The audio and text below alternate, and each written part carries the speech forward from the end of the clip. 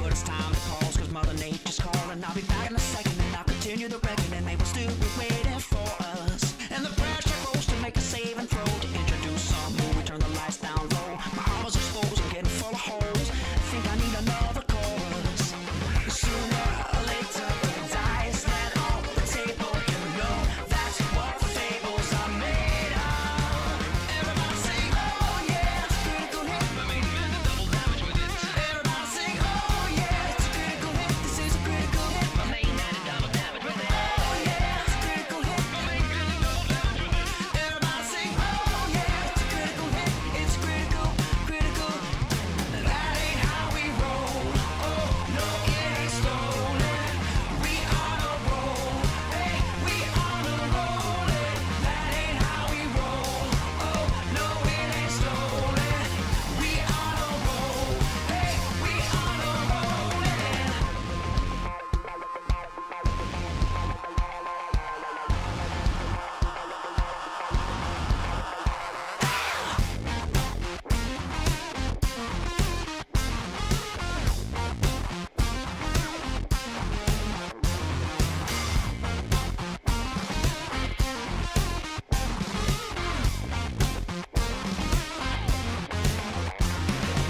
Sooner or later, the dice land on the table. You know that's what fables are made of. Oh yeah, it's a critical hit. Everybody sing, oh yeah, it's a critical hit. This is a critical hit. My main man and double damage with it. Oh yeah, it's a critical hit. My main man and double damage. Everybody sing, oh yeah, it's a critical hit. It's critical, critical. Everybody sing, oh yeah, it's a critical hit. Everybody sing, oh yeah, it's a critical hit. This is a critical hit.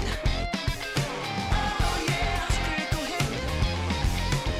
Everybody sing, oh yeah, it's a critical hit. It's critical, critical. Everybody sing,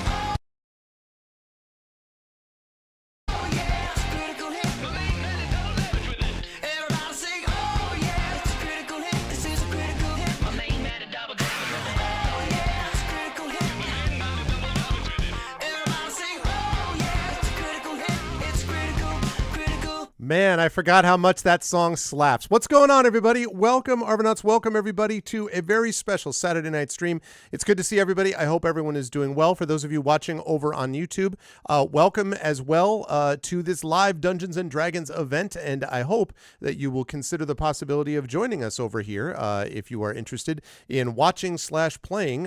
Certainly, you can watch there as well, and I will be monitoring chat on YouTube also. But otherwise, join us for the return of D&D with viewers, although we have been doing versions of this, but it's mostly been more on the choose your own adventure side. So today is a more sort of traditional Dungeons and Dragons pickup event, which I am very excited about, and I'm very excited about the adventure as well. I think this is going to be one that will be good and will work well with the people that are playing with us. So before we get there, just a couple of reminders about ways to support us on the channel. If you haven't done so already, please follow us on the channel. That is always appreciated. Please check out as well our YouTube, which is !ArvTube, as previously mentioned. Please sub to me over there, and if you're watching me on YouTube, then please swing back over to Twitch as well, where you can hang out with us here. !ArvCord is our Discord channel, where you can hang out with the Arvanauts in between streams. Twitter is !ArvTweets, and Blue Sky, !ArvSky. Website for all that, arvaneleron.com. Financially, !ArvShop is the merchandise area, which is very important. Merchandise that helps support the channel in various ways, plus gives you cool swag. What's up, Drew? So there's always that. There is also, of course, Arv Treon was the Patreon, which is currently sitting at $15 and about $111. And again, we're trying to pull that number back up again. That really is the financial backbone of the channel, and it would really help if we were able to get other support there. Plus, you can get stuff that is not the same stuff that you can get while subbing. So combinations are always good with this too. So please join us over there. That would be much appreciated with the Patreon. And again, of course, subbing to the channel is a great thing to do as well. well. You get those custom sub badges and emotes to use here, there, and everywhere across Twitch. You also get, with both Patreon and sub support, inspirations for our players, which will be very useful potentially for our players today. Although who knows, maybe they'll just play exceptionally. It'll be great, and all that kind of stuff. So yeah, listen, more emotes are always a good thing, Drew, right? Like I think we can just generally say that. Good to see you. To everyone who said hi so far, hello. And on the publishing side, Exclamation Point Icarus is my graphic novel from Athos Arts. Exclamation Point Library is my Tales and Tomes from the Forbidden Library. That's my 5e adventure and source book from Alligator Alley Entertainment. If you like what you see tonight and you're like, man, I wonder what else, if this person is, if this DM, he seemed like a cool guy, I wonder if he's done any kind of like adventures. I have, and you can pick that up right now, both in physical and in digital form. So please join us for that. That would be lovely. Also, of course, Exclamation Point Greyshade, which is my Grey Assassin trilogy and assorted IP. So Greyshade and Renegade, first 2 award-winning books in that series, are out now. You can get book 3, which is Heretic, next year. You can pre-order that now. I am working on that as we speak. And of course, the tabletop role-playing game from Brandon O'Brien and Alligator Alley Entertainment also can be pre-ordered. And the amazing audiobook of Greyshade done by our very own Trent Sparks is available, and you can buy that now too, right at that same Exclamation Point Greyshade link. And as always, Exclamation Point BLM, Black Lives Matter, important to affirm and assert the significance and importance of Black lives. Exclamation Point Help Now, which is the World Health Organization page on suicide prevention. Important to reach out to others when you need help and reach out to others when they need help as well. And Exclamation Point Ukraine, Ukraine, to help the people of Ukraine as they fight back against an illegal and illegitimate war with bravery and courage, and send the message that we will do so for others in that situation if it arises in the future. Quick note on scheduling. This is the beginning of a few consecutive streams of tabletop stuff on the channel and on my sister channel over on GOG Comps Twitch channel. So we are going to be doing this D&D with Viewers event tonight. We'll be off Sunday, Monday. We'll be back on Tuesday. Noon Eastern is the finale of Shire Adventures, sponsored by Free League Publishing. Definitely one not to be missed. It will be bittersweet, of course, but I think we're going to end it up really nicely. It'll be a nice sort of way to finish things off. Who knows whether everyone will make it through or not? Only you, only the players and the dice and the gods know that. And of course, you'll be able to see it all unfold at noon Eastern on Tuesday, this coming Tuesday. And then at 4:15 p.m. Eastern, we'll be over on GOG Comps Twitch channel with D&D with GOG Ghosts of Saltmarsh to wrap up the month of November and get us ready for a very busy December. We are going to have D&D coming up, lots of D&D. We are going to have in December, we are going to have D&D with GOG again, Talisman Adventures over on the GOG Comp Twitch channel. We will have Session 0 of the new upcoming campaign of Beowulf Adventures with Tari Toons and Trent Sparks. We are going to have more of Expedition from the Mysterious Peaks, 2 sessions of that, 2 sessions of Eberron. We will have, I believe we will have, as I run through this, we will also have some Speculate material that's going to be coming up on the channel as well, so that's going to be awesome. And then, of course, we will have video game stuff of various types. We will have the annual Christmas Carol with the vocalists plus alumni. We will have the annual holiday show with my family and myself playing some fun family game for all of your education and entertainment, as they say. And then, of course, we will have the end of the year show in which we will talk about my game of the year and sort of set up for what happened and what is to come. Hey, Tom, good to see you all. I wanted to say this, of course. Well, I appreciate you being here nonetheless. It's good to see you as always. So yeah, so that's what we've got going on with the calendar right now. And so I'm going to get rid of this and I'm going to turn on that. I'm going to move my camera back to its spot because it seems to have shifted on me. Welcome, everybody. It is good to see you all. I am very excited for us to do this. And yeah, it's been a little while since I've had a chance to do a full-out D&D with Viewers event, but I am excited to do it.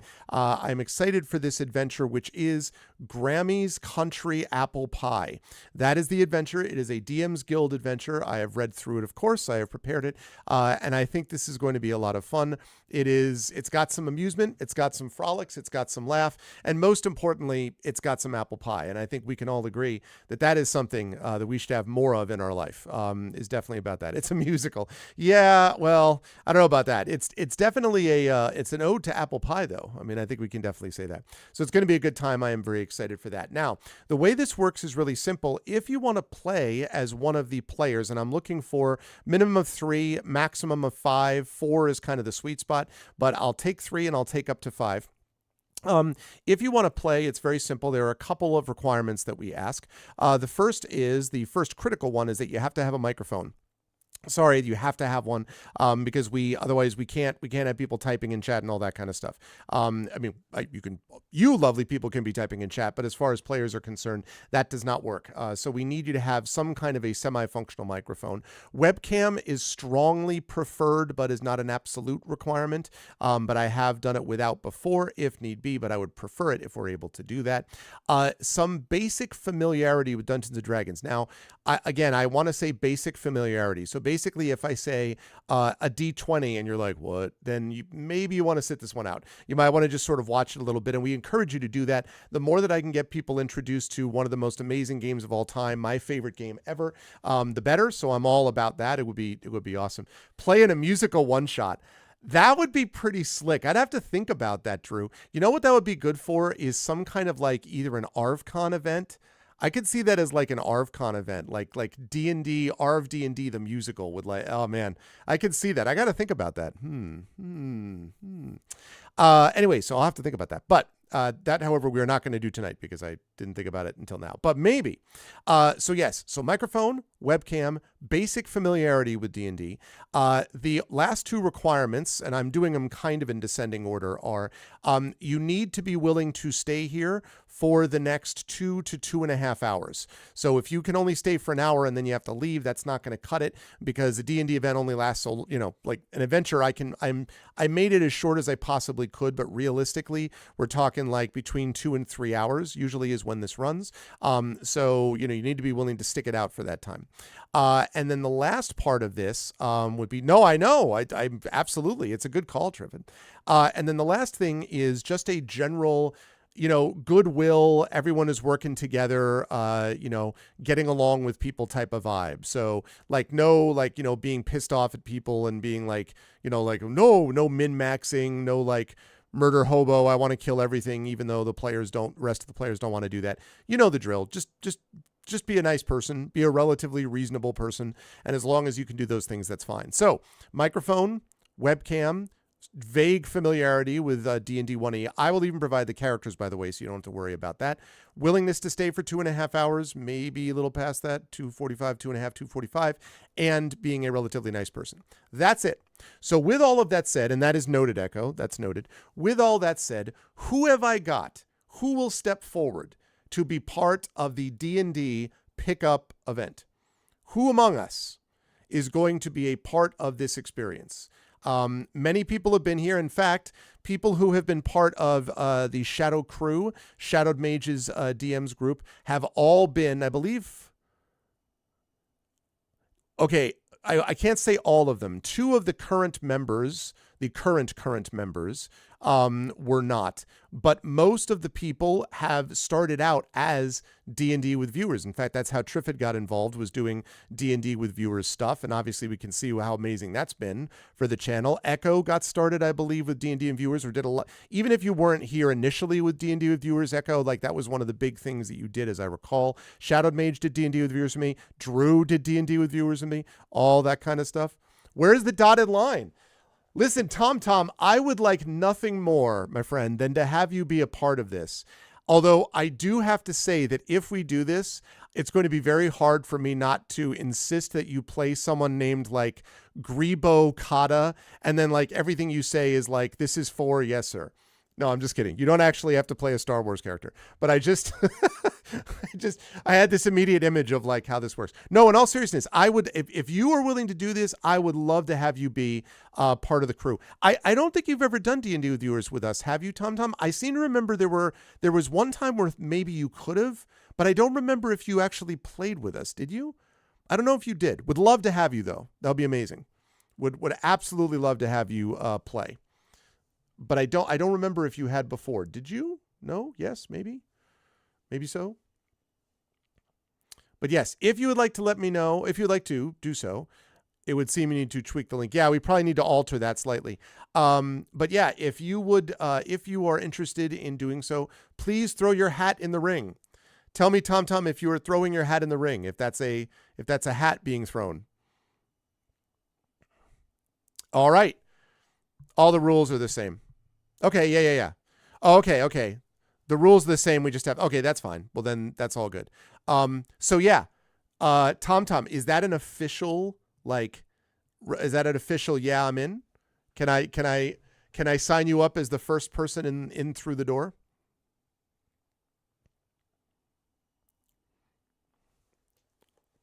Are you in, Tom?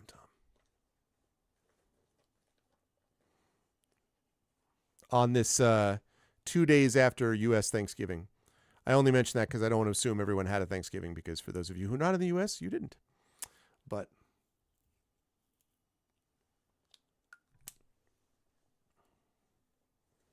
hey, Wispy, what's up? Good to see you, Wispy. Welcome. So yes, is that official? Is that an official yes, I'm in, Tom? Are you in? Welcome, Wispy. Wispy, we are just recruiting people for D&D with viewers right now. Okay, well, but it's happening now, so you know. So you got to check your work schedule now, because it's happening today in about 5 minutes. It's happening this evening. So now is the time. Otherwise, you're going to have to wait till February. No. January. Oh, you can't do it this evening. It's too bad. Yeah, January, remember. So that's okay. January, just keep in mind that it's going to be sometime in January, but we don't know when. But no, we're talking about tonight. Tonight. It's D&D tonight. You're rolling just a 1d20. Tonight. Now again, rules, Wispy, for this are, you need a microphone. You have to have that. Webcam is strongly preferred. I've done without it, but I strongly prefer it if we can do it. Okay. You need to have a vague familiarity with D&D, like sort of, if I say roll a D20, you won't be like, wait, what? So that. You need to be willing to be here for 2.5 hours, maybe 2 hours 45. So you can't bail in an hour, because it's going to take about 2.5 hours. And you need to be a reasonable person who can let other people take their turn and who can step up when necessary and can be a team player and have fun with everyone. Be a reasonable person. If you fit the description, I didn't put you to sleep.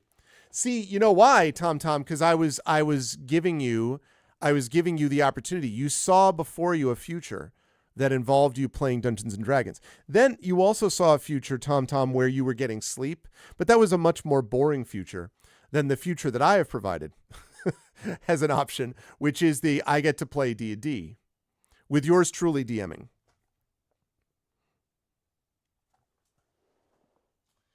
And look, you get to play Grammy's Country Apple Pie, and I quote, a quest for the best. All the pies come in one of those pizza boxes. You've tried the rest. Now try the best. Right? That's why. So while we're waiting, who else is interested? Who else would like to play? I need a minimum of 3. Optimal would be 4. This is a one shot. Yep. Just tonight. Minimum of 3. Optimal is 4. 5 I'll do, but that's a little bit of a push. No, I mean, I can do 5. That's fine, but no more than 5. 3 minimum, 4 ideal, 5 is fine, but I'd rather not go up to 5 if I can avoid it. 6 is too many. I feel like the holy hand grenade. 3, 4 is right out. Thou shalt not speak the number 3, except insofar as thou shalt first speaketh the number 2 before reaching the number 3. So yes, it is a one-shot, Wispy. So Wispy, do you fit those other descriptions? Do you have a microphone? Do you have a webcam? Do you have 2.5 hours? And are you a reasonable person? And of course, that last one, most of my viewers are reasonable people. I'm just making sure that you know better about yourself. Do you feel good about, this situation in that moment type of thing? Are you into said thing? You have a webcam. Okay, good. Good. 1, 2, 5, 3. So 3. Oh, man.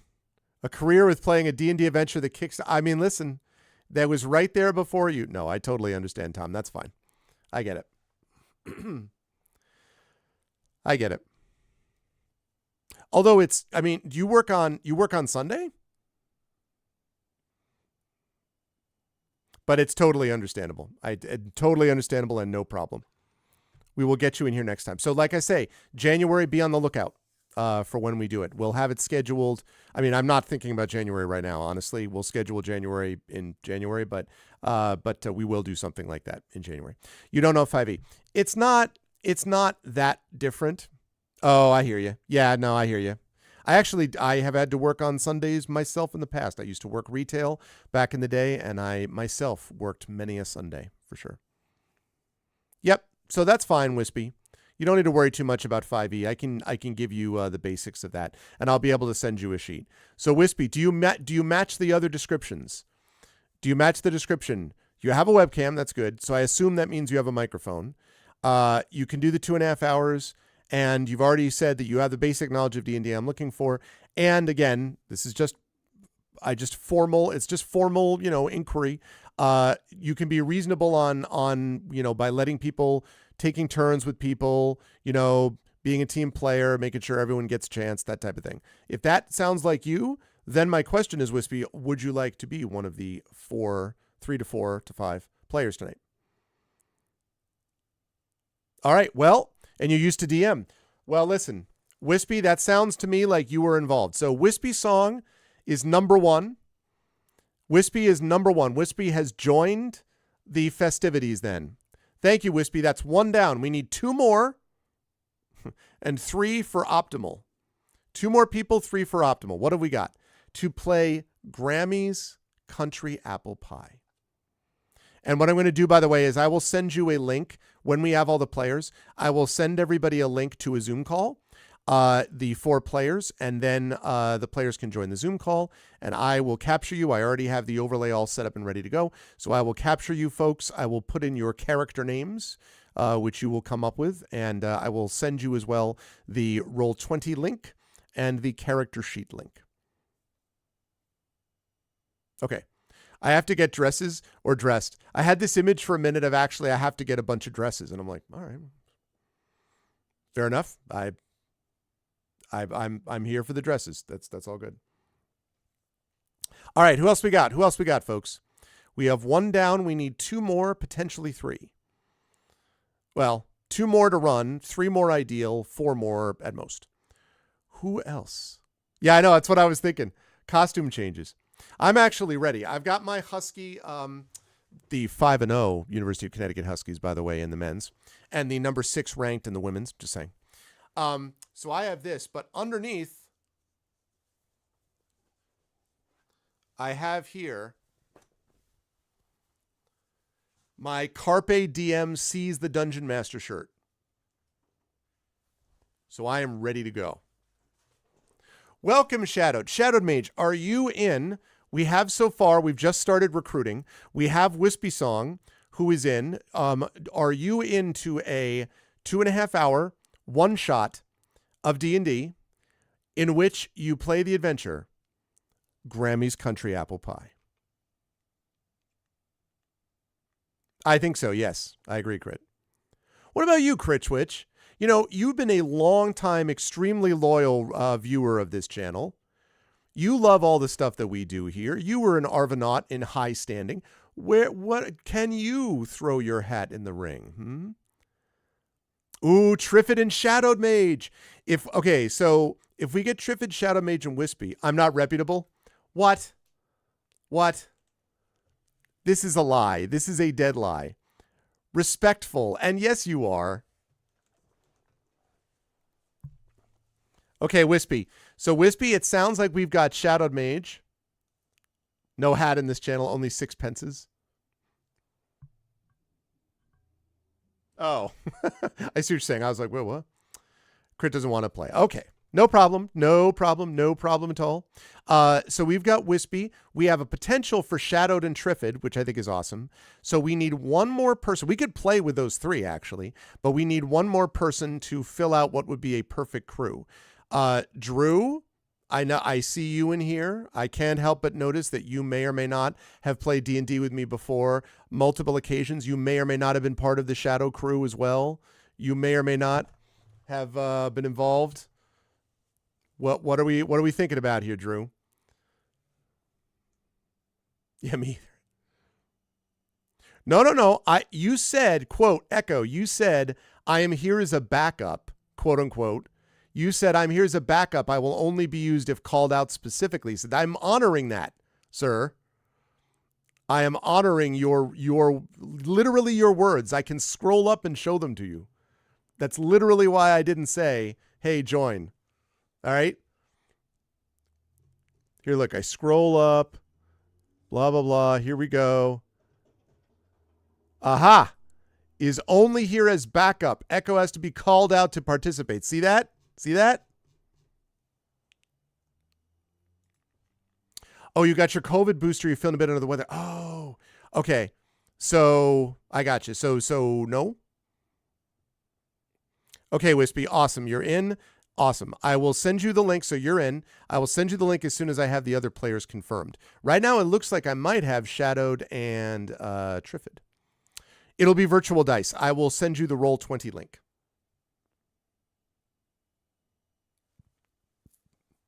Yeah, feel better soon, man. I have no doubt that you will.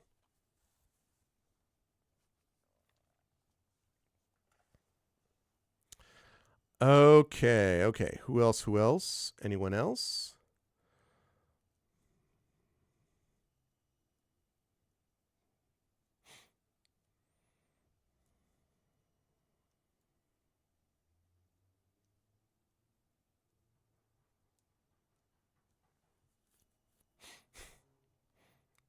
Okay. Yeah, no problem, Drew. That's fine. I think we're probably okay. So I will, I think we are probably fine. So I will say that I will give one more shout out, and then I'm going to add in. Wow, 34-inch. That is a large monitor. That's a big ass monitor. So yeah, so I will, let's see. I will, Tom. We're, now that I needed a little bit of a rest from doing pickup stuff when I needed a rest from it. So I was doing kind of more choose your own adventure type of stuff. But now I'm going back to being able to do this every other month. So you'll see this back in January. But the only thing I'll say, Tom, is that you're going to have to make sure that you're checking out my calendar.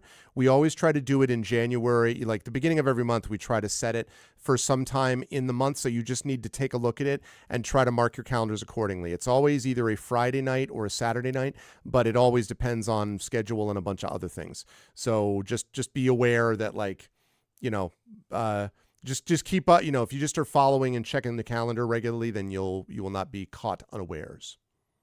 Okay. So I guess I will officially ask. You won't be able to inspire yourself. No, we've got other people though for you, Wispy, and also the Discord events as well, which Triffid does an amazing job of managing. And the only reason I don't mention it is because I literally have like Twitter, Blue Sky, the Discord announcements on the main channel. I'm always like, what? Showed empty. Not for tonight. It didn't. No, not on my regular calendar. Pretty sure it does not. Let me double check. No, it's there. D&D with viewers. It's a Google calendar. Well, no, actually, it's not even. If you go to my website, arvaneleron.com, it has the calendar up there.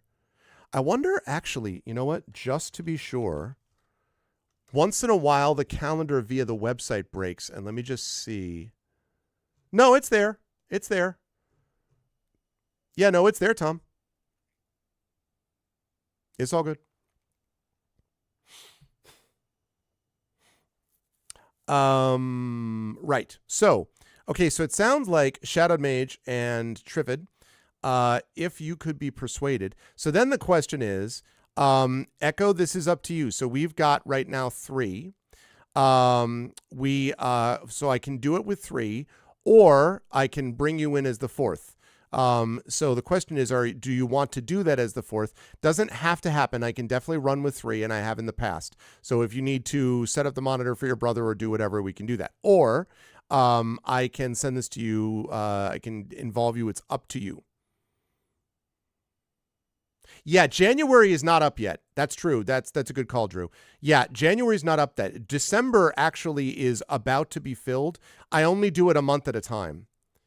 Yeah. See, so what we're thinking about. So that's the deal, Tom. December, I always fill in. There are some things already filled in December that you should see there, and the rest of the calendar will be filled out next week.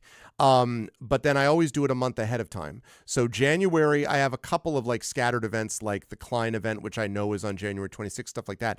But other than that, based on having to schedule 5 campaigns, some on a month, Triffid and I always do it basically a month ahead of time. But it is like, or I should say, as the month comes, we schedule it for that month coming. So usually within the first couple of days of the month, we have all of that month to come scheduled.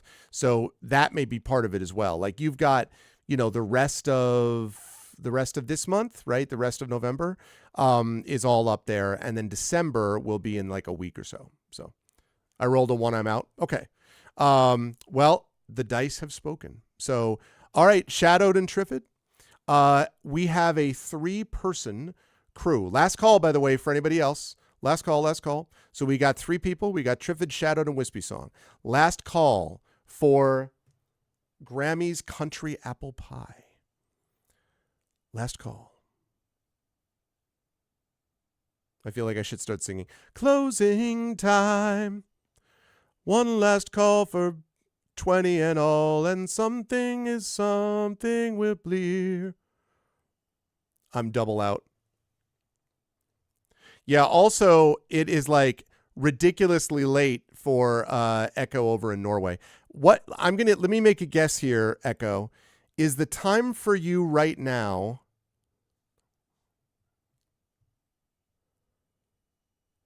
This is without me looking. Is it 2:51 in the morning or 3:51? Yeah, got it.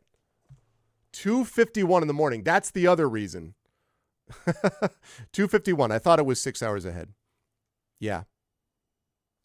Norway's an amazing country, though. Yeah. It's super late. Okay, so Shadow, Triffid, are we in? Are you on board? And Drew, we're cool with 3. We can definitely manage 3. So I'm not in desperate straits. I'm just giving you the opportunity if you want to join Wispy, Triffid, and Shadowed. But totally cool if you don't. I'm not in dire need or anything like that.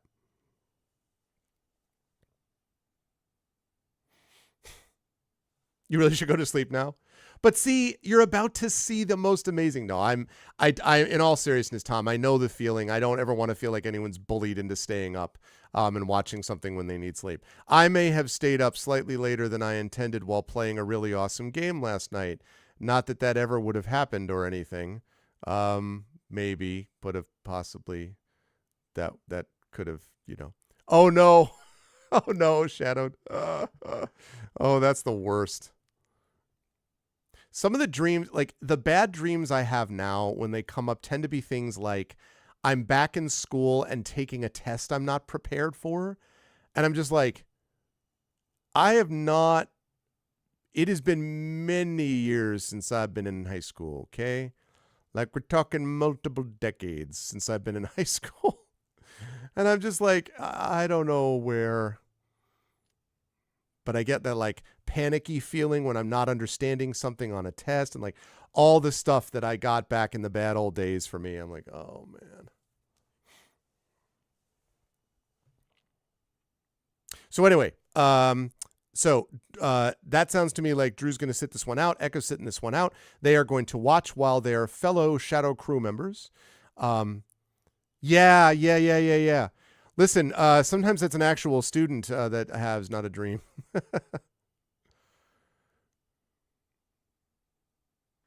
Yeah, I hear that, Tom. Yeah, I hear that. And it's right. It's one of those feelings where you're just like, Yeah, no, that's all good. Okay, so I'm going to send a link. While I send the link, people have a chance to jump in if they wish. So what I would like, please and thank you, is if everybody, I have Shadowed and actually I might have you on Twitch Whispers anyway, Wispy. Let me just double check and see if I have Wispy on.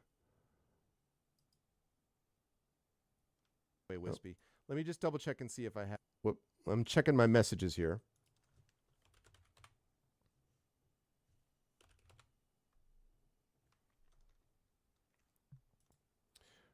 Okay. Wispy, I just sent you a Twitch private message. Just double check and make sure that you got it, please. And then I'm going to start a Zoom call, and I'm going to invite the lovely folks in.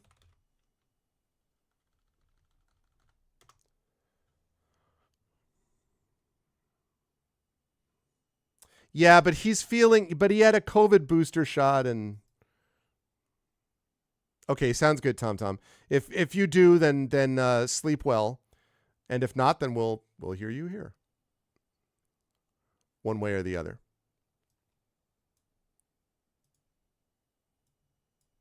Okay, successful test. Great. Give me a second and I will send you the Zoom link. Okay.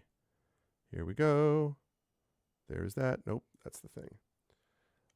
Yes, and I will send you the Zoom thing in just a second. Give me 1 second here. They're coming, Triffid. They're coming. I'm like messaging everyone separately. I just sent you your link, Triffid.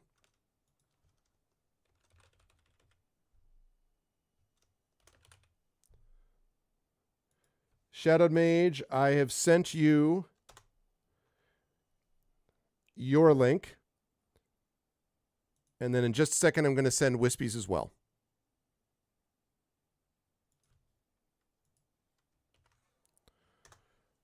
All right, Wispy, I have sent you your link. Let me make sure I got this set up properly. Aha.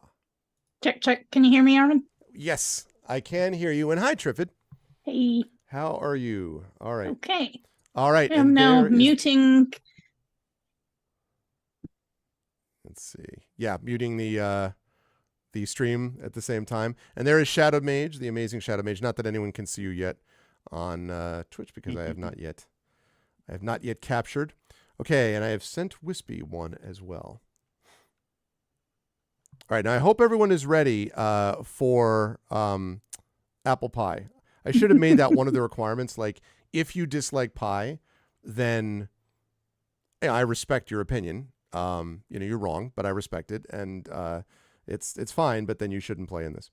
I'm mostly joking. It's not really that much about pie. I mean, it is, but I love pie. I really do too. I probably would say cake is probably a slight favorite for me over pie, but it depends on the pie. Blueberry crumb or apple crumb for that matter. Chocolate cream pie, which is the greatest of all pies. These are all good things. Au contraire. No. Okay, what's the greatest pie? Strawberry rhubarb. Oh, yeah. Top. See, now my dad loved rhubarb. agree. I don't love the rhubarb so much. I love a strawberry pie, yes. But rhubarb, I don't know, I never really liked rhubarb that much. Okay, we are waiting. Wispy, I think you got the link. So let me know when you're able to jump in. I had pie and eggnog for lunch on Friday, and it was great. That's a tremendous lunch. What kind of pie? A harvest pie. We didn't actually do pumpkin pie. We did sweet potato and my sister. We had some leftovers from spaghetti squash that I had made, where we always save the seeds and some of the pulp that doesn't go into the spaghetti Right. part. And my sister blended that with the sweet potato, so it was a sweet potato squash pie. Also and it was sounds really good. good. Yep. And banana chips for the crust. It was Banana pretty cool. chips. That's Yeah. pretty awesome. I approve wholeheartedly. You'll change your opinion once you've had Yorkshire forced rhubarb. Caro, I follow you on Twitter, and I have seen your many posts on UK cooking shows. Just so you know. By the way, Caro, just so you know, there is still a spot open. I am aware that you have a role-playing history, sir. And if you are interested, you could join us for 2.5 hours with these esteemed individuals you hear in the background, which you'll see momentarily, along with Wispy Song, playing Grammy's Country Pie D&D pickup with one shot with yours truly DMing. I know it's late over there, but I'm just saying. Just saying. It's 2 a.m. and I need sleep. Yes, I heard something similar from Tom. I understand.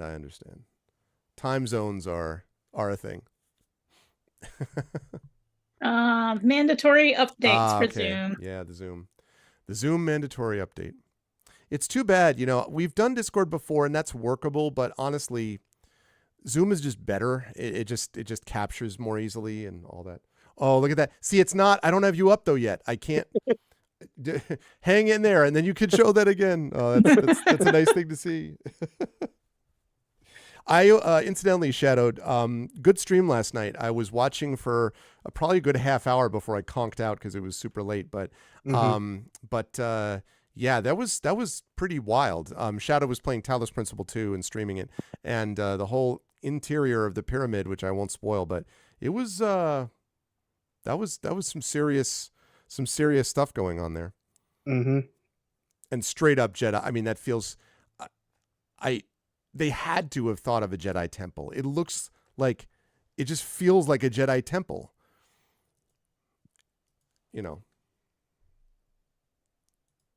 Okay. We are being joined by someone who I suspect is Wispy Song. We shall find out in a moment. Okay. I will keep that in mind. All right. We have at the moment but a name. And I will not reveal said name. So in just a moment, we will get both video and sound. Can you hear us yet, Wispy and Zoom?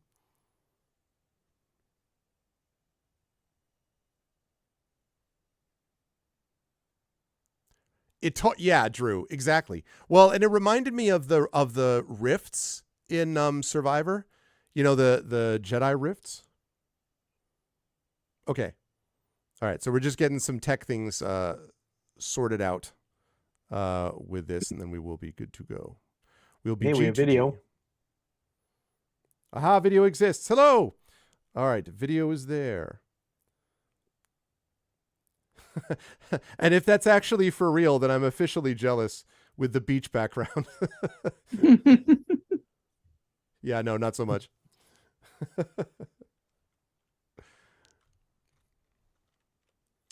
Yorkshire force rhubarb. Did you say force rhubarb? It's forced to grow out. It is forced. Yeah, like it's required to be rhubarb. I don't want to be rhubarb. Shut up. You're going to be rhubarb. My son and my wife and I were at this water park. We'd been planning this for years. At least a year. And he really wanted to go just with us, just so we could give him some just him time without sister and grandma and all that. So we went to it. It was a lot of fun. But one of the water slides is basically mostly in the dark.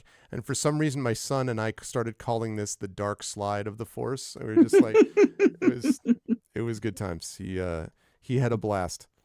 He loved that park. Oh my goodness. Okay. Okay. Well, let's see.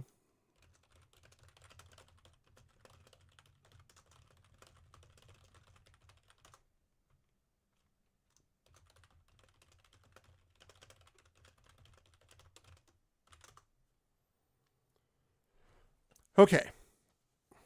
The farmer will watch over it with a shotgun to make sure it grows quickly. That's very funny. You know what? You think you can get us rhubarb, mate? You're gonna grow. You're gonna be rhubarb. I don't want to be rhubarb. I just want to be strawberry cream. No.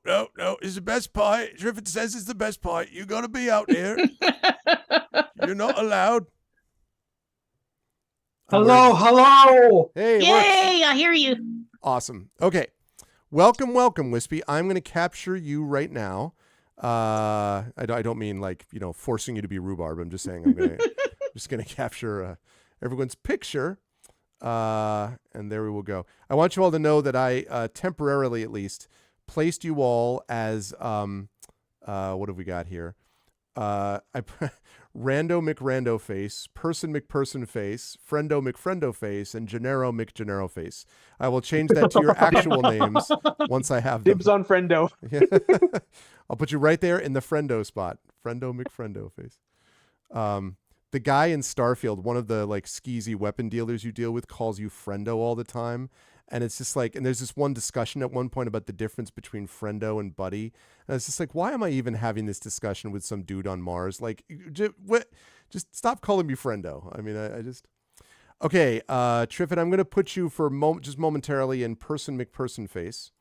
And you of course will become your own person momentarily. And then we will put the little D&D logo down below. All right. I'm going to send you folks the, Roll20 link, and then I'll send you a link to characters. Level 1 characters is what we are looking for. And this is basically you can pick whichever you like. In fact, you can speak about it if you wish in text chat in Zoom if you want. But I have a link which I will give to you folks here, a Dropbox link. Let's see. Okay. Wispy Song, to undo your full screen window, there should be something at the top right next to the X. If you click on that, that should toggle full screen or partial screen. Thank you. All right, sounds Got good. it. Sleep well, Thank Carol. you. Mm-hmm. What's up, Dragon Oh. Spear? What is up? Okay, let me get, so I've done that. Let me just get, the Roll20 link. That's what it was. I'm like, I need to send someone something. And that's what it was. There we go. Roll20 link is there. There's that. Copy link. There's this. And then I will let everyone introduce themselves. So I've sent over the link. So definitely in Zoom chat, please let each other know what, if you have any particular things that you want to be in terms of like a particular character class or anything like that. As long as your first level, it's fine with me. And the only thing I would ask is that you give me once you've picked out your character, that you have a name for me. That's basically it, a character name, and I will add that to the screen so that you don't remain Friendo McFriendo face and all that kind of good stuff. And thanks to everyone who has joined us tonight. We are playing D&D with viewers, and we have our players set, and we are going to be going live here in just a moment, but we are just getting characters picked out, and we are getting. Then I will lead off, and we'll get started. And we are joined by veterans to the D&D portion of this. Triffid Ematz, our own beloved Triffid Ematz, and our own beloved Shadowed Mage. And we are joined by not new to the channel, but new to our own D&D experiences, Wispy Song, who is here as well. I'm not your buddy guy. I'm not your guy, friend. I'm not your friend, buddy. Yeah, exactly. It is very rock, paper, scissors, honestly, Drew. It totally is. And also hi, Dragon.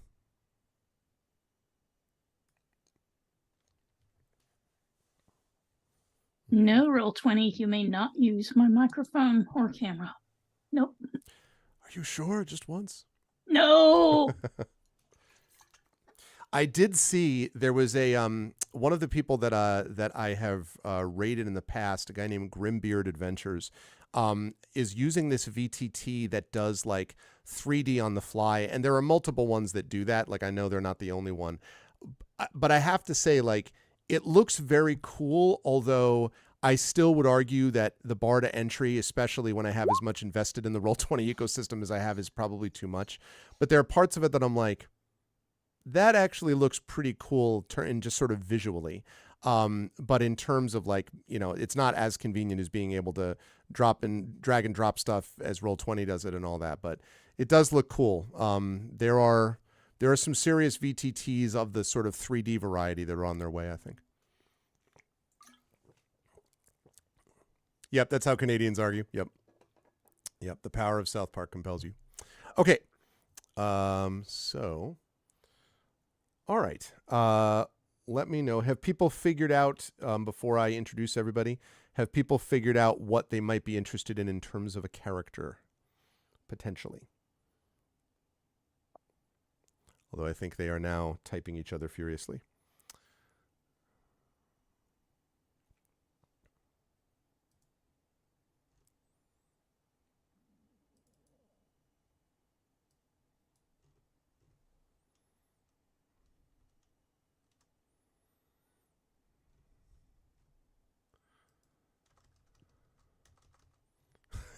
I was looking at my previous D&D with viewers.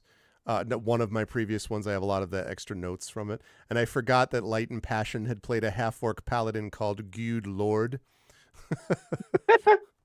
That's good stuff.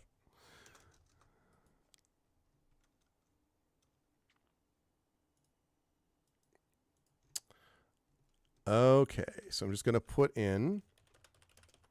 All right, so we have Cleric played by Shadowed Mage.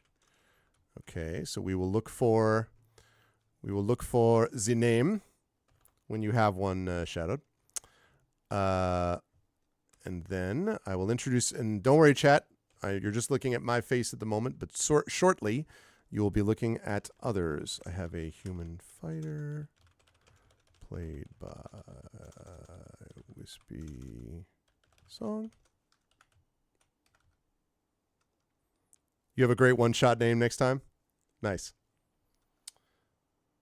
Okay, and Trish is just about ready. Is just figuring out between two possibilities. And also, chat, if you like what you see from several of these players, not all of them, but several of these players, remember that they do D&D here. They've done D&D elsewhere. And in one case, and I think I'm pretty sure we officially announced this, he said notably to Shadowed. Actually, I'm positive we announced this.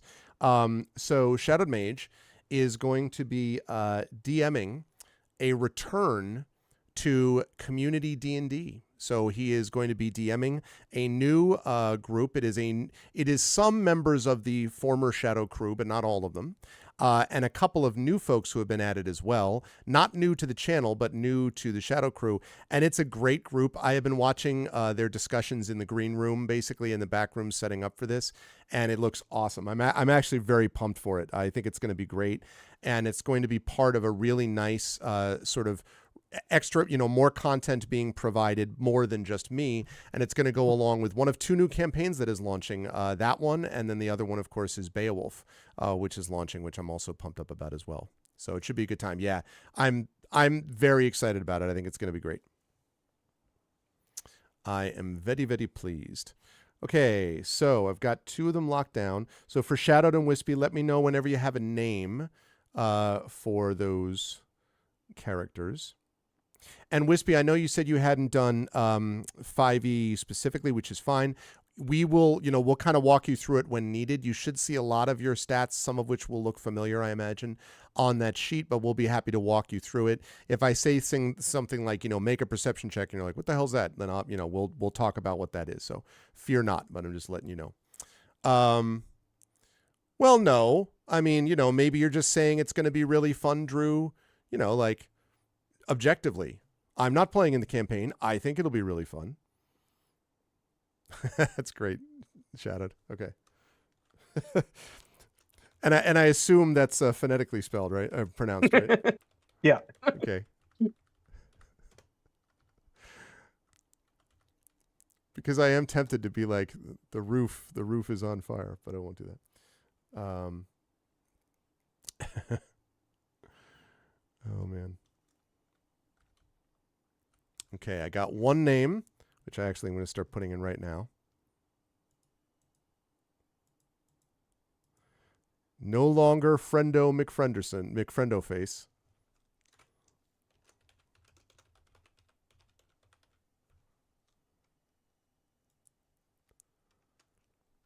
I will say that this has got a little bit of a this name that Shadowed has given me has a bit of not only, of course, dwarven, but also a bit of a There's a little bit of a Nordic feel to me, slightly.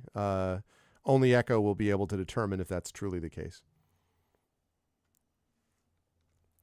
Yeah, well, listen, Dragon, I've given up on you, all right? I've asked you like approximately 50 times to be like, hey, are you going to play?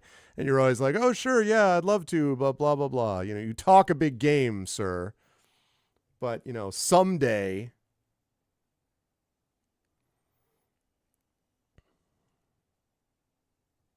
I will be the judge of that. Now, to be clear, Echo, I did not say a Norwegian specifically feel.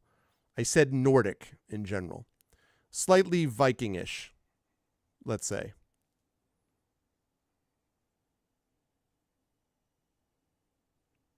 I haven't reached the 50 mark. Yeah. Yes, it's true. I have not. All right. We are almost there, chat. Almost there. Fear not. I just don't want to introduce them when I still have Rando McRando Face and Person McPerson Face as official names. And I don't want that to be...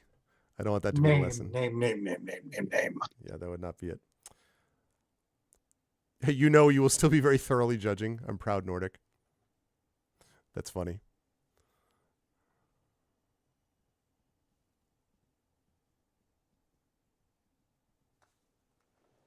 It should be a good time. I am excited for it.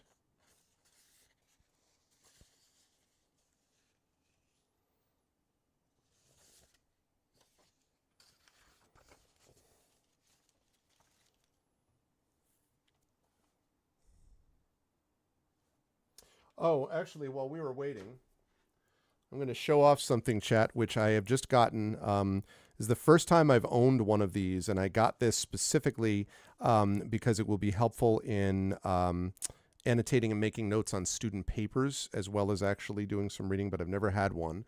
And that is, I got a Kindle, specifically a Kindle Scribe. I'm not wild about supporting Amazon's ecosystem as someone who has to like work around it all the time. But I also am aware that as a machine that does writing, this is not only the cheapest, but I'm now able to like convert and stuff to programs that allows me to do it. So I'm actually, and I've had the chance, it is, these e-ink screens are actually pretty awesome. Like I had heard good things about them, but I never had a chance to try it myself. So I did it because I'm able to write on student papers, because I get a lot of papers now. I try to do them mostly print, but we're in an age now where a lot of students want to submit digitally. And I'm like, man, I want to be able to make like underline in the text and not be putting like track changes and stuff like that in Word. So I ended up getting it. It is an investment, but I did want to say I'm showing off. This is what I'm reading right now, which is Brad Bollier from Shire Adventures. That is The Dragons of Deepwood Fen, Book of the Holt, Part 1. So I'm in the midst of reading that book, and it's good. It's good professional work as usual for Brad. So it's good stuff. Yep. Yeah, I recommend it when it comes out. I don't believe it's out yet. It's good. Very good epic fantasy. He's just very good at world building, and he's very good at like creating scale, which is what epic fantasy is, a lot of that is about. So I recommend it. So I will report back and let you know what I think about this. So far, early returns have been good though, because I've never had an e-reader, and yeah, it's kind of cool.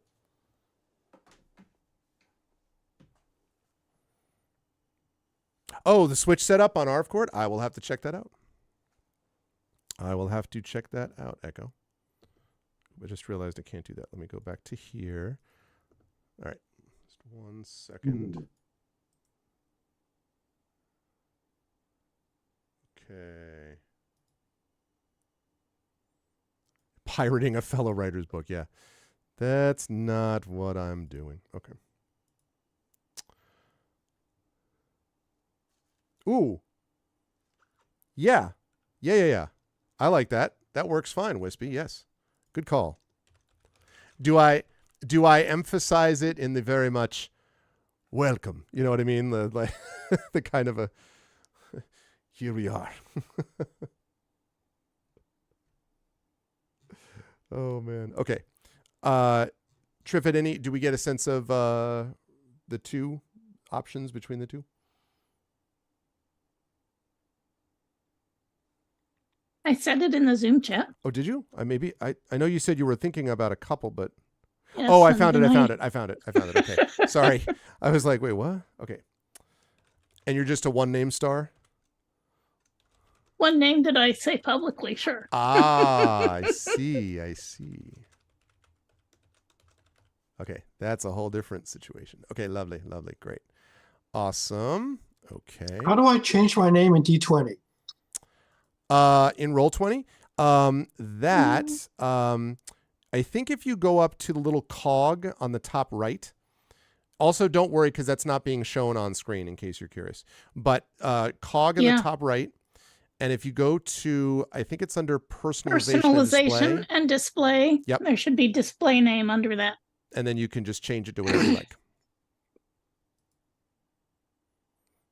Not extensions. What is this? No, it's cog. So top right, the cog wheel. The gear wheel? Yeah. Yep. There you go. Found it. Thank you. No problem. Okay. Cool. All right. Let me just change that name, and I'm going to introduce to you the one and only Billy Shears, Sergeant Pepper's Lonely Hearts Club D&D.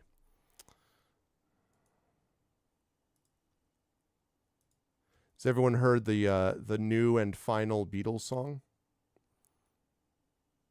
It's sort of I was wondering what you thought about it, or actually any of the folks here who are interested in music, because it's an odd experience in that it's being assembled over a long period of time. And I know that I do like the Beatles a lot. I understand not everyone does, but they are kind of important.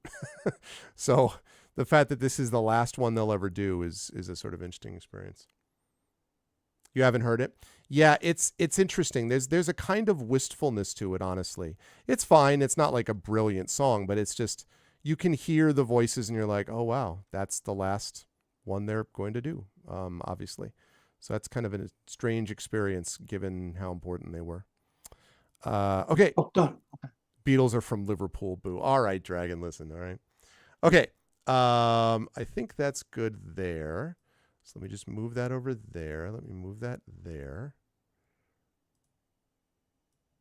And let me move that to there. And then we are good. Okay. All right, chat, here we go. Names have been switched over properly. Players, here we go. I'm going to now transition us over and introduce you to the D&D with Viewers team. Here we are. These are your players for tonight. And I hope that everyone is ready for what will be an epic adventure spanning several days of real time. I'm just kidding. It's going to be about 2.5 hours. Several days. Yeah, several weeks. A week of nothing but. And we will start, first of all, with Wispy Song. Wispy, welcome. It is good to have you live and in person, so to speak, on the channel. Welcome. Obviously, you've been in with us in the channel for a long time. Do you want to just quickly say, like, any D&D experience you've had, stuff like that, and then who your character is that we have for you today? Hi, I'm Wispy Song. My experience is I was a DM for my brothers for the pamphlet D&D and then the AD&D. Nice. Booklets. Yep. And then I played enough D&D in college to get myself kicked out. Listen, yeah, but you gained a degree in what mattered, which is D&D. Absolutely. So who are you playing tonight, Wispy? Who did I give you? You gave me the human fighter. Human fighter. Yep. And the is it name. Temp Raider? No, I think we said. Well, you said to me Juan Raider, I think, is what I had. I can change it to Temp Raider. Juan Raider will work. Okay. So Juan Raider, the level 1 human fighter. And I'll just say very quickly, Wispy, do you have any image of, like, we'll see this through play, but what kind of a, character is Juan? When you said Juan Raider, I had this immediate thought of just like, I am Juan Raider. Like I had this immediate, like, Ricardo Montalban type of image. Like, is that it? Or is Juan Raider just kind of like, no, my name is Juan, yo, what's the problem? Like, that kind of thing. How do you imagine him? How do I imagine him? I had just trouble getting the name. I'm not sure how to imagine him. I just took a fighter because it's the easiest class. Mm-hmm. Straightforward. I'm here. How can I help? What can I beat up for you? That seems reasonable. So Juan is that sort of a fellow, is kind of the easy, easygoing, like sort of like, listen, if you need something beat up, this is the guy who was like the bouncer in college, right? Like this is that kind of, yeah. Or Drew's version, which is, hello, my name is Juan Raider. You killed my father. Prepare to die. Yeah. There's also that. But maybe just as a bouncer, here and there is also part of that mix. Awesome. I am very excited to see what we get from the amazing Juan Raider. Thanks for joining us, Wispy. Moving right along to the person who should need no introduction in this channel, but I will introduce her anyway. This is the amazing Trifid Emats, who is absolutely awesome in every way. Trifid, it's good to see you. And yes, tell us, since we've heard much of your D&D experience and so on in the past, is there anything specific at the moment that you want people to be like, oh my God, you should totally check out this thing happening that I'm doing that's awesome?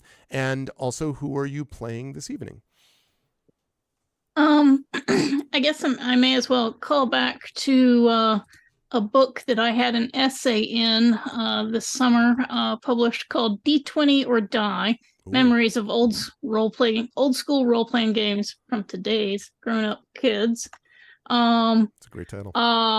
As for what I'm up to lately, I've been very active with Skippy and Fanty, doing more reviews for them, and also being on more podcasts with them. Friend of the show, Skippy and Fanty. Yeah, that's about it for tonight. I am playing what did I call her? Ilaria? Something like that. Eliana? Eliana, I think you called her. Eliana, thank you. Eliana, a wood elf ranger. And you beat me to the punch. I actually was just about to type in the link to that, and then all of a sudden you're like, nope, I got this. With some, you got some Keith Candido in there as well, and so on. Keith's good people. That's awesome. So yes, and Trifid, of course, has also done amazing work with scheduling and podcast notes and assisting on this channel, and has done a wonderful job with that too. So many thanks and respect and appreciation to Trifid.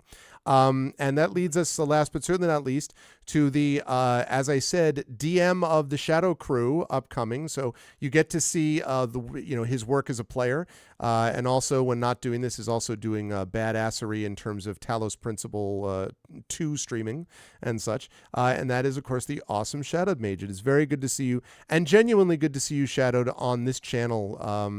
Again, I in terms of like on webcam and all that kind of stuff. It's good to see you here because I know that it's been a bit of a journey, and it's great to have you back on in this context. And now everyone's ready. Plus, also with his badass computer that he just casually last night flexes, he's just like, "Oh, look how buttery smooth it looks." Yeah, I wasn't sure if it would come through at my 1920 times a billion resolution, but for the rest of you, I was hoping it was at least okay at that 1080 by 60p or whatever. I was very impressed with the single PC. How are you doing, Shadowed? How's life in the universe with you, and who are you playing today? First off, last night I was talking about frames per second, not resolution. Sorry, that was where I was flexing. Yes. Everything's been going pretty well with me. Been doing some streaming of Talos Principle 2 lately. That's been pretty fun. Making some good progress through that game, about halfway through. So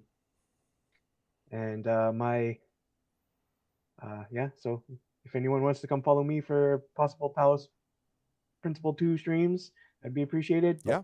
Feel no obligation.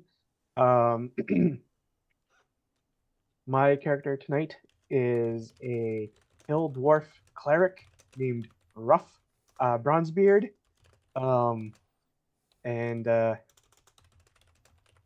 He's a bit of this kind of person where like he can seem kind of like off-puttish and rugged to those who don't really know him, but like he's really into gem work, and like he he holds a lot of reverence for like the beauty that he can reveal through very fine chipping away and crafting of the gems that he works with. And so then like if you get him onto like the topic of like gemstones and that kind of stuff, then he really lights up. He sparkles, as it were, glitters. Yes. Like, I just want to make sure I'm clear about this. Okay, that's awesome. And it is rough, not roof Bronzebeard. It's rough. It's a rough Bronzebeard. It's rough. All right. I am very excited for that. I'll work back in reverse order. Shout out hit points on your guy, please. Hit points are 11. 11 out of 11. Let's see. Eliana, what about you? 11 also. 11 out of 11. Okay. Did you find Juan, by which I mean Wispy Song? Did you find the sheet that I sent? And if so, no, I did not find the sheet you sent, but I found Human Fighter 1, the PDF. That's great. Actually, that's what I'm looking for. And can you double check on see what your hit point total 12. is on there? 12. Lovely. All right. Excellent. Well, in that case, chat, it is time to get started with the event. Let us fire up some music. And can we get some applause and a bunch of like positive emotes and like, let's go players for doing this. Like, seriously, I am always really grateful for this, because it's not always the easiest thing to just be like, oh, it's fine. I'll just, in front of people that may not know me, personally. I'm really grateful that they're willing to do this. It's always a lot of fun. So I am thankful to them for doing that. So thank you. You could have madness from me. I guess I'll take that, Echo, he said, hopefully. All right. I have turned on a little bit of music in Roll20 from our friends at Green Forge Studios. I hear it. Lovely. Okay. Then let us get started. And let's get some play on. So, oops. Not drop everything first. So, the three of you have been summoned as an assembled group, although it didn't start out that way.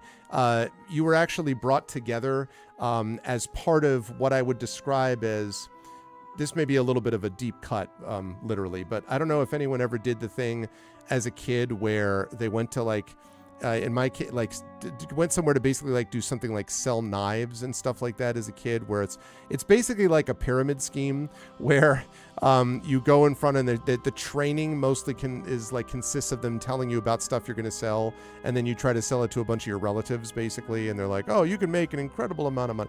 It's one of those deals where it's a job that's sort of a temp job, I guess you could describe it as, and the three of you have been selected as the best of the best. That was how it was described to you. Literally was the best of the best. In fact, you got little badges that said best of the best, that looked like they had been specifically made for you. But the person who gave it to you, who was a person whose name was Cartavius, seemed a little squirrely, I guess would be the best way to describe it. He was just like, yes. Now here's you've all successfully done what needs to be done. Here's your badge. I'm gonna have to ask you to come with me now. Come now. Like, he repeats himself a lot, and he seems very like flighty, I guess might be the way to describe it. But whatever, as long as the check's clear, I suppose. And he has led you into what is known in the area as the Wizard's Tower. And not just any Wizard's Tower, but it's actually the tower of Tindarius the Green. Now, Tindarius the Green has been the wizard near this town for many, many years. And he is well known as being an excellent wizard who is just kind of does his own thing, I guess might be the best way to describe it. He's one of these characters who, like, you're always like, I don't know whether he'll be there. But then if some like ogre comes in, like, you just from the top of the tower, you see like a fireball coming down and just obliterating him, and then like the ogre is done. Nobody raids again for like years. And then he like disappears back into his tower, Tindarius does. So he does his job as the wizard, but he's sort of, generally he has not reached out to the general population very much. So the fact that you're going into this wizard's tower is kind of a big deal. You got a little bit more uncertain about this when you were let in, and Cartavius, the person, asked you to just wait for just a moment. literally walked into this small little room on the first floor and then emerged again as a relatively short, red-skinned, black-winged imp who flies around and is like, all right, if you can just come up the stairs with me. Same voice. So you have to assume that this is Cartavius. Why exactly he waited until now to reveal that he was an imp is unclear, but, you know, they were a little distrustful. But inside this spectacular tower, you see so many wonders and like extraordinary things, talking owl bear heads, and there are light shows that dazzle as you walk up the stairs. Every so often you pass the stairs and you hear this dun-dun-dun-dun-dun, welcome to Darius the Green's Wizard Tower. We hope you enjoy your stay. You know, things like that. It's all like spectacular. And at the top of this long and winding staircase is what Cartavius informs you is the wizard's study. And he opens the door and he enters. It is a pickup game. What's up, Alphabet? Yes, it is. Yes, it is. I mean, Alphabet, you know, if you want, listen, I don't know how fast you can be ready, but I'm just doing the intro now. If you can get in here in like 3 minutes, I can maybe add you to the group, but it's up to you. You also don't have to, by the way. It's like 2.5 hours. I need you for basically 2 hours. If you were going to do, I don't need you. We have enough players to go, but if you'd like to, you're welcome to join us. But now's your only chance. Took me more than 3 minutes to get all my accounts set up. That's right. Well, that's okay. That kind of thing. If you didn't have 80,000 papers to grade. Yes, I know that feel. My 80,000 are coming again in about a week and a half. That's fine. Enjoy the grading then, he said with a crying in teacher. I know the feeling. So, yeah, you have more in a week and a half. Oh, my God, man. Yeah, I know. I understand. I totally get that feel. But it is nice to have you with us regardless. So I'm no longer living. Oh my God. I know that feels so well because he's like, thank you for asking. Oh my God, you have no idea. You have no idea how bad it is. It just starts to like flow out. Oh my goodness. I'm so sorry. I'm so sorry, Alphabet. Hang in there. So Cartavius waves you in, and sitting inside this room, you can see that this clearly got its name honestly. The room is lined with bookshelves, and there's a desk covered with bubbling potions and mysterious trinkets and ink-stained scraps of parchment. And you can see that sitting in a cozy chair behind the desk is this elderly man with long, wispy white hair and milky eyes and a large hooked nose.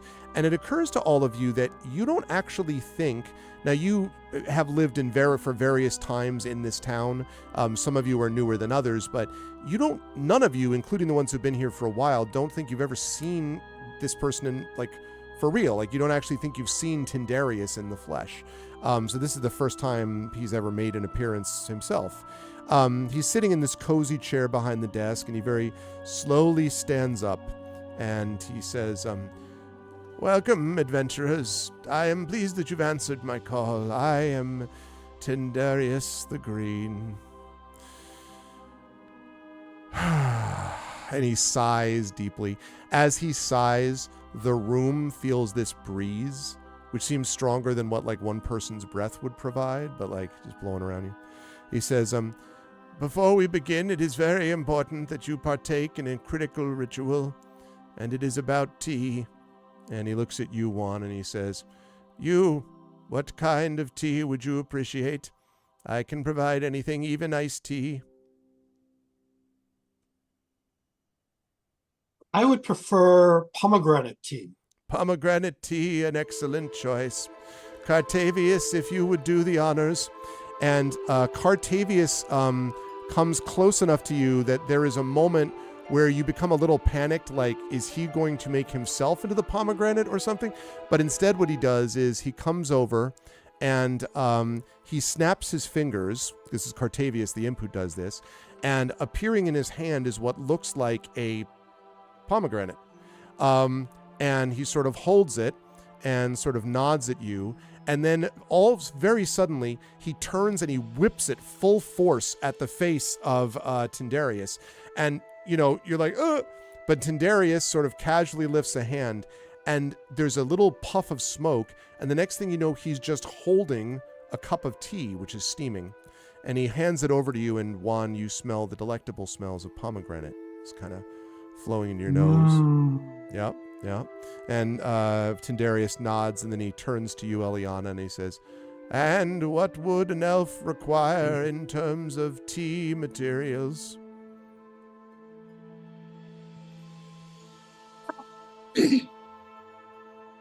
Anything that you would make that tastes like the tea from my home village would simply taste like a lie to me. So, whatever you would choose as the speciality of your house.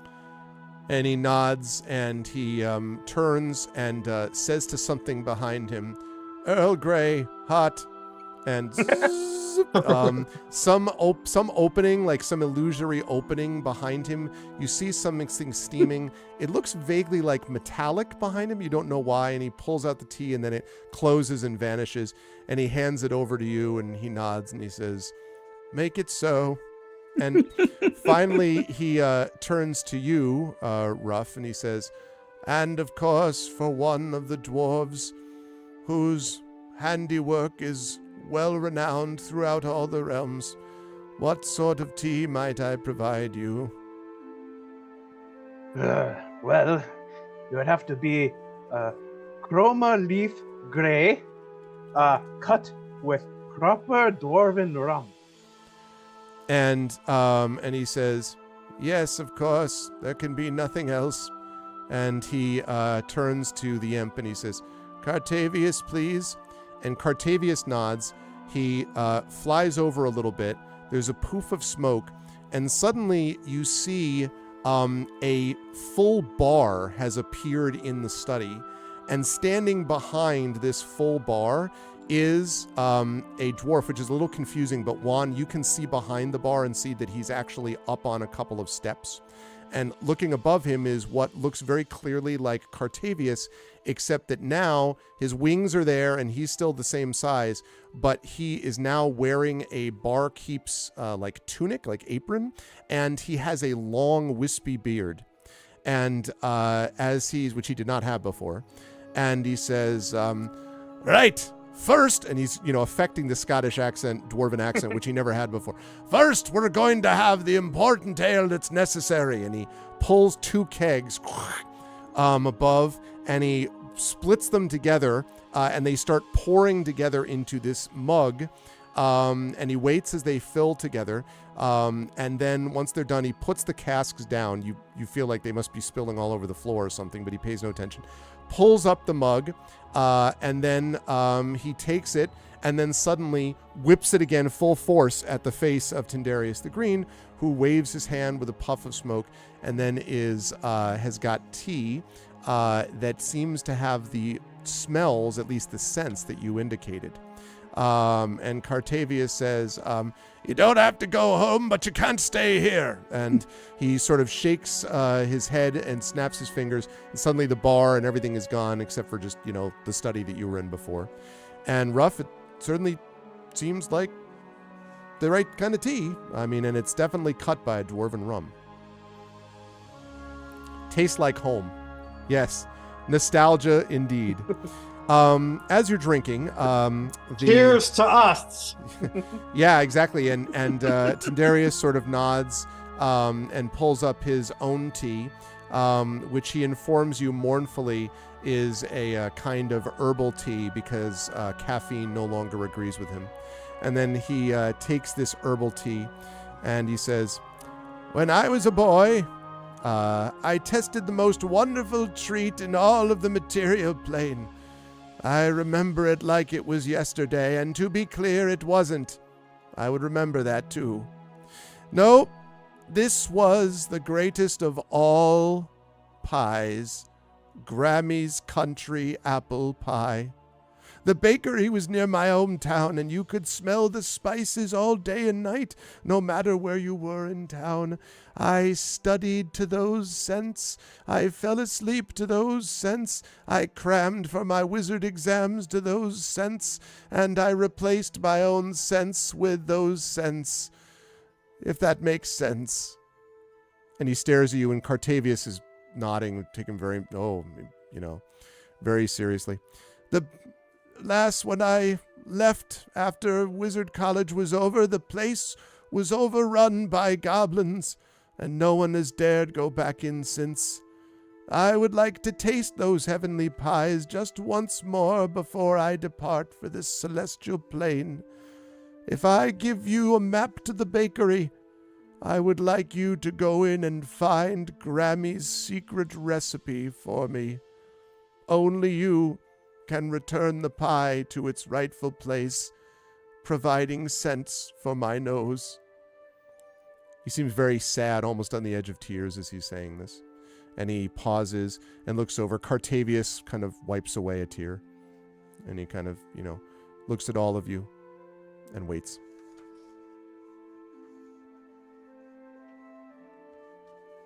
Why wouldn't she give you the recipe herself? Well, is there something super special that you shouldn't know?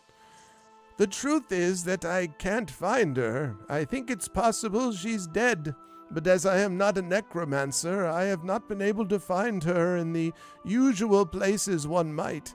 I had hoped that someone of that skill might have ended up going to one of the greater gods' home worlds or planes to be able to produce delectable pies for them, but apparently that is not how it works.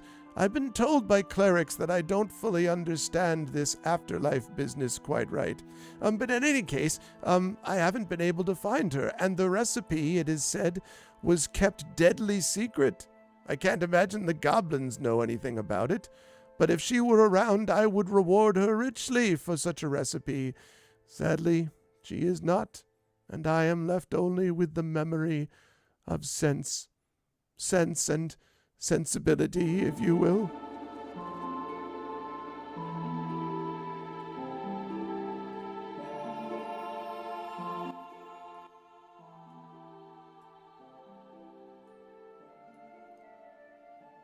Well, he suddenly sort of bursts out.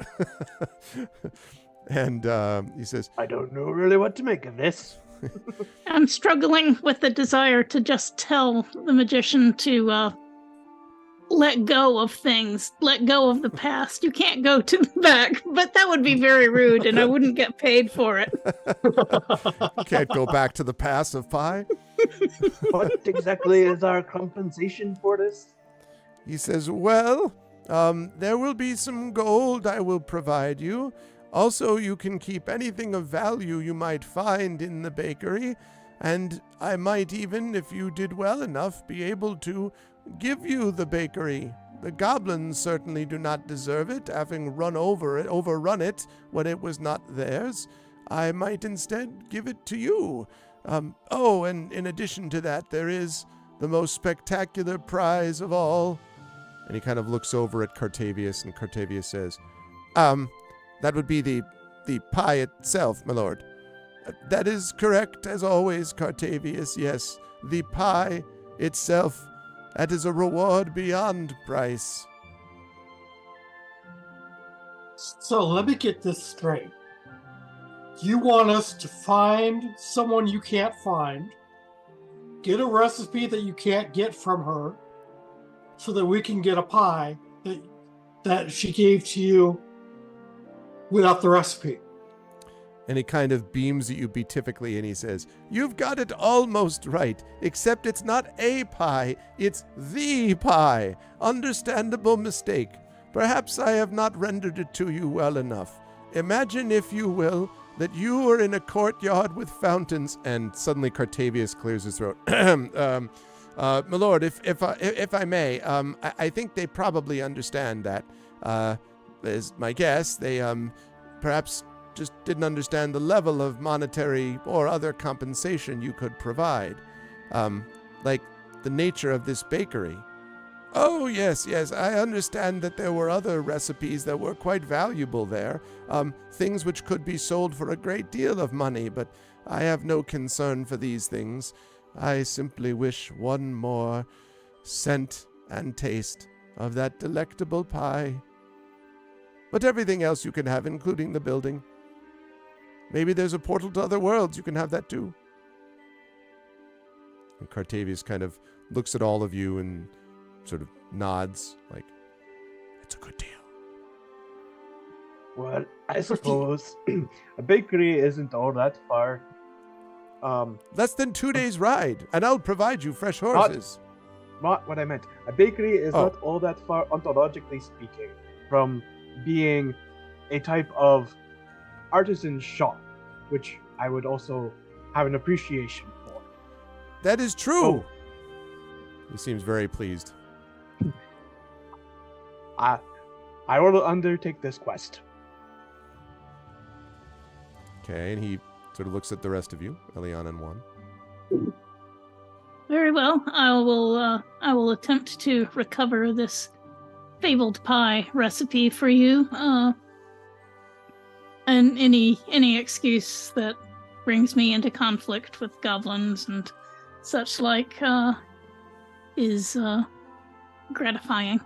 Yes, they are the opposite of gourmands. They have no understanding of true baking skill or prowess or even proper temperatures.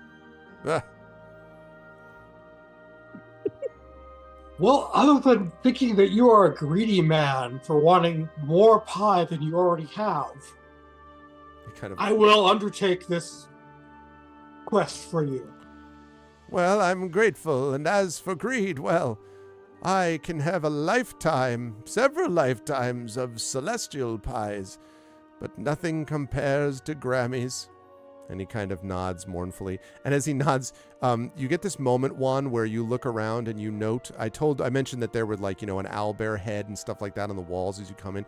And you notice this weird sort of out of the corner of your eye that like all of the allegedly dead things are also nodding. Like he has like a skeleton over on one side, like kind of like an anatomy skeleton you might see at a play, and like that's nodding and everything, just for a moment. Just a Like the Country Bear Jamboree. yeah, exactly, exactly. So he says, "All right, well, here is the map then," and you're all a little bit startled as you're holding your tea to find suddenly popping into your other hand is like the map, like just appears in each of your hands.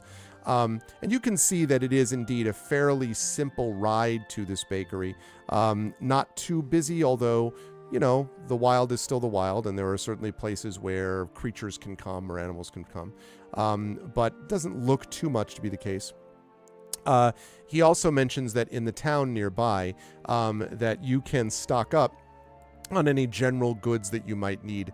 I should mention that on your sheets you have those goods anyway. But if anyone has any other particular needs they want that are of the very specific and basic variety, by which I mean, can I have a +5 Holy Avenger is not happening. But like just sort of your general stuff, right? That stuff, he says, he will provide gratis, and that the townspeople have already been notified to assist you in any way they can. So if you have anything else that you wish to get, you should tell me if there's anything specific like that you would like to remember to bring, like definitely bringing, ginger or, whatever. Like I gotta bring a whole lot of, I don't know, pie crust, like whatever it is that you want to bring, in addition, that's sort of the basic variety you can do. Do any of you have anything like that, or not? Looking over my equipment. Hold on one moment. Sure.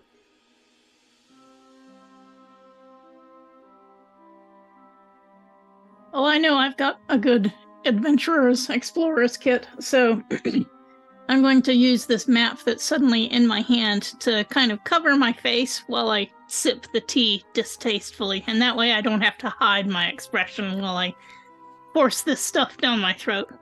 It sounds good, although I will say that as you're having the Earl Grey, there are a couple of moments where you think, Eliana, you might hear the faintest sound of elvish whispering in your ears. And when you sort of take the tea from your mouth, the whispering stops. The whispering is not sort of like, you will become one of us. Like it's not that kind of whispering, but it reminds you vaguely of what it was like to be able to take sustenance at home, which did not involve Earl Grey tea, but did involve sort of these sounds. And again, he hadn't said anything about doing this. It's just something you notice. So once everyone has had a chance to take a look, Juan, you have anything that you're like, I really want this in particular, or no? Within reason, No. I should say. We don't have a Walmart, nearby, so for that, the equivalent. Okay. I don't imagine we're going to hit any dungeons, so. Hey, listen, we have no idea what this bakery holds. I mean, like, this thing could be... We shall find out. Okay, well, you set off. I would like 3 wedges of cheese. So you get that. Clearly, apparently, Tindarius has impressed upon the locals how incredibly important it is to aid you. And you wonder whether there was the whole, if you like the fireballs that keep away ogres from tops of towers stuff, you'll do anything I tell you. Because the wedges you get, Ruff, which when your horse is brought out to you, and it's a good, sturdy sort of pony, suited for dwarf carrying, it is staggering under the weight of 3 enormous wedges of cheese. Each one of looks to be about the size of your torso. Wow. Yeah, just... Yeah. Yep. Very, very good cheese. And Talking about yeah. food, that Yeah. seems like a good idea. I would like a week of rations and a couple of water skins. All done with no problems whatsoever. In fact, the water skins are specially designed, and you see on there that they have these like little like swooshes on them and all this like cool fancy stuff. And on the side of it, Juan, you can see the initials of TG, and then the year 1373 DR, whatever, right? Clearly, this is not just a water skin, but a designer water skin for the well-dressed adventurer. Okay, so you take it is indeed about 2 days ride, and it is a simple ride, actually, very pleasant. I should have mentioned that we are at the moment in late autumn, so we're looking at somewhere in like, maybe not late, but definitely like late October, let's say, right, type of stuff. So we're in that sort of season. And it's basically the apple harvesting season is the way I would describe it. And so as you get close to the bakery, you can see lots and lots of apple trees that are in the immediate area, which all seem to be, they no longer have apples on them. Clearly they've all been sort of picked clean, but you can see many, many of them that have been there, and all in very close proximity to this bakery. So apparently a lot of these things are needed. And Are they a go whole ahead. lot of different kinds of apples, or just basic baking apples? I would like you to make a nature check for me, please, Eliana. Let's see if you know. I will be happy to make a nature check. Yeah, also, is that better, Shadowed? I tried to turn down the music a little bit. Is that still too loud? Let me try. I'll just I don't have know. to type into There, chat. that's Let's better see. on my end. Nature. Okay. Yeah, like Nature. I wish I didn't have to turn it Nature down plus that 2. far. It's like you have to turn it down a lot. Okay, sorry about that.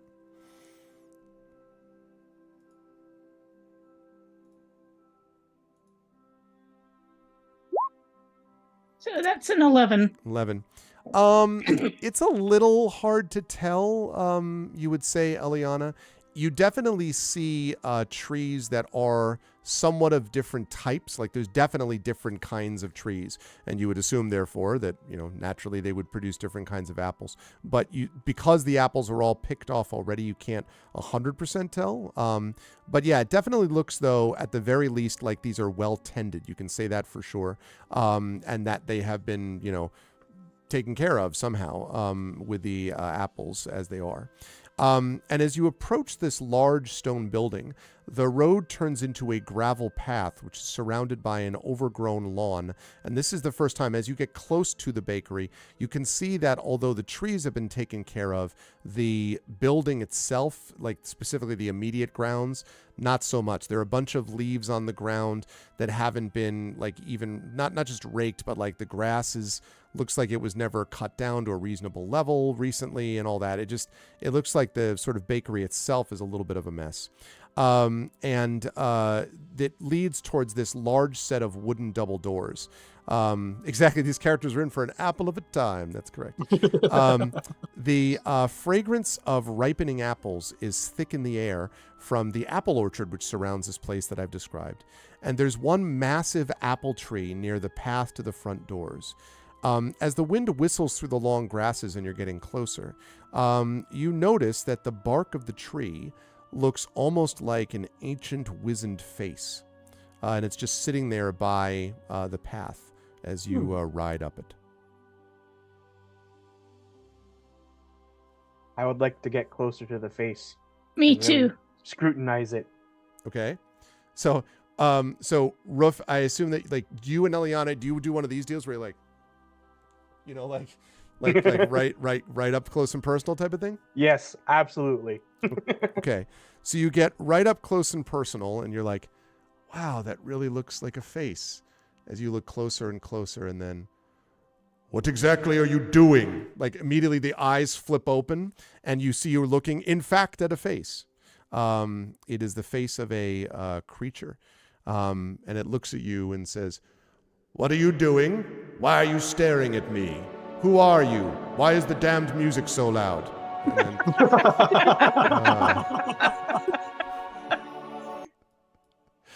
Well, I'm looking at you because it looked like a face. My name is Roof Bronzebeard, and I'm traveling with my companions to come to this bakery. What was the third question? Third question was, never mind the third question. All right, so you're here with your companions, as you say. As for having a face, of course I have one. So do you. Should I stare at you directly and go, my goodness, it looked like a beard. I had to put my eyes right up next to it to be certain. You can see his... Or maybe if you've never seen a dwarf before. I have, very, very often. And his branches shake. And Roof, I would like you to make a dexterity saving throw. This isn't an attack exactly, though.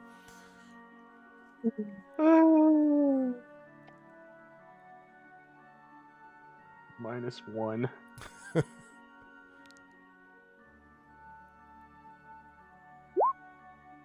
Hey, look at that, 18. So you get out of the way, and this huge apple just drops on the ground, and he says, as he's looking down, look at that. You got me so agitated that I dropped an apple by accident. That one was going to be a good one also. At least I thought so. And I go up to the apple and lick it. Okay. So you like lean down to do that? Yeah, just like lean down and just go. Oh, He says, I know you're not disrespecting an apple in my presence. Have I mentioned this is a very large tree creature? Arvan, with my nature knowledge, does this look like an ent to me? It does indeed look like a treant, yes. If you had sorry, to guess. excuse me. That's okay. Because we don't want to violate copyrights here, and that's uncommonly kind of you. Yeah, no, it's not treated, but yes. Go ahead. Sorry. Go ahead, I Ryan. wanted to ask, how big is this apple? Like, is this apple like actually big enough that I could like lean on it? The apple is the size of your head. Size of my head. All right. So okay. I mean, so your then, dwarf like, head. I don't know how big your dwarf's head is. I like lift up my leg so that like I can like perch my leg on it. Captain And then, Morgan like, the style, yes. yeah, like and just like stare at the treant Okay. with a glimmer in my eye. The treant kind of stares back at you. Juan and Eliana, you can tell that this exchange is not going as well as it might, as the treant and Ruff are staring each other.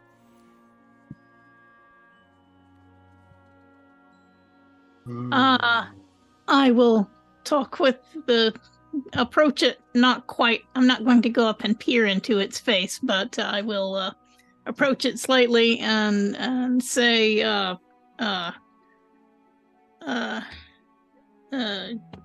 good Sir Treant, or sorry, just good Treant.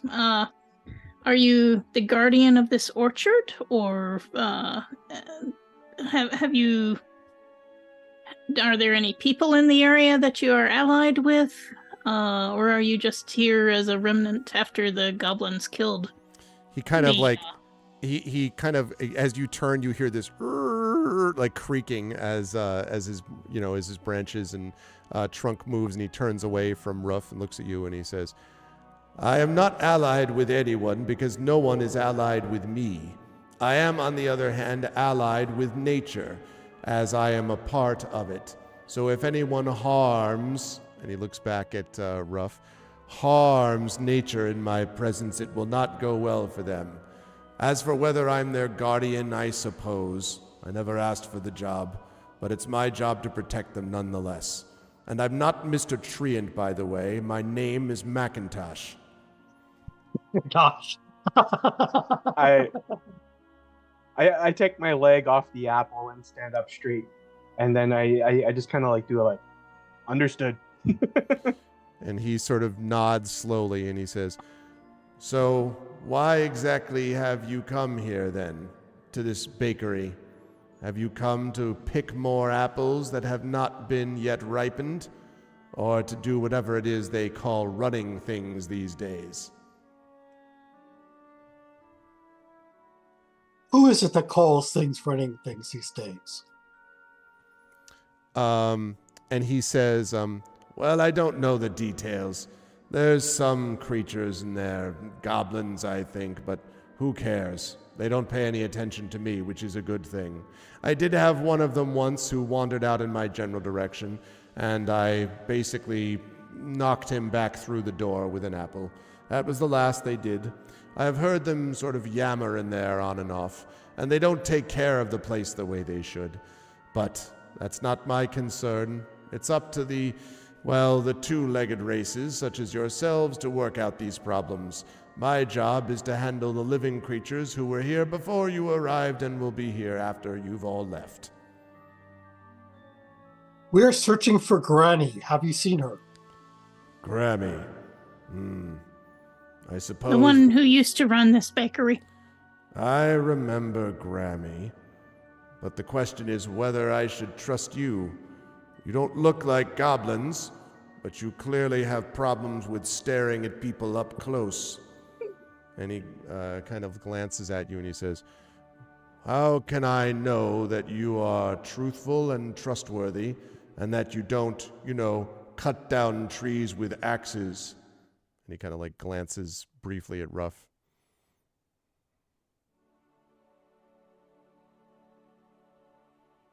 Your silence is deafening.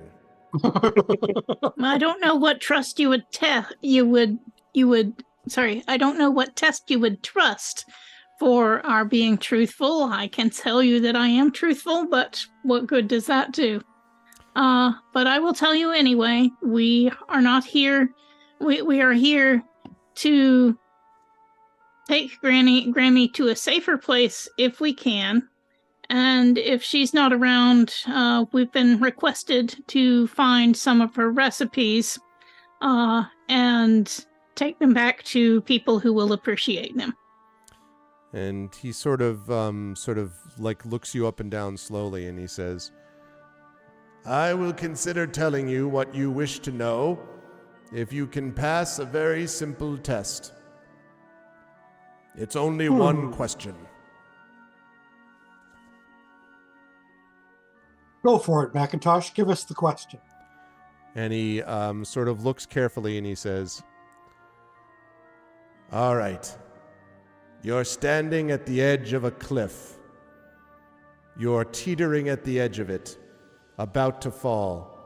And in front of you, you see one strong but lone sapling. Do you grab onto the sapling to break your fall or not? And he leans down and he says, my turn to look at your faces. Well, the best way to capture balance when you are teetering is to lower your center of gravity, not to reach out for other things. So if I were teetering on the edge, I would drop into a crouch and push back a little. So, no, I wouldn't grab for the sapling. And he looks at Juan and Ruff and he says, and would either of you grab this lifeline from falling to certain death? No, I would not. Nay. I would die for the sapling. And he looks at you. Now I have a question, Juan. Do you actually mean that, or are you attempting to deceive him into believing that?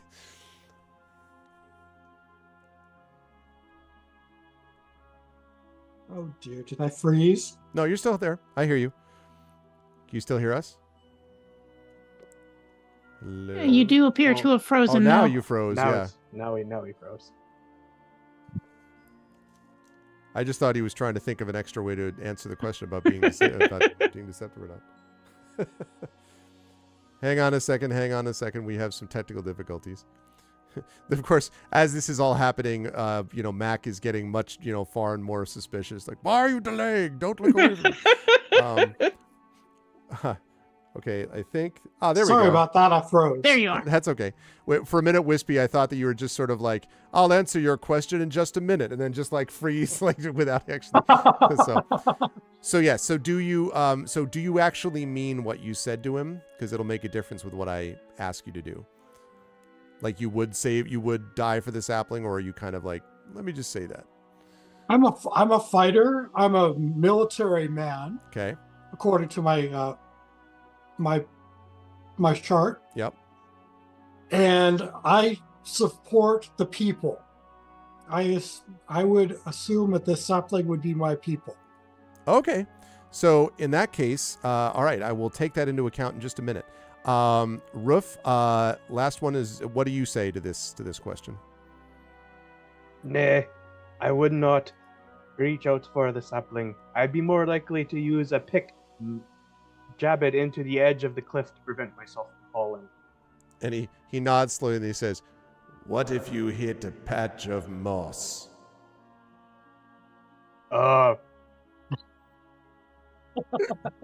I would be very certain to aim for a spot that was rock only. And he leans very perilously close. Okay, now what I would like is each of you, please, to make for me a persuasion check. Wispy, if you look on your character sheet, you may see those skills actually listed on the sheet. If not, then all you're going to be doing is basically using your charisma modifier. So the little plus whatever it is underneath your main charisma score that's on your sheet. And you're going to add that to a D20 roll, which if you can do that in roll 20, and I can tell you how to do that if need be, that would be great. Okay, so Roof with the 8. Okay, I will keep that in mind. The sapling is the new trolley problem. I don't know what you mean, Prince Justin. I can't imagine. +3 and I only get an 8. Uh-oh. Do you have no charisma, but like no bonus one way or the other, Triffin? Oh. Charisma. -1 charisma. 7. Oops. Okay. A lot do I riding roll? on Wispy's roll. How do I roll this d20? So if you look at the left side of your screen in roll 20, you'll see that there's a little toolbar, like a vertical toolbar. And one of those is a little die icon, like a little D20. Should be on the left side of the screen, I think. Well, it's like a d20.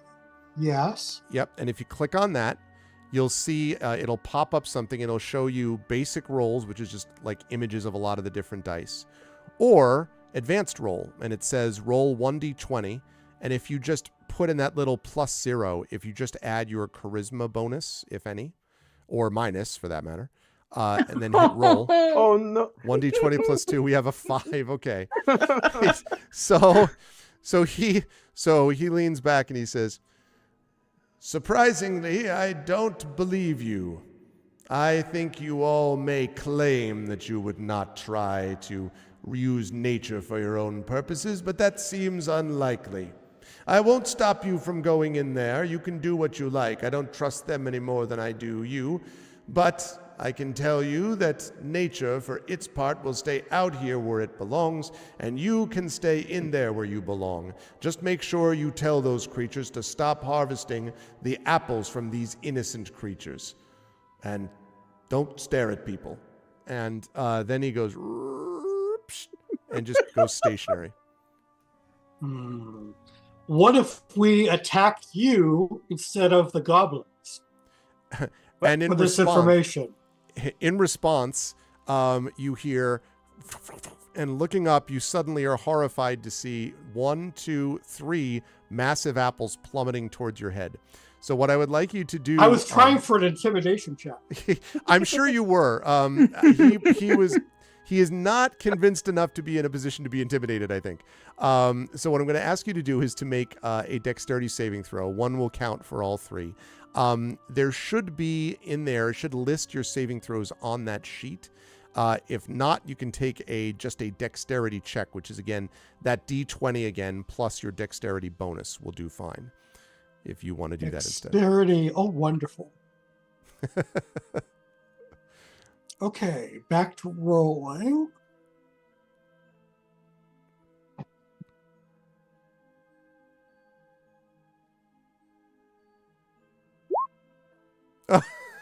Well, so that 0, you sort of zigged when you should have zagged, unfortunately, Juan. And as you sort of dodge left, all 3 apples clock you on the head. You are going to take a total of 3 points of bludgeoning damage, 1 per apple. So you are down to 9 hit points. And you do not, he doesn't say anything, like you don't see his lips move, but you hear the whisper of something in your ear going, "Don't push your luck." See, I would take the damage. The tree is immovable and says nothing. What's the matter with you? You don't threaten people for not helping you when maybe this tree has been through enough. Or maybe this Trent Macintosh. It was worth a shot. Oh, man. Can't get good service from the Apple Store these days. Okay. So, all right. Well, the 3 of you are, nonetheless, the tree is not, the tree ant is not hampering you. Mac is not hampering you. And you are now at the entrance. So let me just quickly bring over a couple of tokens for you folks to use. Let's see. So we've got this, first of all, searching purchases. Just a moment. Let's go with, no, we don't need a human female cultist. Come on, roll 20. Let's see. All right. Do you use a wispy, does Juan use a sword or an axe, or what kind of a weapon does? Long sword and shield. Long sword and shield. Fairly clear, I think. All right. Here you go. That is, to be clear, not to scale. Just a moment. Otherwise, you were the size of the tree, and then the intimidation would have been a lot different. Okay. So I'm going to turn this around. So we now have here Juan Raider and nameplate, and it's controlled by Wispy Song. Okay. So now you have this, and you should now be able to move around if you sort of like, hold and drag Juan around a little bit on the map. You should be able to control him now, Wispy. Let me know if that works.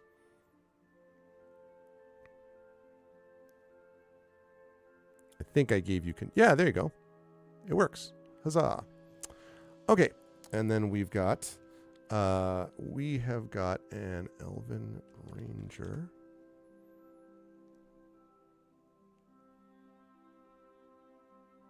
Right.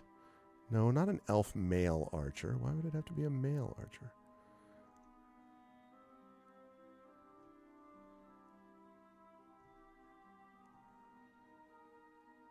Okay. Actually, I think I have... There we go. Huzzah! All right. And let me just give you... control over that and also name it properly. Oh, come on. There we go. Right.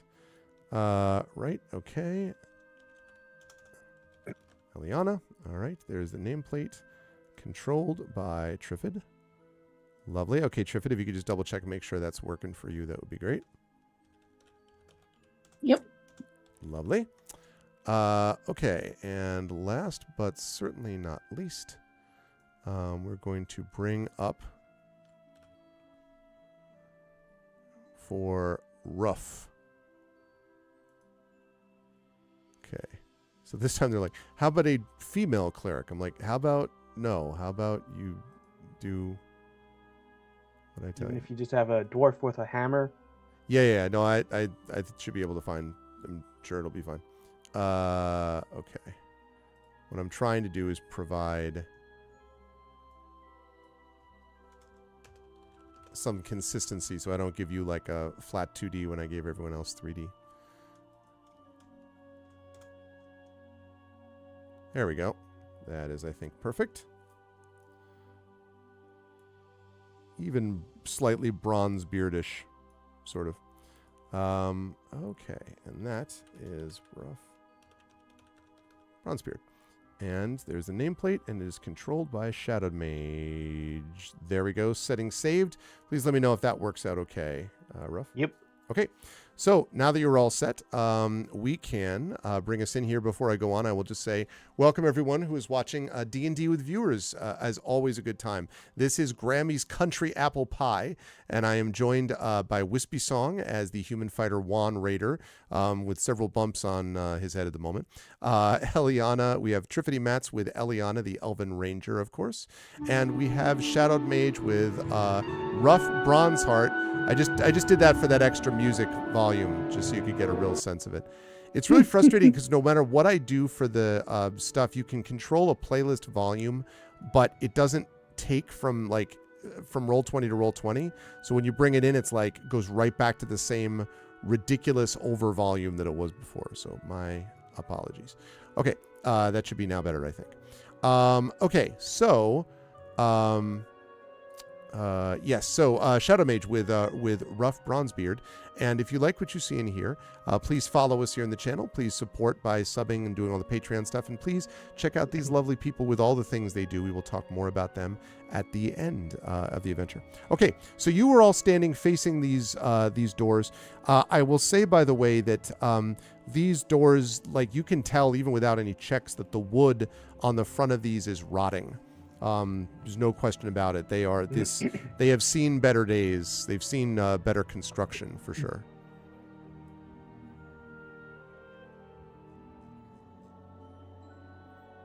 But the door is theoretically anyway locked.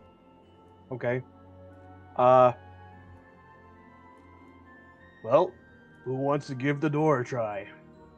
I will knock on the door with the pike. Good God, you don't even give me a chance to listen at the door, but Do you he's want to already listen? knocked. Do you want to listen? What you hear is It's too late. No, it's fine. You'd be able to step in if you wish. So go ahead and listen if you want. Make a perception check for me, please, Eliana here. All right, perception is a bit better than the others.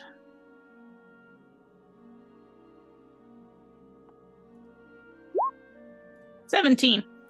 Okay, whoops, sorry. Hit the wrong button. 1 second, just a moment. So I can put this in the right spot. Okay. So what happened to my thing? There it is. Okay. Right. Okay. So what you see on the inside of this place, or what you can hear, I should say, inside this place, you don't hear anything, any obvious sounds immediately within the next spot, but you do hear things sort of from a little bit of a distance. So as if there's something further in, basically, to the place that has movement. But not at the moment anything that's obvious in terms of like right next to the room of the door that you're listening to.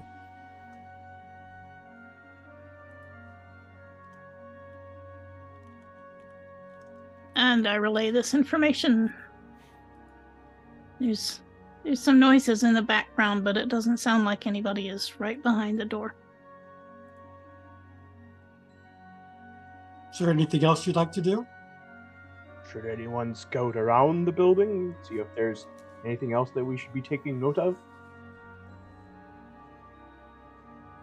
I'd rather do that than just walk right in case it's full of goblins or something.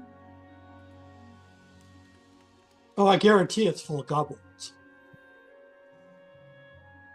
Well, then why were you going to knock? Were you just going to ask them to let you in and look for the recipe? I wanted to see if the door was rotten enough to fall on its own.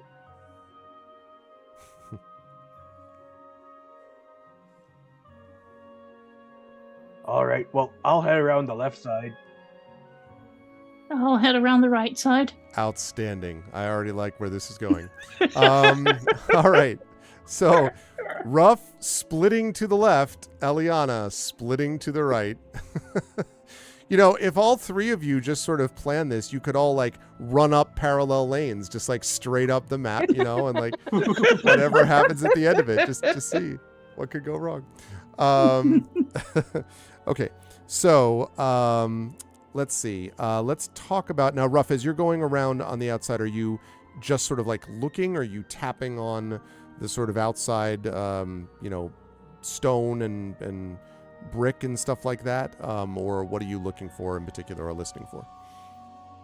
Yeah, I'm just trying to like inspect the stonework of the wall as I go along, trying to look to see if there's any like particularly noticeable like weak spots or like places where like the stonework may have been like starting to like cave or buckle. Okay, sounds good. Eliana, what about you as you're heading up the right side? I'm looking for bloodstains and signs of fights and disturbances, broken windows, anything like that. Gotcha. Okay.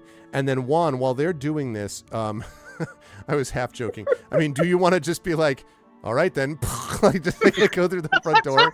You don't have to do that. It just struck me as a very funny concept. But no. But what do you want to be doing? Without support, I'm not going in the front door. Okay. I will try to listen at the door and see if there are any different noises depending on what happens with the others. Okay, so you're gonna wait for like a few minutes or like a minute or so, and then just listen to wait for the screams in the background or something like that. That sounds like things are going well.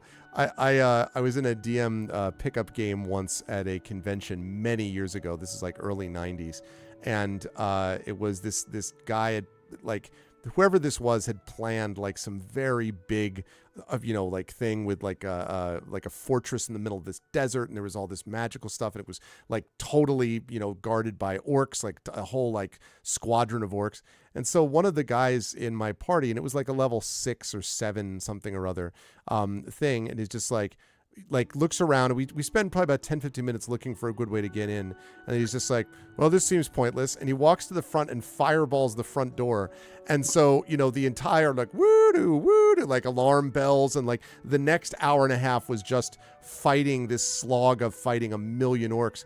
And the punchline to this is, in the room where I was, where they were running this simultaneous at a bunch of tables, the designer of the adventure was walking around looking pissed off because like 70% of the tables had more or less done the same thing, where they were just like, I can't even. So like all it was just orc battles everywhere. And it's like, God damn it. Like, yeah, this like really good idea that I was like, yeah, no plan survives contact with the player. Anyway, it was funny. Right. So, okay, so Eliana's going to head up to the eastern side, Ruff to the western side. Juan is going to listen. Ruff, I'll come back to you. Sorry, Juan, rather. I'll come back to you last. Let me start with Ruff. Ruff, I'd like you to make an investigation check. You can do this for me at advantage because you're looking for stonework specifically and you have some knowledge of these things. Okay. A whole room full of them is right. That's exactly right. Stop switching.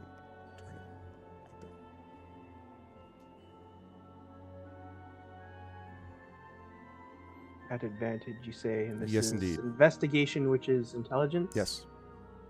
Okay, so that'll just be 2 of these. So 13. Okay.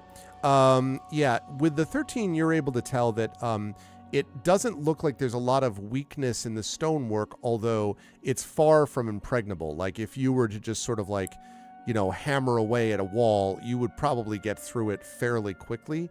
But it isn't like paper thin, and it definitely was at one point well tended. You can tell that the stone is older, but it's well quarried, and well put together. So when they actually built the thing, they obviously meant it to last for a while. What condition it's in now seems less uncertain. Seems less certain. You can see that there are spots sort of like along the edges of the stone where like the grass is overgrown and stuff. So, maybe the last couple of months haven't been particularly kind to it. But before that, it's got good bones, as they say. So you don't notice anything in particular. And in fact, if you want to move your character up here, which is the sort of end of your little route, Sure. you don't really see anything in particular other than there are a couple of shuttered windows, but and it's all one floor. I should have said before, it's a big building, but all on one floor, for the most part. Shuttered windows, but nothing that's open. Meanwhile, Eliana, as you're coming up to the right-hand side, I'm going to have you make an investigation check for me as well. You're not doing this at advantage. This is just have there been bloodstains? Have there been fighting going on here while I've been around? Right. I would also like to check and see if I can find any like hidden cellars or anything like that. Ah, yes. Okay. Yeah. So investigation should cover both of those, I think. All right. I don't have any pluses in that, so it's just a straight D20. 11. Okay. Yeah, you don't think that there's, as far as the bloodstains, you don't see anything like that. Although, again, as I mentioned with Ruff, on your side also, the grass is overgrown a little bit. It looks like it's been a couple of months. I mean, it's also October, so it's, past the growing, like the real growing season. But still, there's grass there, and you might expect it to be cut back a little bit or something. And it's kind of growing up. You can see some, like, little ivy, tendrils are sort of crawling up the walls in a couple of spots.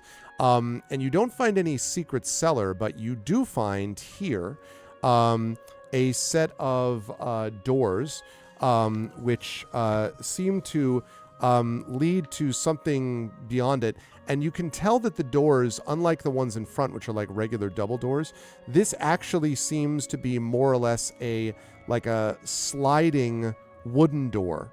That sort of slides open. And let me have you make a perception check for me, please, actually, as you get there.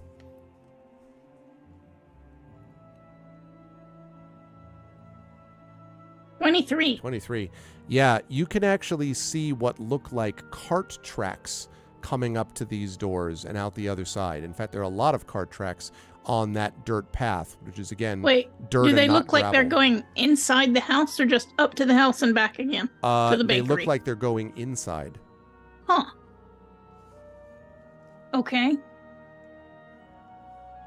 But the doors are currently closed, That is correct. and I don't see any carts at the moment. You do not. Okay. Well, I'll listen at these doors. Okay, go ahead and make a perception check for me, please. I'm going to come to you in just a minute, Juan. This time it's just a 10.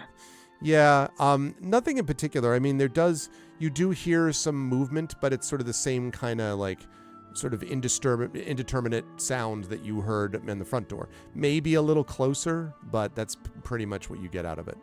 And as you continue your circuit up here, you can see Ruff sort of staring at you from the other corner.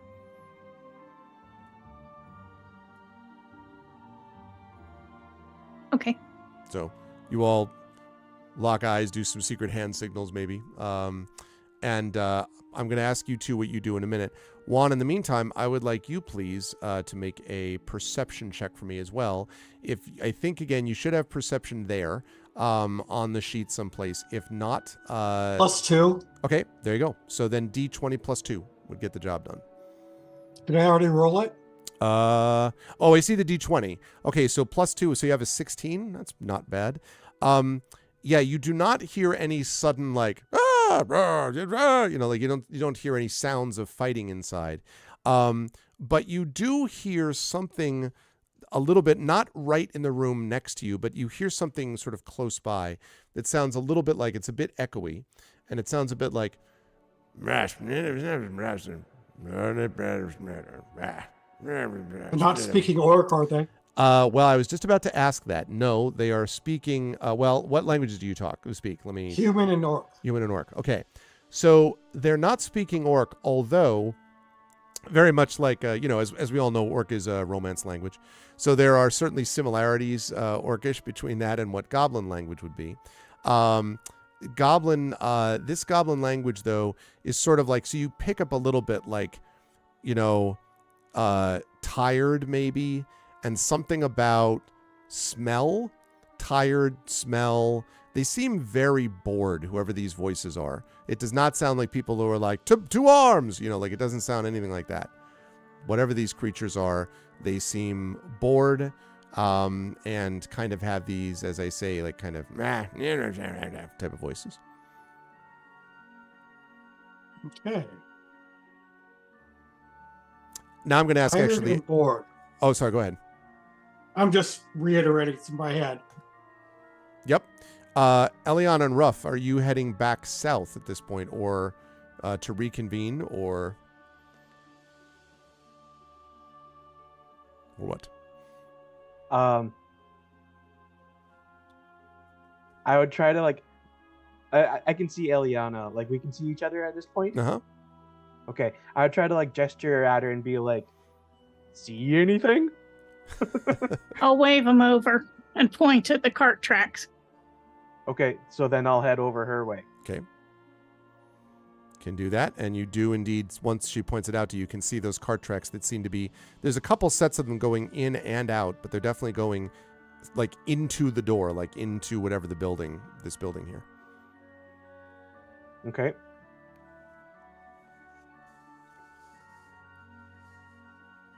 And then I just kind of shrug. Yeah. I don't know. They could have just been deliveries from. How old do these cart tracks look? You would guess that these are several months old, probably. Okay. And So they're and probably they're from rutted. deliveries Yeah, I was and gonna say. Mhm. and sending out baked goods. So this is some kind of a entrance to the storage facility or something. I would like the both of you to make perception checks for me, please, as you're talking to each other.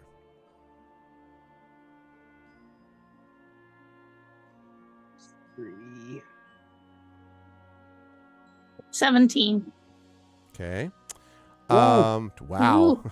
23. The whole building just goes wireframe. You're just like, no. I can see into the matrix. I can see everything. Just light pours from your face. No.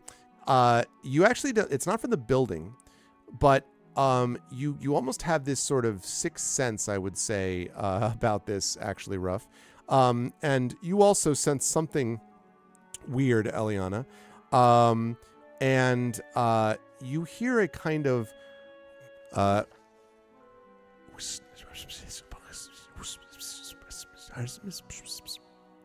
you hear whispering, and it seems to be coming from, Ruff, in your case, behind you, the apple orchard up to the north, the portion of the apple orchard up to the north.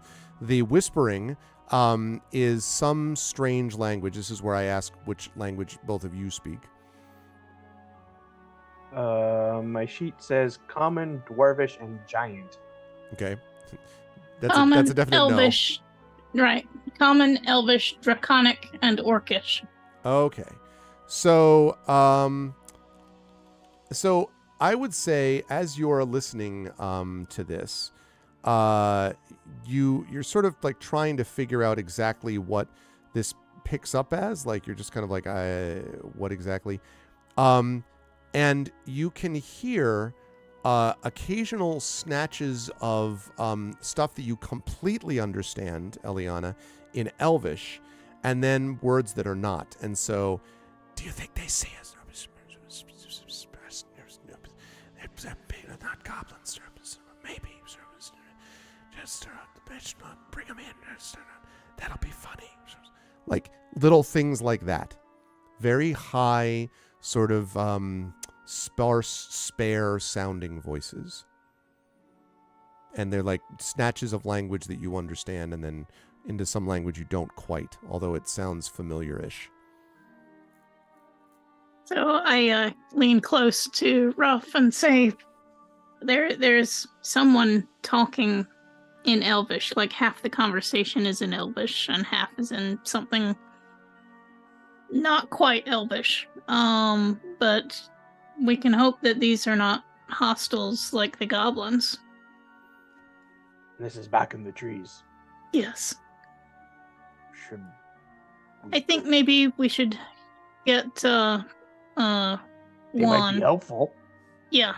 And Oh, go instead of just attacking the bakery and what's inside it, we should see if we can talk with these watchers in the woods. Yeah, I suppose we should go get that other guy.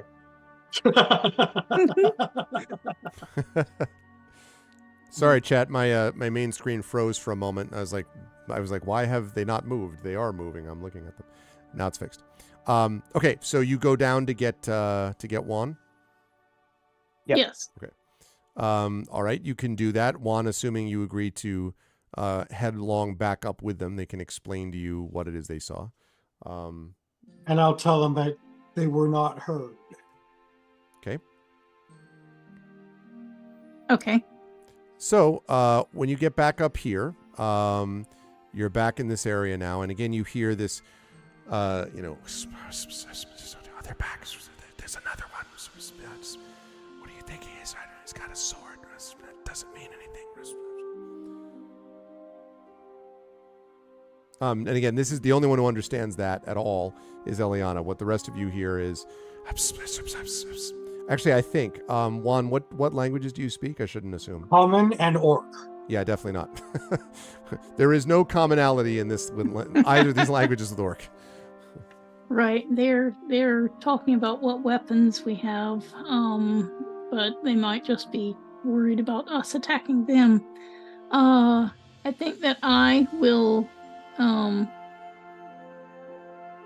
have nothing drawn and hold my hands up and walk toward the orchard. Okay. As you get sort of... Oh, go ahead. Yeah, go ahead, Ruff. Sorry. I was just gonna say, following Eliana's lead, I'll kind of strap my warhammer into along my back and put my hands up and follow her. Okay. Sounds good. What about you, Juan? I will put my longsword away, but keep my shield out and walk with them. Okay. This is... I understand the recent trauma. I was trying to avoid that. Okay. So as you get closer, the scent of apples is even thicker here, and you can see the older trees are arranged in these neat, orderly rows, but you can also see a bunch of... The best way to describe it would be kind of these gnarly saplings that look as if they've just been semi-haphazardly planted. Like someone was like, oh, I guess this is where the trees go, but they planted them at the wrong time of the year, and they're just not, And again, this whispering that I mentioned gets louder. You can see that there is an apple or two on the ground here. And suddenly, as you approach, Eliana, one of the apples lifts from the ground and just flies at you, narrowly missing your head. And then you hear not just whispering, but it missed. That's fair. It's fine. I didn't want to hurt. I thought it's funny. Be careful. So you hear a combination of whispering, giggling, and maybe someone saying something like, "What the hell are you doing?" or the equivalent thereof. So I tell Ruff and Juan, I don't think they meant to hurt me. I think these are mischievous creatures. Maybe some sprites or something like that. I don't know. You hear something about someone asking what mischievous means. I say, speaking to the trees, mischievous means playful and tricksy, liking to play tricks on people. In what language? I say it in Elvish. Yeah. So you hear but Aloret and like all this stuff, right?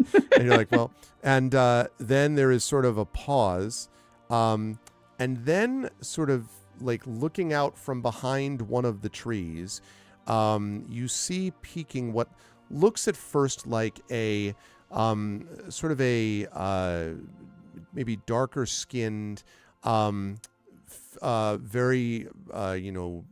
very pretty female of some kind, you think. And then as you look closer, but this looks sort of vaguely humanoid, but then as you look closer, you can see that the fingers are sort of longer and a little bit maybe rough and knobbly, and that the body itself has just a little bit of almost like I guess you might describe it as a little bit of what looks like the clothing looks almost bark-like a bit. And the face, similarly, although, as I say, very pretty, has little wisps kind of in the angle of the eyebrows. You can see almost the sort of sensation of branches. In fact, the hands remind you slightly of branches, too. And one looks out from behind and says,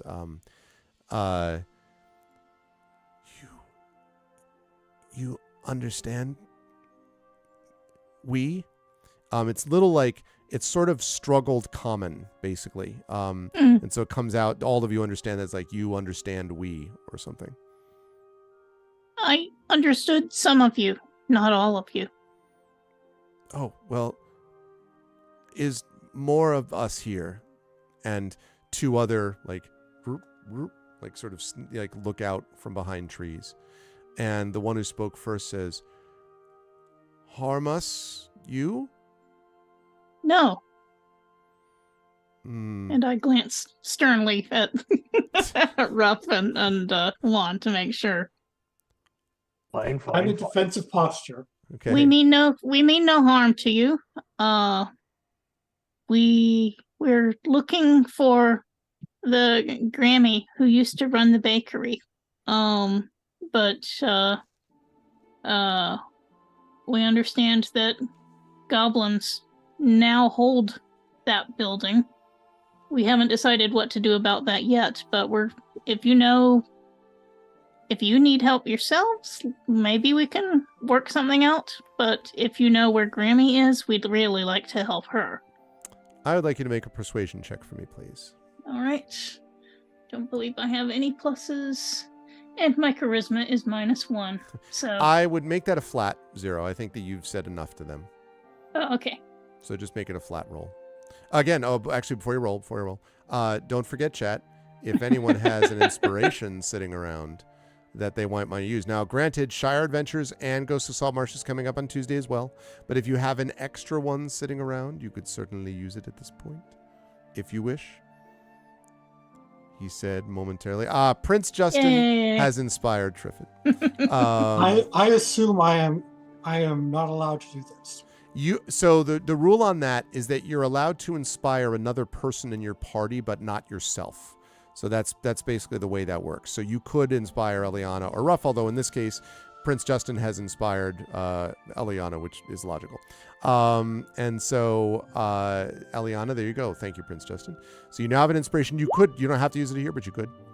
So my high score is a 13. Okay. So you have a 13, not a 6. Yeah. So when you say that, they kind of like kind of look and then gradually come out and walk forward. They are a little bit smaller than an elf would be, sort of slimmer of feature and very graceful.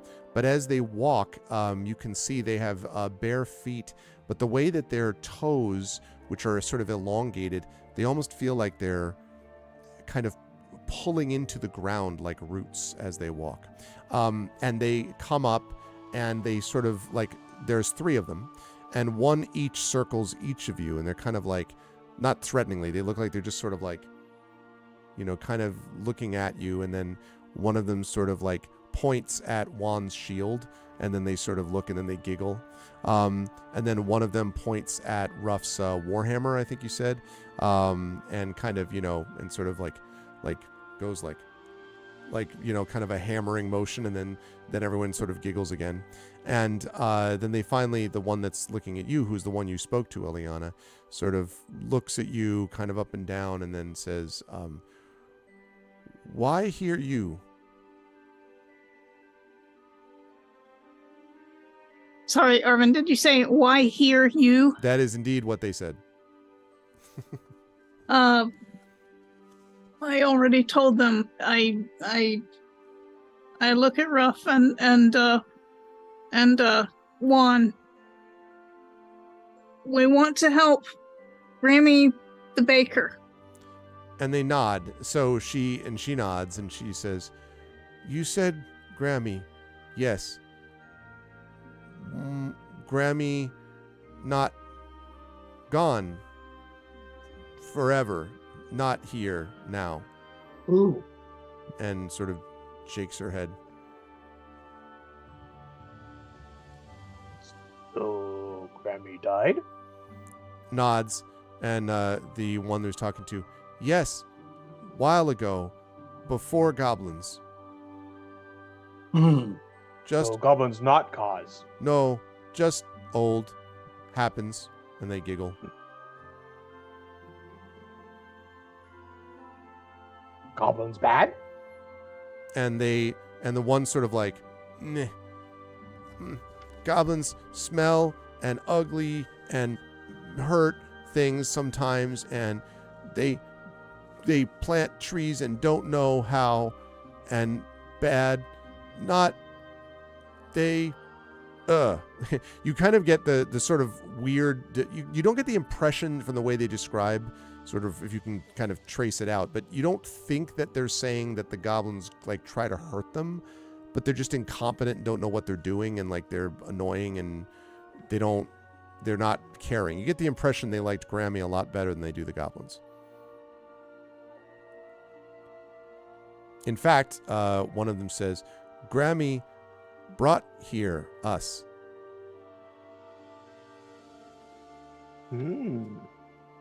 Like Where invited them or something.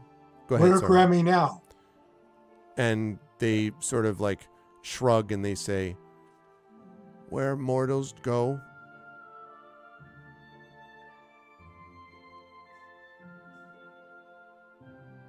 Did she bring you here willingly? Were you willing to come here?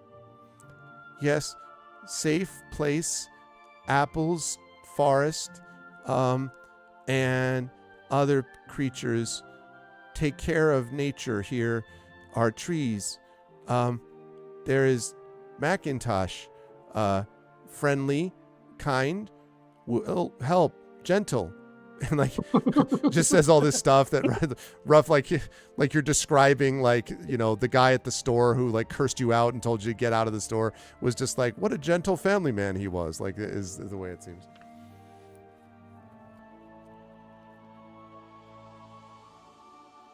Would you like if goblins gone? And they all nod and they say, and the one who talked to you originally, Eliana, says, "Well, goblins don't, well, they didn't hurt, but they're dumb and bad. They annoying. They can't." And she kind of at one point trails off and then just sort of helplessly points at the saplings of like these apples that are like, I mean, they're like not even rooted correctly, you know, like the like a couple of them are leaning over and whatever. And this is, what is this? Like, just sort of is like, what is this really? Type of thing. And they say, the three of them sort of look at you and then whisper to each other. And then there seemed to, like, one of them is like, and the other one's like, and the one who spoke to you, Eliana, turns back and says, again in this sort of like very broken common, "Can tell where Grammy stuff is, help us leave them, goblin?" You're like, something about, you don't quite get it, something about help them do something and maybe they can help you find Grammy's stuff, but you don't know what that means exactly. I put my shield away, grab an apple, and hand it to the nymph, the dryad. Okay. And the dryad sort of takes it and looks at it, and it's actually the one sort of looks at it and says, and clearly doesn't speak any common at all, and just sort of takes the apple and makes a motion like throwing, and then is like, like, wasn't me. And then sort of looks over to one of the other ones, and the other one is like studiously avoiding attention, like not, and just like, and the other one is like very, dramatically indicating like who actually threw it. And the one who's talking is paying no attention to this, as the other two are doing this. And so, yeah. Oh, look here. I've never heard of goblins behaving like this, trying to plant trees, even if they're not doing it well. And they're not the one, they didn't kill Grammy. I'm not sure we need to go in and kill these goblins. Maybe they just need a teacher. But certainly our higher priority is getting the recipe if we can, and also helping these gentle creatures. Do you say you need help to move, to go elsewhere? And they shake their heads. No, home here, a place, this. And they kind of gesture towards the trees. But you need us to help. How? And so the one, they're sort of thinking about it, and they whisper. And then one of the ones who isn't talking, hasn't talked yet or hasn't spoken, in common, runs over to one of the older trees and lifts herself up as high as she can go on her tiptoes and like indicates the tree. And then comes over to the little like saplings and like does the, like bends down and then stands up with the universal symbol of one of these things is not like the other type of thing. And is like, and then points at the little one and is like, and points at the big one. And then finally points at the building. Okay, so we get it. The goblins did a rotten job of planting these trees. Let's see. Can I figure out some better way, some way that we could replant these trees or make them it would take grow better? It would take a long time. You wonder if there's this part of this isn't sort of thinking a little bit about whether you can figure out a way to like make it so that they plant right the next time, like so that it's not just like whatever they're doing. Like 'cause the dryad, obviously these creatures are too scared to come out to like talk to the goblins directly. They're too shy. Right. And the goblins don't know what the hell they're doing. So there's kind of a problem since the dryads are like, this is not how you do this. And the goblins don't know that they exist. But I don't think the dryads want us to drive the goblins away necessarily. Maybe not. They don't seem to know. They just need them to become less incompetent. Just go knock on the door and see if they become hostile or not. Yeah. I think so. I think we should try talking to the goblins. If things go completely sideways, I don't feel bad about caving in a goblin skull with my hammer. I can speak Orc. Can anyone else speak Goblin? Just Orcish, but maybe they speak Orcish. Or Common, for that matter. They probably speak common. I've known We a few can try. Okay. Let's see. Don't do business with goblins. They try and cheapskate you. Well, we're not trying to do business with them. Exactly. I could try to whip them into shape. We could show them, or I could show them. I'm not sure how much y'all know about planting trees, but I could help show them something about the trees. Yeah, I think we should try to talk with them.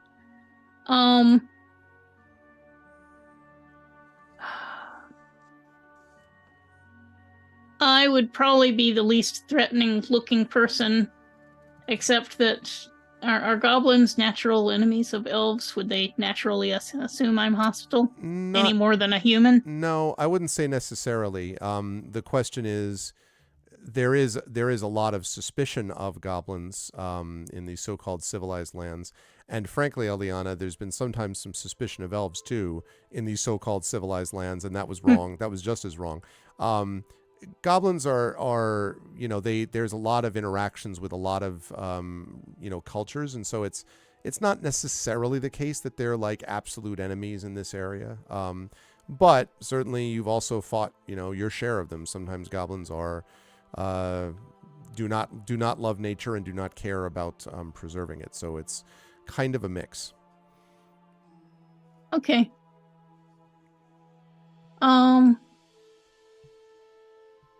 Well, I think I would probably be less threatening. Oh, I would be threatening. Yeah.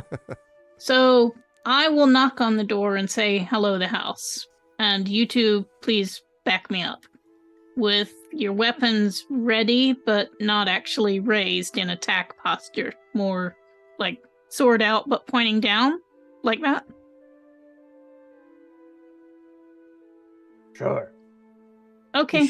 You sure you don't want me to try to whip them into shape? Be like their commander? Well, then you would be stuck here forever. I mean, or for as long. And do you want to become their commander?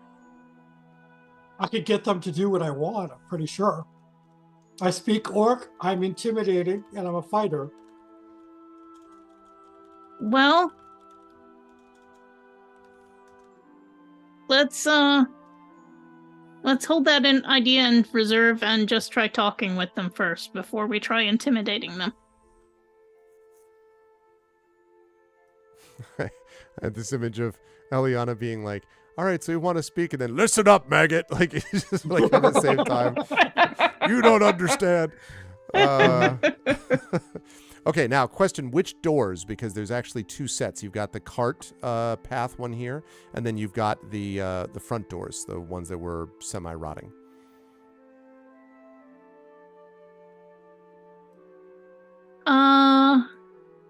In case we can't find a common language, I want to be able to point to the badly planted saplings. So okay. I think the closer doors are the ones that I want to knock on. Okay. All right. So you head over to the door, and if you kind of like doof, doof, doof, doof, type of thing. And I also talk. I say hello the house. I don't just beat on the door. Okay. And I'm sorry, you said what? You say hello what? Hello the house. Okay. So there's a moment's sort of pause. And then you hear like sort of a discussion. And then someone comes. Oh, I would have said that in common first, but I'll repeat it in Orcish. Okay. When you repeat it in Orcish, make an insight check for me, please. I think I'm going to do this at disadvantage because you make this one at disadvantage because this is kind of a stretch. But all right, insight. Okay.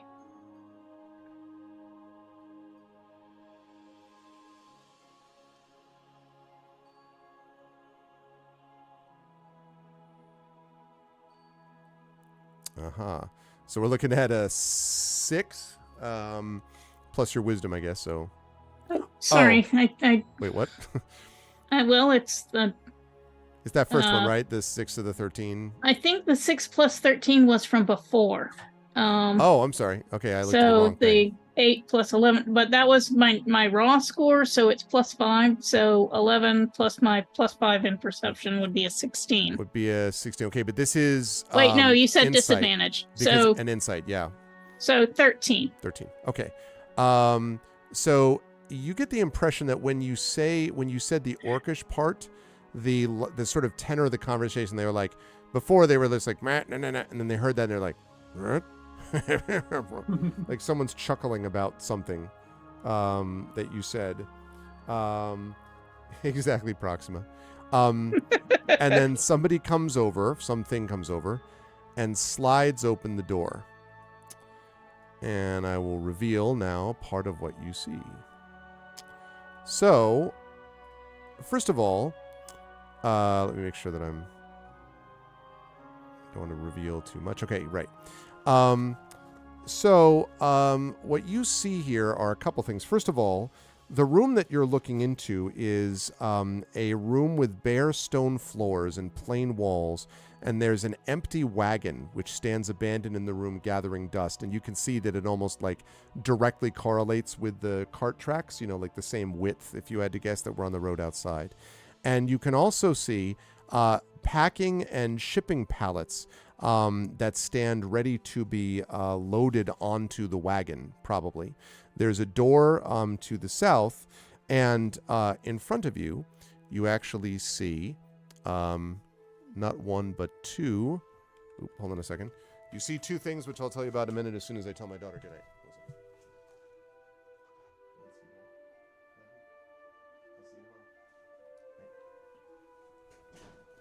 Okay.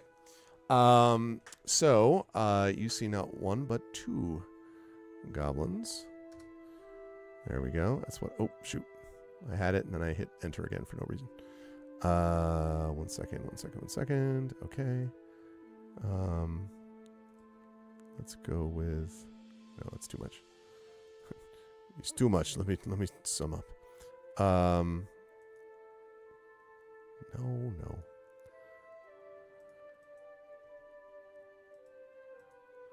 Oh, it's some from the Lost Mine of Fendelver. Not that you have any, connection to that or anything that would be associated with that sort of things. Okay. There we go. That's more what I was looking for. Okay. So you see standing at the door, clearly to scale, this goblin, which is the entire room. No. Okay. You see two goblins standing in front of you, and they both have short swords, kind of rusty short swords. But you notice that although they look like sort of what you would expect goblin warriors to look like, they have necklaces of teeth around their necks. But you also notice something odd, which is that both of them are wearing what look like flowered aprons. And so they're all sort of like doing this facing you, and then one of them is like... It's a goblin Amazon fulfillment center. No, but that's extremely funny. No, it is not a goblinoid Amazon fulfillment center. It's not nearly that evil. So they both look at you, and one of them says, sort of in rough common, not quite as bad as the dryads were attempting in their case, but they say, bakery not open. Deliveries soon. Maybe. And one of them reaches for the sliding door to close it.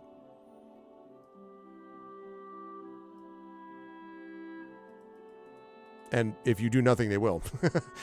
They will just like... Yeah, I put a hand up to stop the door from moving and say, I want to talk with you about the trees. And they look at each other. Trees? Did you plant those young trees? The small trees? Yes. And one of them says, good land stored. And they say this word stored. Stored, land stored. Good land, yes, but the trees aren't right. It's trees in ground, up towards the sky, land stored. And he points both. Stored. They point at two of them. Like each of them, and they sort of nod, looking very pleased with themselves. Land stored. I don't know what that means.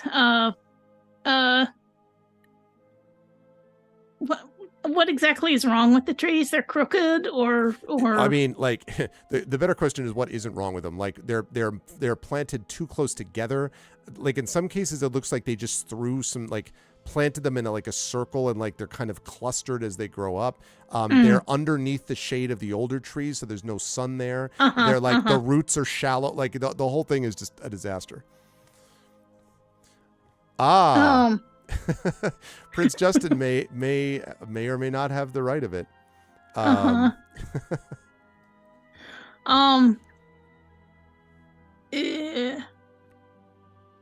Trees not grow well Too close together. Wrong places. I show you better. And one of them's like, busy. Plant trees again other day. Deliver later. Back to the town. We will. Land stored. And then they start to like close the thing again. I look at my companions. Any of y'all have any ideas? I don't know what I'll tell them. I am not a diplomat. I'm a loner. I'll hold the door open. In Orc, you maggots, plant now. Replant now. And they kind of stare at you for a moment, and then one of them goes, "Roar, roar, roar, roar, roar, roar," and they burst into laughter.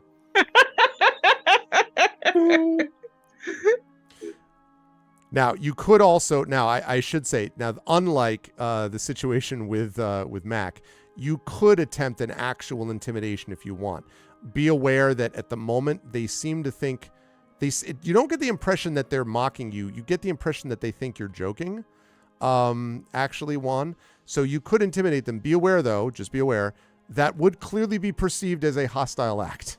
So I'm just letting you know that if it doesn't work, it's the kind of thing that could piss them off. Right now, they just seem to be like, you know, aren't you funny type of guy. Well, they're pissing me off, so. Intimidation +4. Where is the place to roll? Yeah, if you have the D20, and you can do the +4 if you want.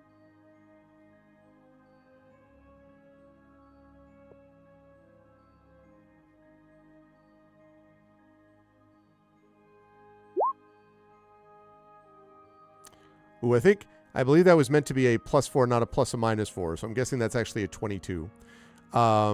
So they kind of like, they look at each other and like, and then one of them looks a little nervous. Is like, and then they sort of look up at you and they're like, one of them says, leader, and kind of points at you.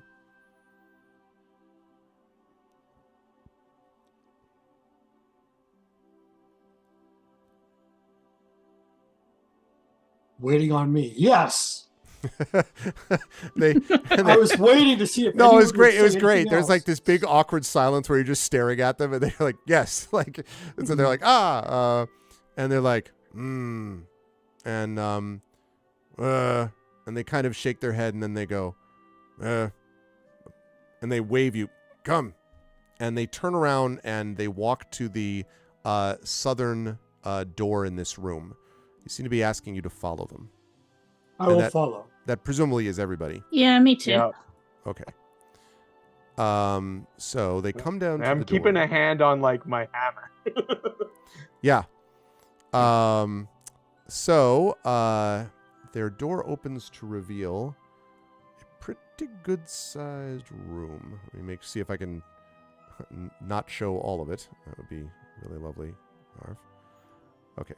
Oh, I have to go somewhere else. Okay, so this seems to be part of what looks like a big central hall. And I will describe it in some detail momentarily.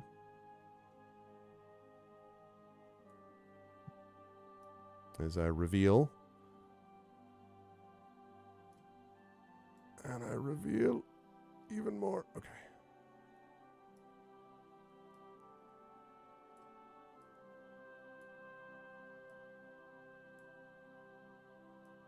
Okay, almost. You found the open to reveal much of map pathway.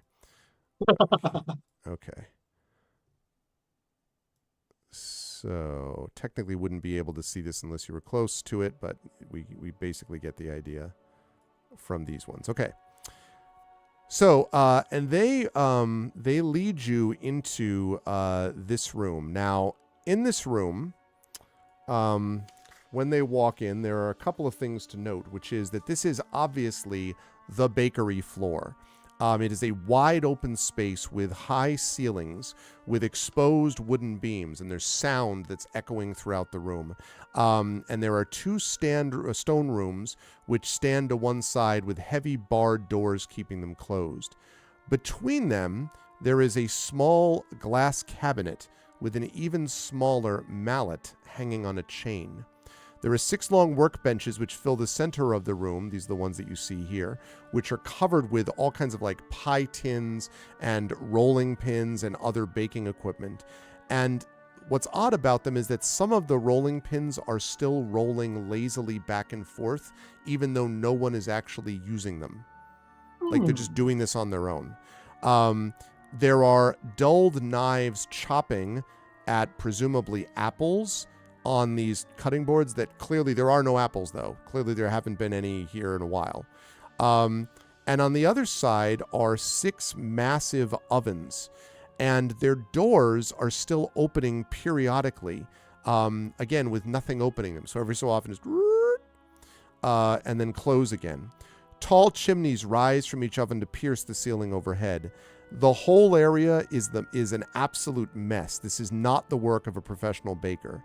And it looks as if someone has been, if you had to guess, been trying and failing to teach themselves to make pie, if you had to guess.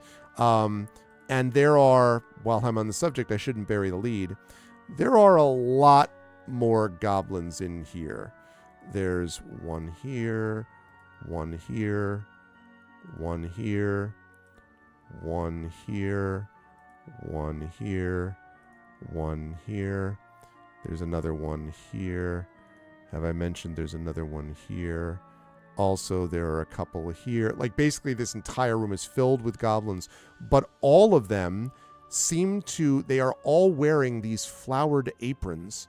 And you can see they're sort of like running over to the ovens periodically, and then they like look at the ovens and look at each other and then yammer at something. Some of them are trying to put pie tins into the oven doors, but like barely avoid getting their arms, like stuck in the oven door because the door slams, right? There's like, just a mess of flour and sugar, and like there's a bunch of like mushed apples on the ground as well, and like the whole place looks like almost like chaos. And above all of them is one larger figure, who I will put here. He is larger than the others. He's not enormous, but he is larger than the others. But the reason that you note, he has his arms folded, and he's looking at all of them, and he kind of has what looks like maybe sort of a kind of a toothy grin maybe on his face. And he is wearing a large and possibly gold-encrusted chef's hat. And he's just arms folded, staring at this thing going on. And the 2 goblin guards sort of go over, and they wait as you sort of take this all in. Now, before they seem to be, it looks like they're heading towards the guy in the big chef hat. So you could do something else before if you wish. Like if you wish to be like, have at you, and, aggro the entire room, you could certainly do that. I might advise against that. Orc Fortress, reminder of story previously. But no, you could do that. You could certainly do that. Or you could go elsewhere in the room, but they seem to be leading you in that direction. By bigger, do you mean like, so like, is it obvious if he's like still just like a regular goblin, or is he like a hobgoblin? He might be a hobgoblin. He looks, he definitely looks tougher and bigger. You wouldn't say, though, more brutish, because every time you keep thinking like, well, they're more, then you're like, you see the chef's hat and you're like, I just can't put together in my head, And the hat is also tilted at an angle, like almost as if you can tell every so often he reaches up and adjusts it, like he's trying to get it angled just correctly, Okay. So assuming that, you all just are like, all right, I'm just going to go along with this thing. Well, I say to the others, if these goblins are kind of like deserters or something, anyway, they look like they want to be cooks and bakers instead of raiders. Maybe we should encourage that. Sounds good to me. If only we can figure out how to help these people. But like, you said that like there were things like at the tables that seemed to be like working on their own. Yes. Some kind of magic or haunting. I would want to bring up a point that like, well, doesn't it seem kind of suspicious that there's these things down there that seem to be operating by magic? Grandma magic. Yeah, maybe Grandma's magic lives on. We need to find her books and Perhaps. recipes and figure out. Maybe she has better instructions for planting apple trees. I'm not a farmer. Maybe she left instructions behind, or recipes, or instructions on how to do the magic. I don't know. We need to figure that out. As you're discussing this, one of the goblins runs over to the big goblin, who's kind of like arms folded, looking sternly down at them. Although, as I say, every so often kind of goes back and forth between smiling and being stern. And the goblin brings over this thing and sort of and sort of nods and bows and kind of steps back. And the goblin sort of stares down at the pie tin, and sort of looks at it and then pulls out with great flourish, whoosh, a fork, not a knife, a fork, and sort of slowly places the fork in and picks it up. And even from where you are, you're probably about 30 feet away, you can see just like it's just liquid. Like he just picks it up and it just drips through, and he looks at them and just shakes his head and lowers it and hands the tin back, and the goblin handed it looks like extremely disappointed and turns around and like walks away sheepishly. And the goblin, the big goblin, is sighs heavily. And the guards bring you over, and talk in Goblin. Juan, you maybe pick up like a word or two of outside and something about trees. You can't quite pick up what they're saying, but it's something like that. And then, then the last word is they point at you and say leader, and then shrug. And the big chef's hat goblin sort of turns to face you, and looks at you. And you can see by the way that his mouth is, at first you think that his mouth has got like sort of blood stains. And then you're like, wait, you think it's actually probably some kind of sugar, an apple maybe?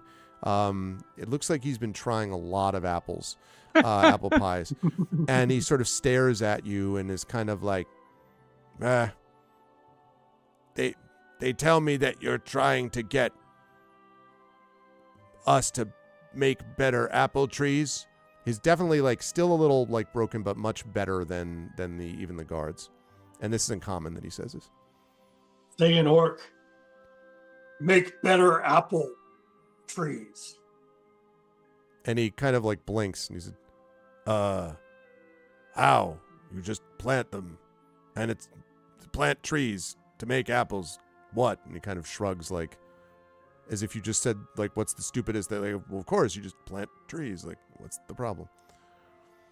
Did he well, I would speak the Also language in either common. way. Yeah, he continued to respond in common, not in orcish.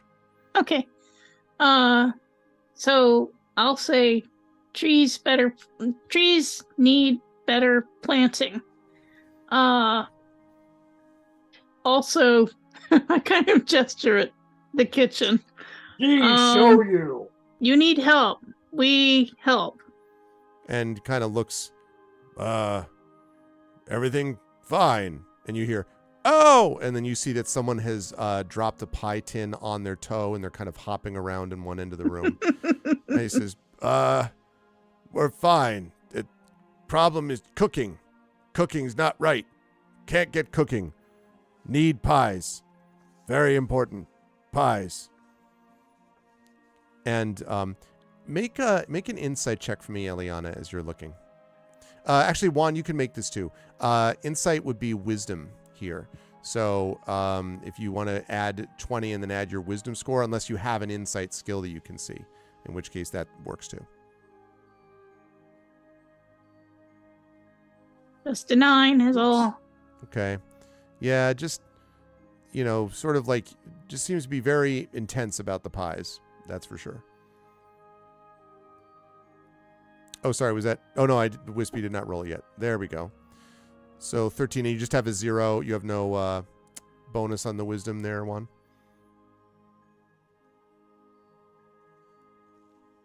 I have no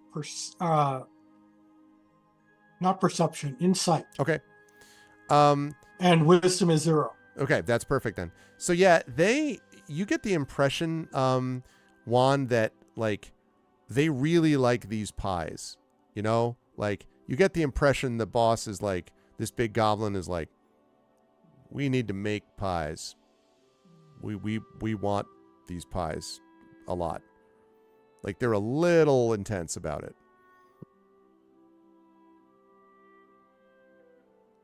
Me make pies. Me make you make pies. And he kind of looks around and, me make you, what?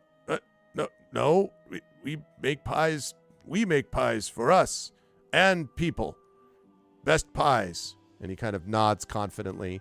You hear the sound of a shriek as a goblin has apparently cut his finger with a knife. Which, as you look over, is still chopping, apparently, like whether an apple is there or a goblin is there, And he says, problem is bacon. Crust. We're crust. And when you say that, his eyes light up. That's problem. And he turns around and he walks over to one of the tables, and he brings he sort of shows you this pie crust, which has been floured, and the pie crust is kind of a disaster anyway. Like it's sort of like all like lumpy and not, whatever, but at least it's kind of together. And he says, now crust, fine crust, right? Like, I mean, it's not that fine, but okay. This is hostile work environment. Yeah. So he brings it over. To the closest oven, that one that's farthest to the north there that you see. And he kind of waits and sort of like looks, and you wonder what he's waiting for. And then the door opens by itself, and he quickly brings it inside and snatches back his hands just in time as the thing goes and like closes again. And he sort of nods at you and sort of in a self-satisfied way, and he says, and then he like gestures, and on the top of the oven you can see a bunch of like half-baked messes, like in pie tins. They all looked like they haven't been cooked at all, like they haven't been baked in the least. And when you're here, you also notice they're not hot. I mean, the ovens are supposed to be warm and stuff. They're kind of warm, but they're not hot for sure.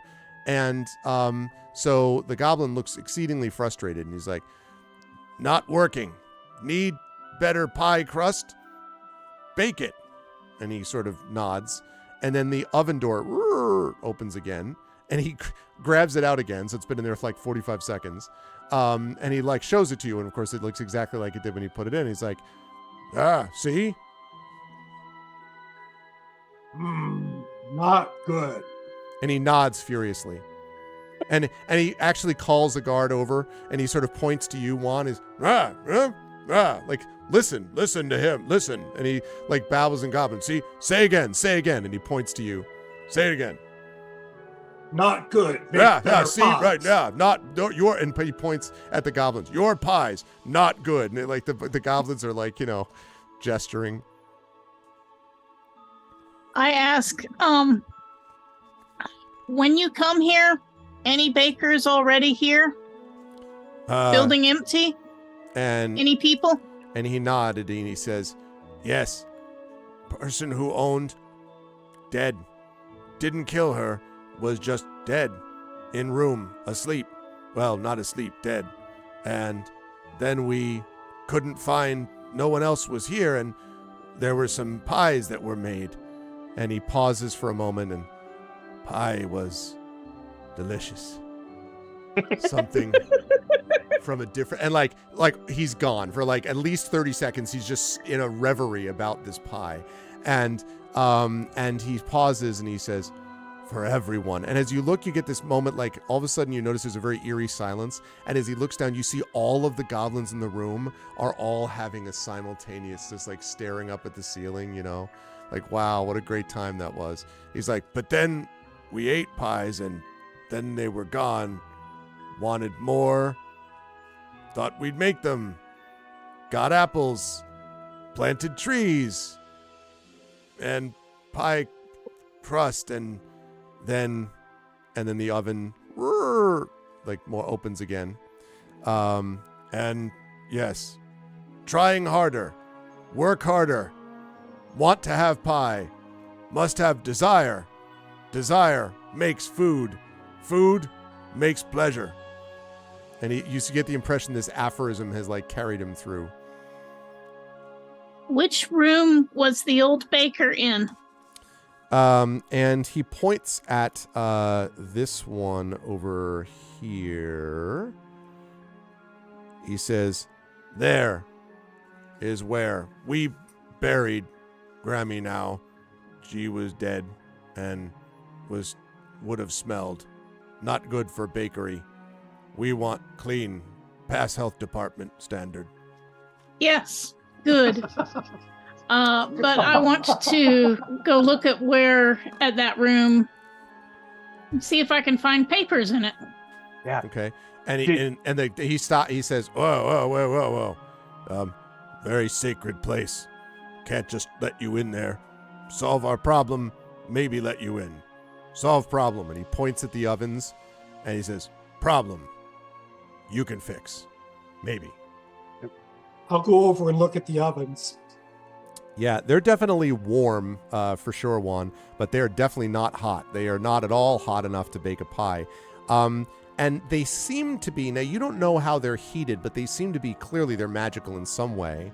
But there's also something strange about them in that you can kind of like, you see them opening, like, you know, you watch, they open like every, I don't know, 10 or 15 seconds. They close every 10 or 15 seconds again. That's all fine. But then as you're sort of looking at them, you can see a flash of something in there. Like you know, it almost looks like you're like, oh, that must be like, that's just fire or whatever. But it seems like it's more than that. Like you think you just catch it out of your eye, but there's something maybe moving around, but that's probably impossible. It's the middle of an oven. So yeah.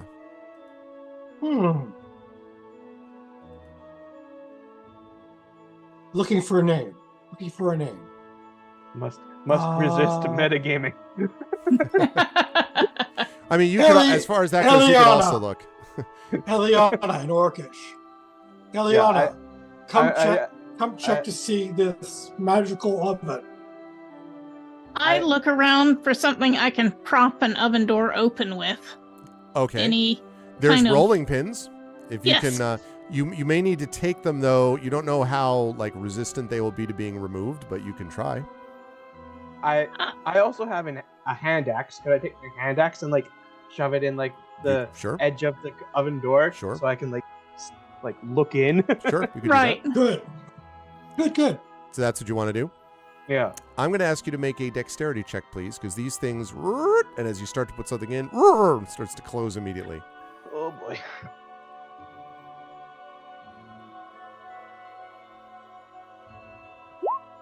$11. Okay. I would say you avoid having your hand slammed, but it doesn't quite, like, you just snatch it back before it slams shut. You do think it's possible to do this. You just think that you're not quite, didn't quite have the dexterous quality necessary to get it in there.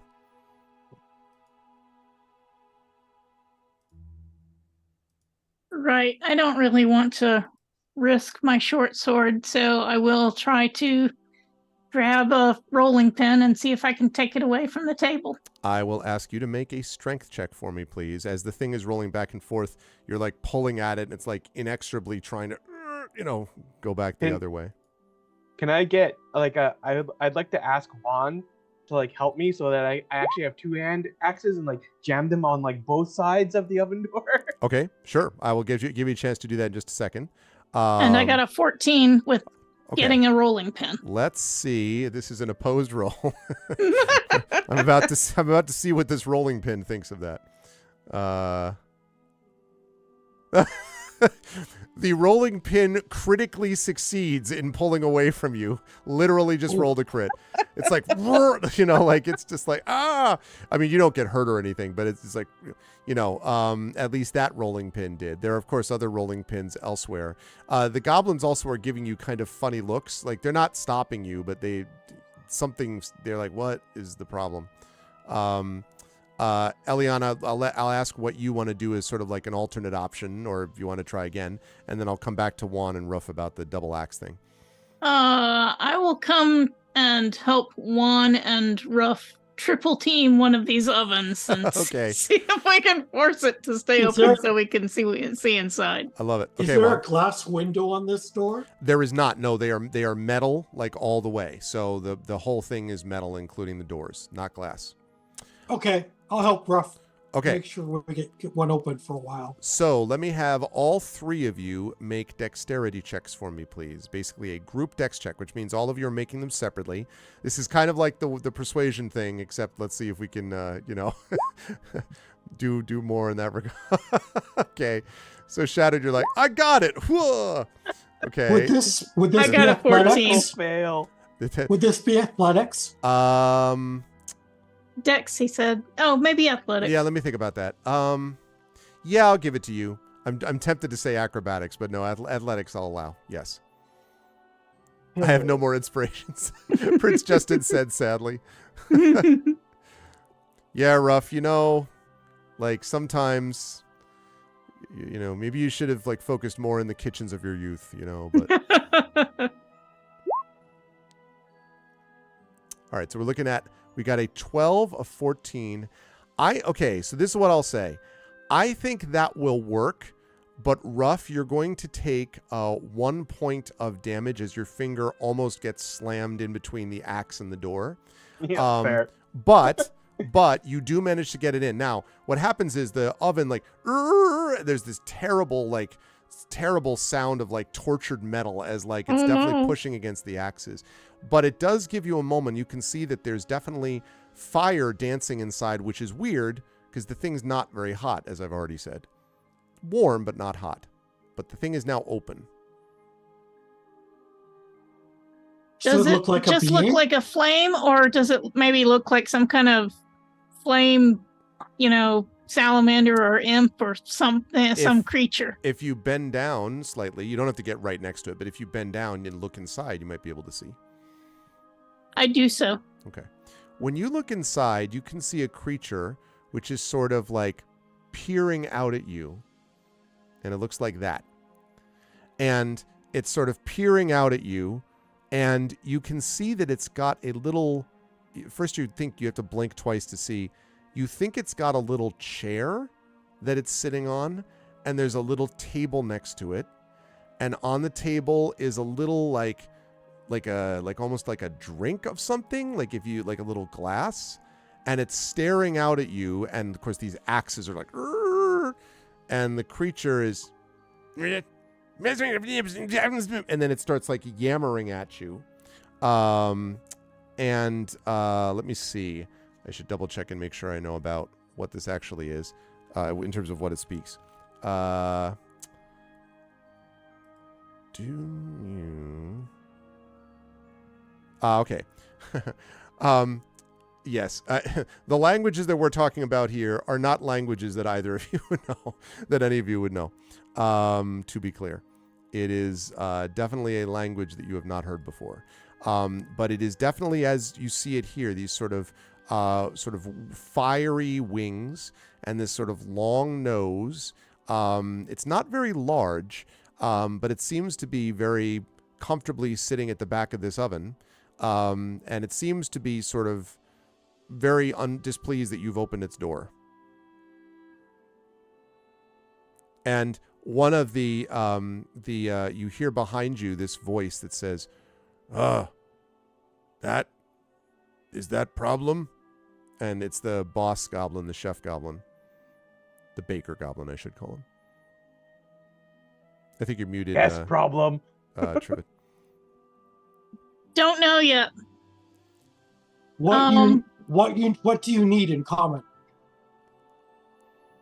You say to the thing in the The oven. imp. Okay. Yeah, to the thing in the oven. The imp is stares at you and doesn't seem to have understood what you said.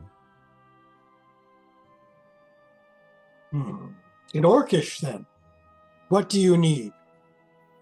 And it kind of stares at you and then again doesn't seem to have understood that either. I imitate how the door keeps swinging open and close, and I do a shrug motion. And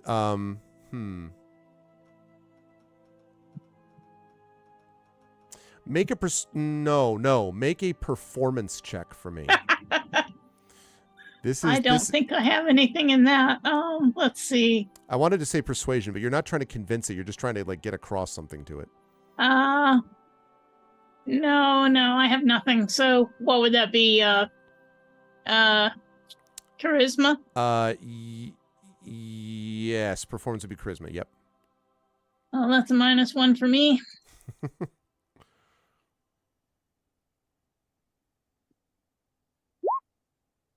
Still a 12.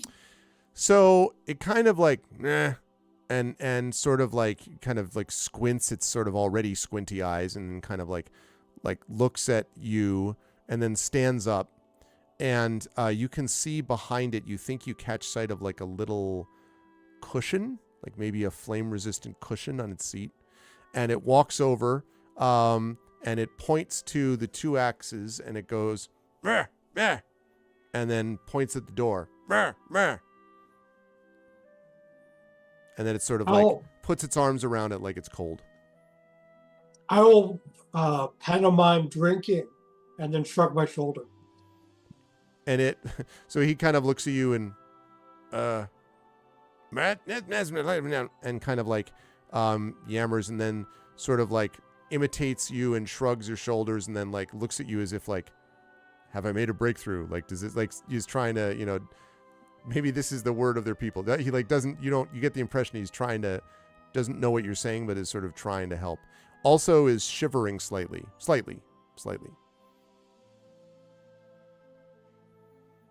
And the boss behind you says, kill that, problem solved, and nods sagely. And no, must not kill. What? Magic of furnace must stay. Oh. Anything here to drink? And says, and kind of looks around, and then yammers something in Goblin, which sounds faintly like drink in Orcish to you, Juan. And several goblins come hurrying over with glasses of something, and it seems to be some kind of cool liquid. And hands you a glass. Against better judgment, I will smell it. Smells like just normal water, you think. Doesn't strike you as having any unusual properties. Offer it to the imp. Okay. So you kind of put it in the oven. Creature looks over at it and and then sort of suspiciously sniffs it, and then and then starts yammering at you. Seems a little irritated. That's not it. And then points at the door. As pushing, pointing at the axes. The axes, by the way, are you're making sounds that no metal axe should make. You don't know how long this thing is gonna hold. We should let him be. All right. Ralph, let's pull the axes. All right. Okay, so you're able to pull them out and boom, slam. And then about 15 to 20 seconds later, they open up again, and then just as promptly close. I also would like, let's see, who should I ask for this? Let me have all three of you make a perception check for me, please, as this oven is closing and opening.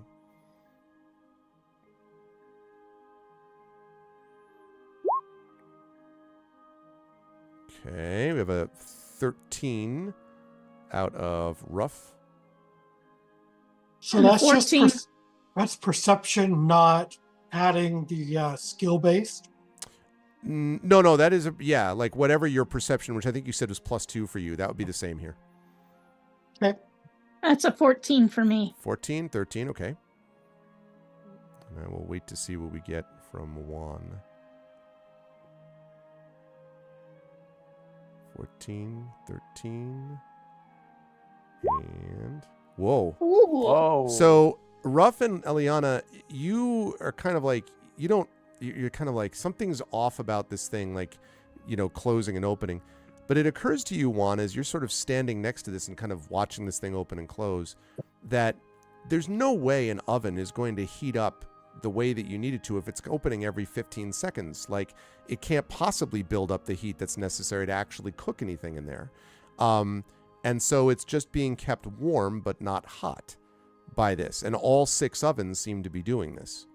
And as you glance very quickly at the oven next to it, you think there's another one of these things in that one too. If you had to guess, every one of these ovens has one of these creatures sitting in it. Well, we've tried forcing the doors open. Can we figure out if there's a way if we can force them to stay closed for a while?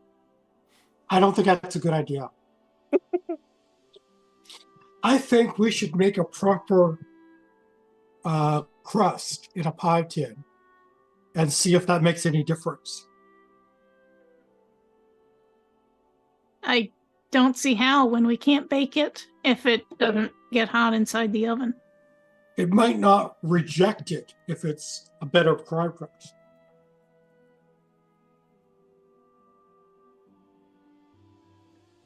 I lean towards seeing if we can force the ovens to stay closed.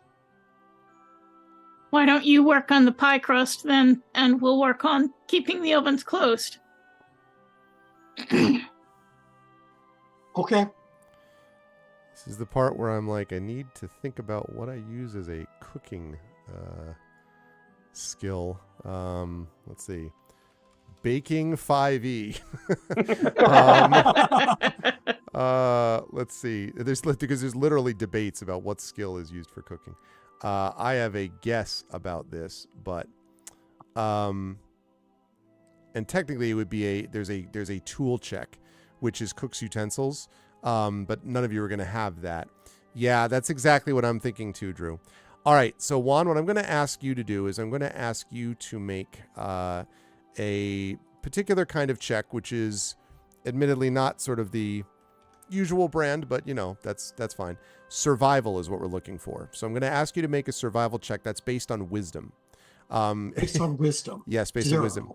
And you might have the skill, and if not, then it's just whatever your wisdom bonus would be. Yeah, if you cook it wrong, it'll kill you, presumably. While that's happening, Eliana and Ruff, how do you want to try to close these doors? Oh my goodness. All right, so Juan has just critically succeeded on the survival. I'm gonna come back to what that looks like in just a minute. Awesome. Eliana and Ruff, what are you doing in terms of like trying to keep these things closed? Is there any kind of latch that we can wire shut? There is no latch. It does technically have a bar, like on top and on bottom, and you use the bar to open it. Well, you would be if it wasn't opening by itself. But there's no latch per se. But you could, I don't know, theoretically put something between the bars, like to keep it from, you don't know how long it'll last.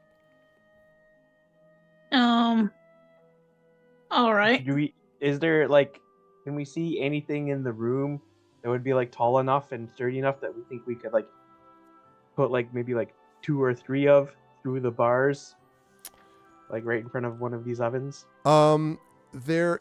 There might be, it's possible that there might be able to do a few things as you're kind of looking around. and you see one particular spot over there. Let me have you make an investigation check here, Ruff, as you're kind of looking around for something like that. Okay. It's the greatest pie crust ever made out of graham crackers and crushed up Oreo cookies. Only a 9. Yeah, I mean, there are definitely some things that you think might serve, possibly, or would have served if they were in better shape. But short of like battling the rolling pins, which Eliana was not able to do successfully early on. You could also ask the goblins if they know. Possibly it occurs to you of anything long enough to hold the doors shut. But nothing obviously comes to mind that you can see from it that's in this room anyway. Okay.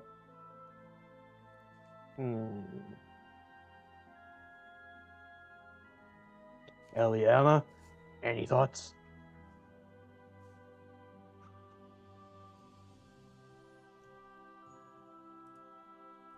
I keep wanting to investigate other things too, like the chimneys or the chimneys blocked, but clearly if we can't fix the doors opening and closing, we're not going to be able to fix the ovens.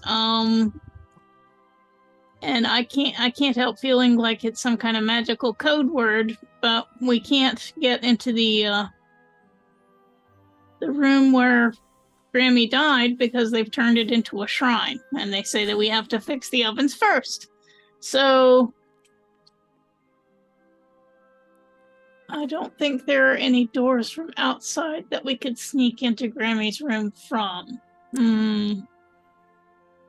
As you two are looking at that, by the way, so the goblins have gathered around what can only be described as a new vista in pie crust development. So Juan has just been standing there, and I don't know, Juan, whether this comes from maybe your childhood. Maybe this is like to jump out of game for a second, a Ratatouille moment where you're just like, you remember when your mom told you about XYZ. Like, whatever the case may be, this is an inspired pie crust. It is, not only does it have the perfect balance of flour and dough rolled out to an exceptional level, a certain amount of crispness. It is not too moist, but neither is it too dry. The edge is flaky, clearly melt in your mouth. This is a crust that, if married with an apple, could redefine apple pies as we know them in 1370 DR or whatever the hell year that I said it was. It is a pie crust to marvel at, and the goblins are all, and you can hear faint in Orcish occasionally, just sort of like, I didn't think it, I couldn't believe it. Spectacular. What is that? Boss doesn't make that. Like, they're just like all like in awe. And when you finish and you sort of turn, sort of a hush falls over the room. And then one of the goblins is just like, starts doing the clap thing, right? And they all sort of clap. And you get this sort of thunderous applause as you hold aloft this pie crust. Eliana and Ruff, you definitely have a pie crust to work with. I mean, you don't know what to do with it yet, but it definitely is there. It is a hell of a pie crust. What if we all just like lean up against the door of the oven? As you do this, the thing flies open again.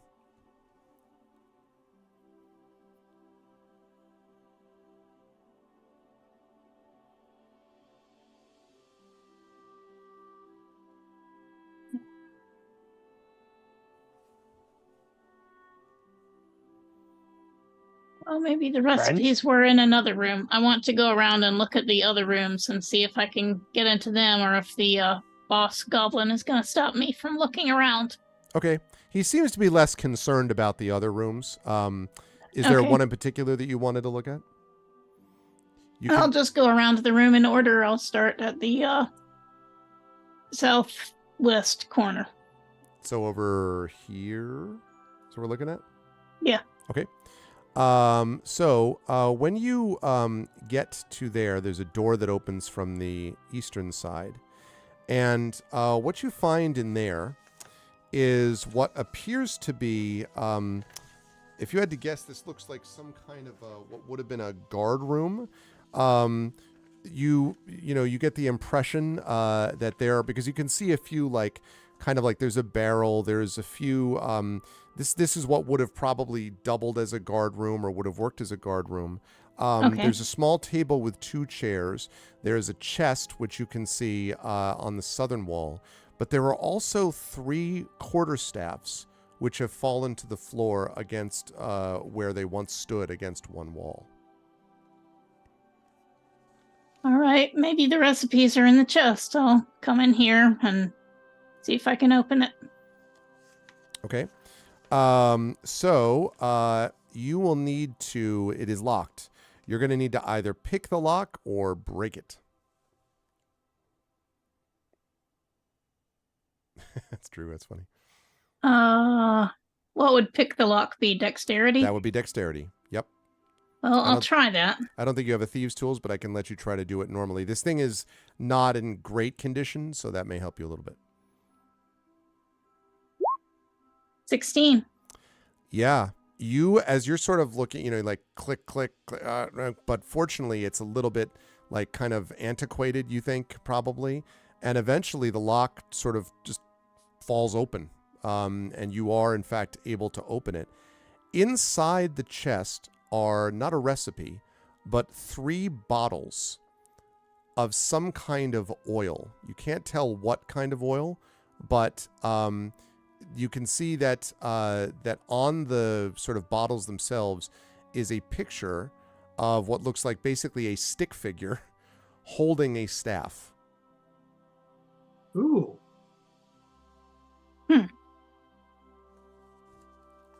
Okay.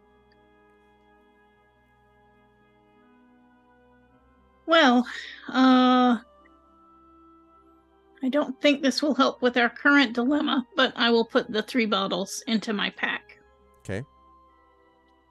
And then I will go to the next room. Yeah, you don't think it's Elminster, Prince Justin, if you had to guess. While you were doing this, Juan and Ruff, what are the 2 of you continuing to do? Because Juan, you have this pie crust now, obviously. What are you attempting to do? I'm going to look over at Ruff and see what he's doing for a moment. To see what I'm going to hold my action. Ruff Sorry, is Juan, looking around clueless. Okay. So Eliana just sort of jumps to this next room, and this looks like this is the actual shop front, if you had to guess, where people would actually have gone in. So Okay. there's a counter at the back of the room that is standing surrounded by shelves on every wall. The shelves may have once had lovely packages of pies, but they've long since been ransacked. There are paper boxes and bits of ribbon and twine that litter the floor. And 2 small tables have been overturned in the center of the room.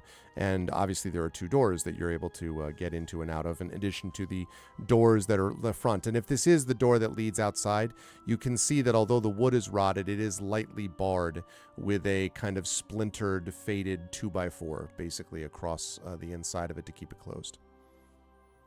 Well, this room is really messy. I will search for papers, so I'll spend a little time looking Okay. through all the mess. Go ahead and let me have you make a perception check for this, actually.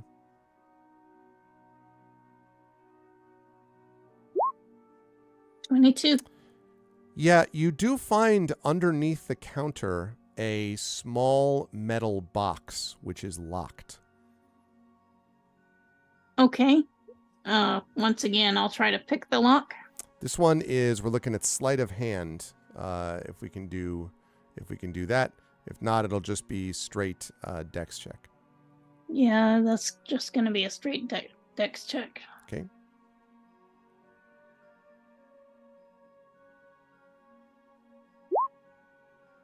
$21. Wow, you need to respec as a rogue. So you're able to get this open again. And inside you see coins. There are 8 gold and 11 silver and 21 copper inside this. This might have been the cash box, it occurs to you, Eliana, for the shop. But that's it. No recipes. So what did you say? 8 gold? 8 gold, 11 silver, and 21 copper. I'll take the gold and silver, but leave the copper. Okay.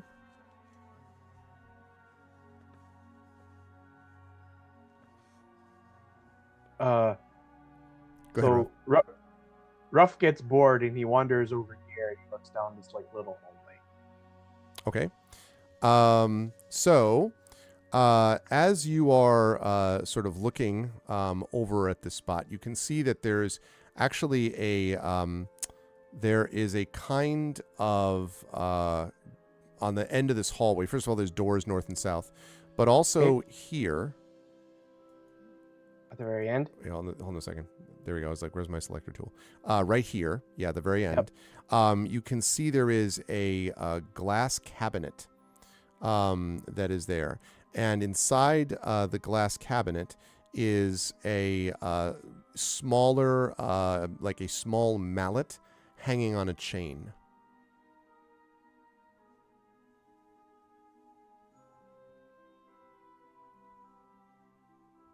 Inside this glass cabinet. Is there like some kind of check I could do to see if this means anything to me? Because like if I have like art, like kind of like an artisan background, like I'm a guild jeweler. Mm-hmm. Yeah. Let me have you make. Well, it depends, I think, on what you suspect this is what check I would tell you. Like, do you have a sense of, oh, I think this is a religious thing or a magic thing or a, I don't know, dwarven thing? Do you have a sense of that? I would probably suspect it to be like some kind of like, to guess, like I would suspect it might have something relating to do with the magic of the enchantments. Okay. Let me have you make an Arcana check then, please, for me. Oh, that's just a straight 20. 14. Okay. Yeah, you think there probably is something magical about this, both because of the way that it sort of looks, because it's, very, very well, like beautiful craftsmanship, but also because of the way that it's kept inside this glass cabinet, which, although dusty, still looks to be, like a case of some importance, as opposed to just, random place you throw things in. Hey, Nonstop. Okay. Can I tell if the goblins have touched this at all? You don't think so. You'd have to get up close and personal, but there's a lot of dust on it. No, you don't think they've come anywhere near it. I would do so. Okay. All right. So what are you just trying to like open it basically? Yeah. I would like you to make a dexterity saving throw because as you touch the case, you hear a audible click. Uh-oh. I think it was At least trapped. you didn't lick it. Uh-oh. Heliana's like, trapped. well, this is going well. Then you hear, ah! Oh, like no. Oh, God. So, yeah, the crit fail is unfortunate in this context. So, Actually, it was a 2. Well, yes, it became a 1. I'm sorry. You're right. Not a crit fail. So the cabinet blows up in your face, basically. You are going to take 9 points of fire damage. And your beard is singed, and you heard this like massive explosion, and Juan, you hear this like and Eliana, even from where you are, you hear this sort of sound of like a, from the distance, inside the place. The good news is the cabinet's broken, and as you're staring with your smoldering beard, with blackened, like, the Wile E. Coyote, kind of look, right? But you can see the mallet and chain is now in front of you. I will run to where the explosion was. Okay. I just kind of stand there shocked. So you see Ruff doing that. The area around, there's a lot of shattered glass and big scorch marks. And what you think as you're standing there, Juan, a wisp of some, like, what you first looks like paper and then you realize is beard hair that's on fire. And like just sort of a singed thing like falls slowly to the ground in front of you. Oops. Are you okay, Ruff? I just kind of turn around, looking very like singed, and then just like slump and like sit on the floor. I have 1 hit point left.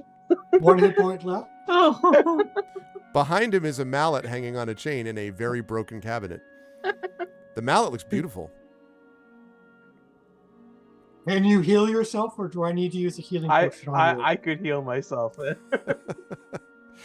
First, I need to recover, figure out what happened in the last 15 seconds of my life. Yeah.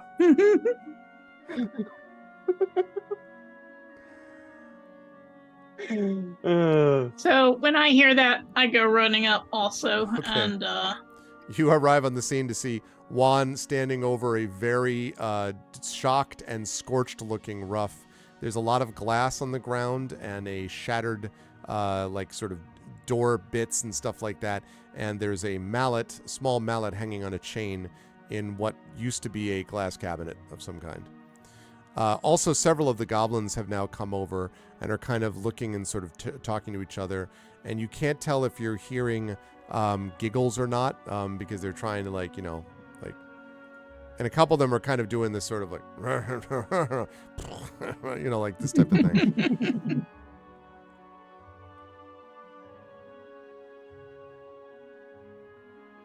all right. Well, once I see that Ruff is getting attention healing from Well,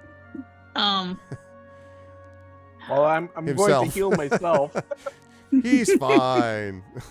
Ileana, keep searching. You're doing good. all right, I will keep searching. All right, I'm gonna go back to Eliana in just a second. But Ruff, first of all, what did you? So, are you using some kind of healing something or other? Yeah, I'm going to cast Cure Wounds on myself. Seems logical. There we go. I gain all of it back. Oh, nice. It's fine. back up to 10 out of 11. just burned hands, but everything's fine. Listen, if you're gonna make an omelet, you're gonna break a few eggs. Gonna make a pie, you're gonna break a few things. Okay, so you are now feeling much better. The place around you is a mess.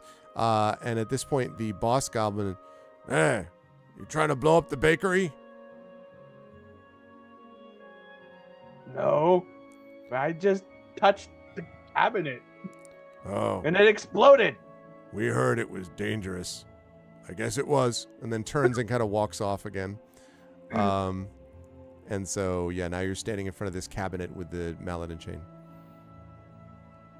Ruff, why don't you go search the other rooms? I don't think this mallet's a good idea. I'm not touching that. I'm gonna go in this room up to that's right beside me. One thing I do want to be clear about, though, just so I'm not confusing anyone, I do want to make it clear that it seemed to be the cabinet that when you touched it blew up, not the mallet, just to be clear. The mallet may still be cursed in your mind, and that's fine. I'm just letting you know. I'm just letting you know it was not when you touched the mallet because you were trying to open to get to it. That's all. So the room right above. Okay. Let me I'd like have you to do open that, that and then I'll door. come to Eliana. Yes. This room has two notable things. First of all, it's much cooler in this room, a lot cooler. And you can see on the ground a very obvious and glowing large blue glyph, which as you step in... I don't. I'm just kidding. I'm just kidding. I'm just kidding.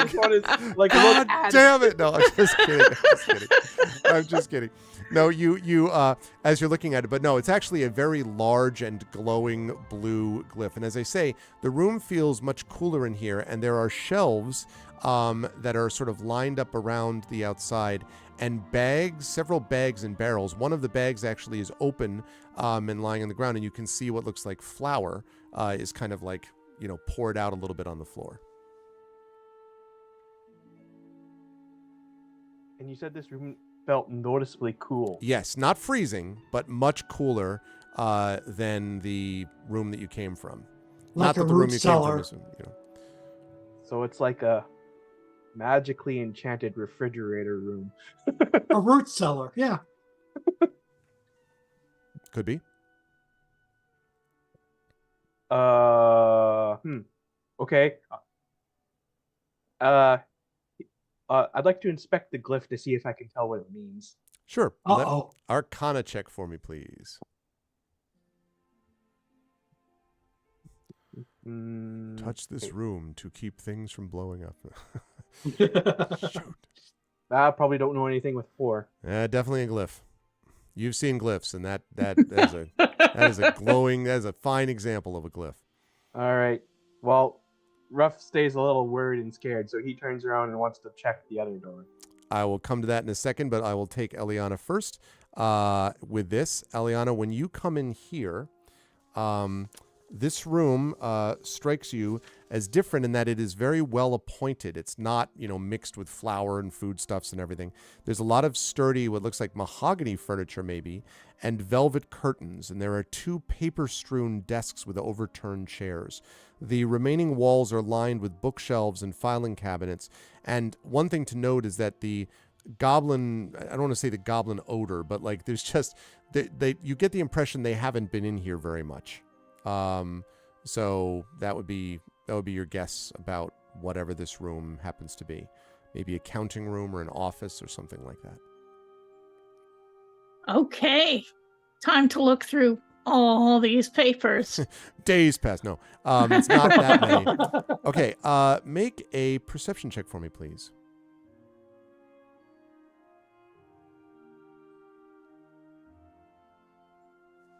Just an 11. Okay. Yeah, as I say, it's kind of messy. The shelves have all these sort of, like stuff all over the ground as well. And there are 2 drawers, like 1 drawer each in each of the desks that have been overturned, that are closed. You can see that. But that's basically, those are the main things you see. There's several drawers in this. Actually, I'm sorry, I should have said 2 in each. I beg your pardon. 2 drawers in each of the desks. Otherwise, the shelves just have a bunch of different things. One thing you can tell from the shelves without even having to do a big search is that there are a lot of records here of like bookkeeping records. And the last note that you saw was that, if you just take a quick look at it, the bakery's finances were booming. Like if you had to guess, this thing was doing super well. Mm-hmm. Before, but the records all come to an end about 6 months ago. Okay. I'm going to call out, hey, Ruff, can you come take a look at these papers with me?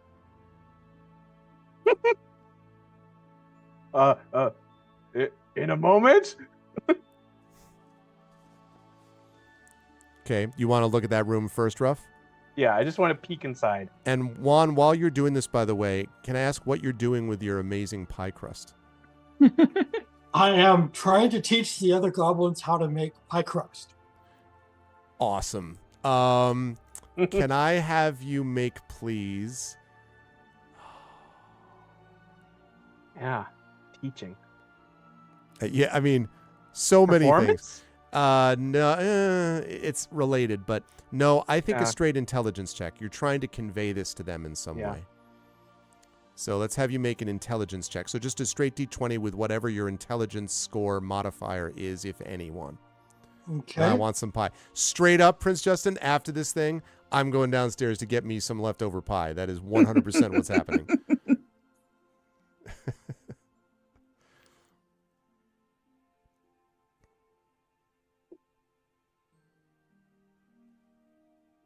Oh, sorry. You rolled it already? Yeah. Oh, I beg your pardon. 12. I would say, so you think you've managed to get them to understand the idea of like the way to make a pie crust is not to like throw some dough under a pin and hope for the best, but that like you actually have to shape it. And you're like trying to show them. And so you're doing this thing based on the incredible pie crust you made. If you're like, no, it's like this, like very delicately with your hands. And they're like, this, like they sort of punch the crust and you're like, yeah, that's in the right. They've got a long way to go. They've got a long way to go. This is really, there's a lot of Fisher Price, my first crust going on here. Like I'll be hitting a lot of heads. Yeah, right. They seem to be willing, more or less. They seem to be awed by your crust making. So they certainly seem to be willing students. The spirit may be willing though. Ruff, meanwhile, in the room that you've opened, you see one that looks identical to the one you were just in. The same kind of cold glyph, radiating room that seems to be there. Well, Shadow. I just saw the note in Ruff Twitch doesn't want to tangle with any more magical effects, so he goes down to join Eliana now. Okay. All right, Eliana, what did you want Ruff to do? You're muted again, I think. Help me look at these papers to see if we can find any instructions for magical ovens or recipes, but really I want the instructions right now. Okay. I'm fading fast. All right. Sleep well, Alphabet Streams. Thanks for coming by, Alphabet Streams. We're closing Come in on, on the end Alphabet game. Streams. We're closing in the end game ourselves, I think, Alphabet Streams. Okay. Perception check from Ruff then, if Ruff's going to do that. Perception. Just +3. Ugh. Crit fail. You're like, are you sure this is an office? Because, I mean, there's papers, but like, what does that mean? It's a paper mill, maybe. Like, how do we know? Wow. These rolls have been all over the place. You're more like Steve Carroll from The Office rather than the actual office. Yeah, you have no idea. I mean, it's a lot. It's a big mess. Like, you can definitely tell that the goblins are like, what the hell is this? And then just left again. You kind of feel like that. You're like, you know what? Maybe the goblins weren't all wrong about that.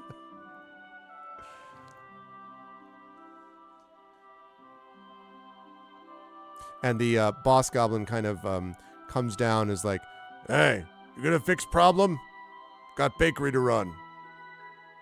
And the others, We're trying to find information, but we can't find any. We oh, want to help you. We want to help you. We want to help you make pie. Make Well- awesome pie. But we need instructions. just kill things in oven. He shrugs. No, must make pie crust like this.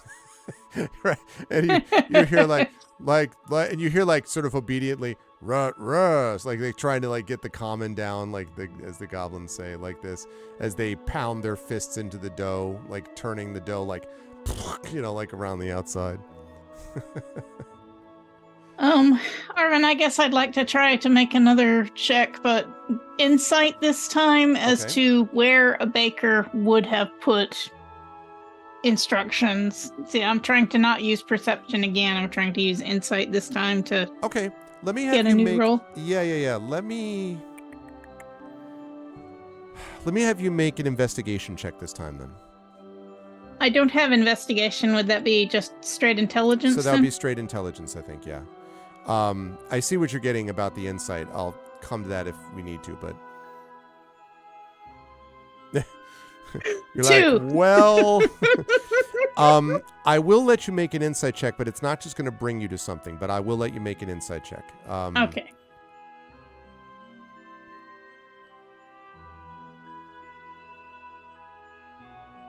That's a 9. I Oh mean, dear. one thing you know for sure, obviously this bakery was magical. The goblins did not make this magic. And obviously you know that this was doing extraordinarily well, and everyone talks about, like, if a great wizard is like, this is the greatest pie of all time, then the pie obviously itself had to be magical somehow, which means you would assume that unless the magic died with her, she had to keep her most prized recipe carefully. So where she would keep it, you're not 100% sure. If she would keep it all in one place, you're not 100% sure. But something which would allow the, everything to be keyed off of either the recipe or something which allowed the recipe to be made, to be used, to be realized.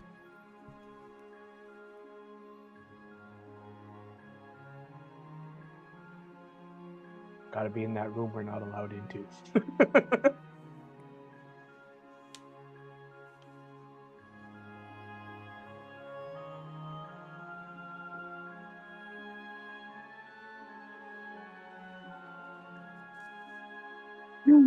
Well, Eliana, not being struck with any great insights, sighs and starts going through the papers more carefully to try to find something. Okay. So, as Eliana's doing this rough, just a quick question. You were going back up to where Juan was? Yeah. Presumably? Okay. as Juan and Ruff are kind of looking in that other area. Eliana, one thing you do notice about these drawers is that they are the only thing on the desks that, or in the room, I should say, that are not open, right? Like, I mean, the shelves are half knocked down. They're little like there's a couple little like not foot lockers, but like storage chests that are just open with books sort of splayed out inside them and everything.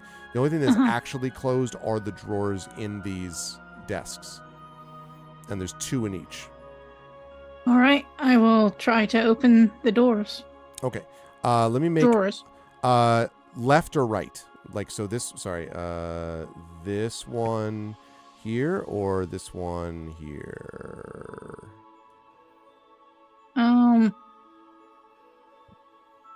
Let's see. I'll go with this one.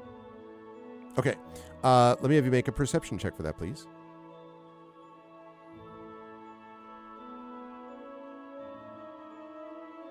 That's a 22. Yeah.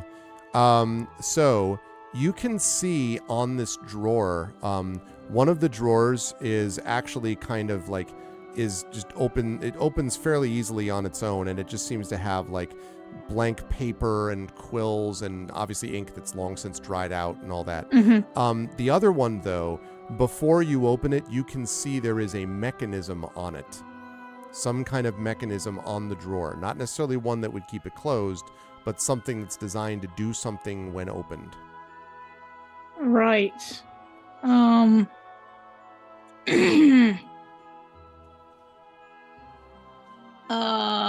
Okay, before I do anything with that, let me take a look at the drawers on the other desk. Okay. Those are not locked, and both of those also are blank paper and quills. There is one silver ring in the top drawer of that left one, but you think it's just maybe like, it seems to have, it says G, like sort of a initial in the ring. It might have been like an official signing thing. You know, you use it to kind of sign a document in wax at the end. I'm surprised that the goblins didn't take that. You get the impression maybe the goblins stayed away from here because they're like, possibly. Okay. I think I'll leave that be for the time being and come back and look at this mechanism again. Does it look like something that would, if done incorrectly, shoot out at me or like burn the desk up or something? No, you think whatever it is would probably go at the person trying to open it. You think this is probably trapped somehow. Not that there are any traps in this building. I mean, like, you know, nothing has actually been shown to have that quality.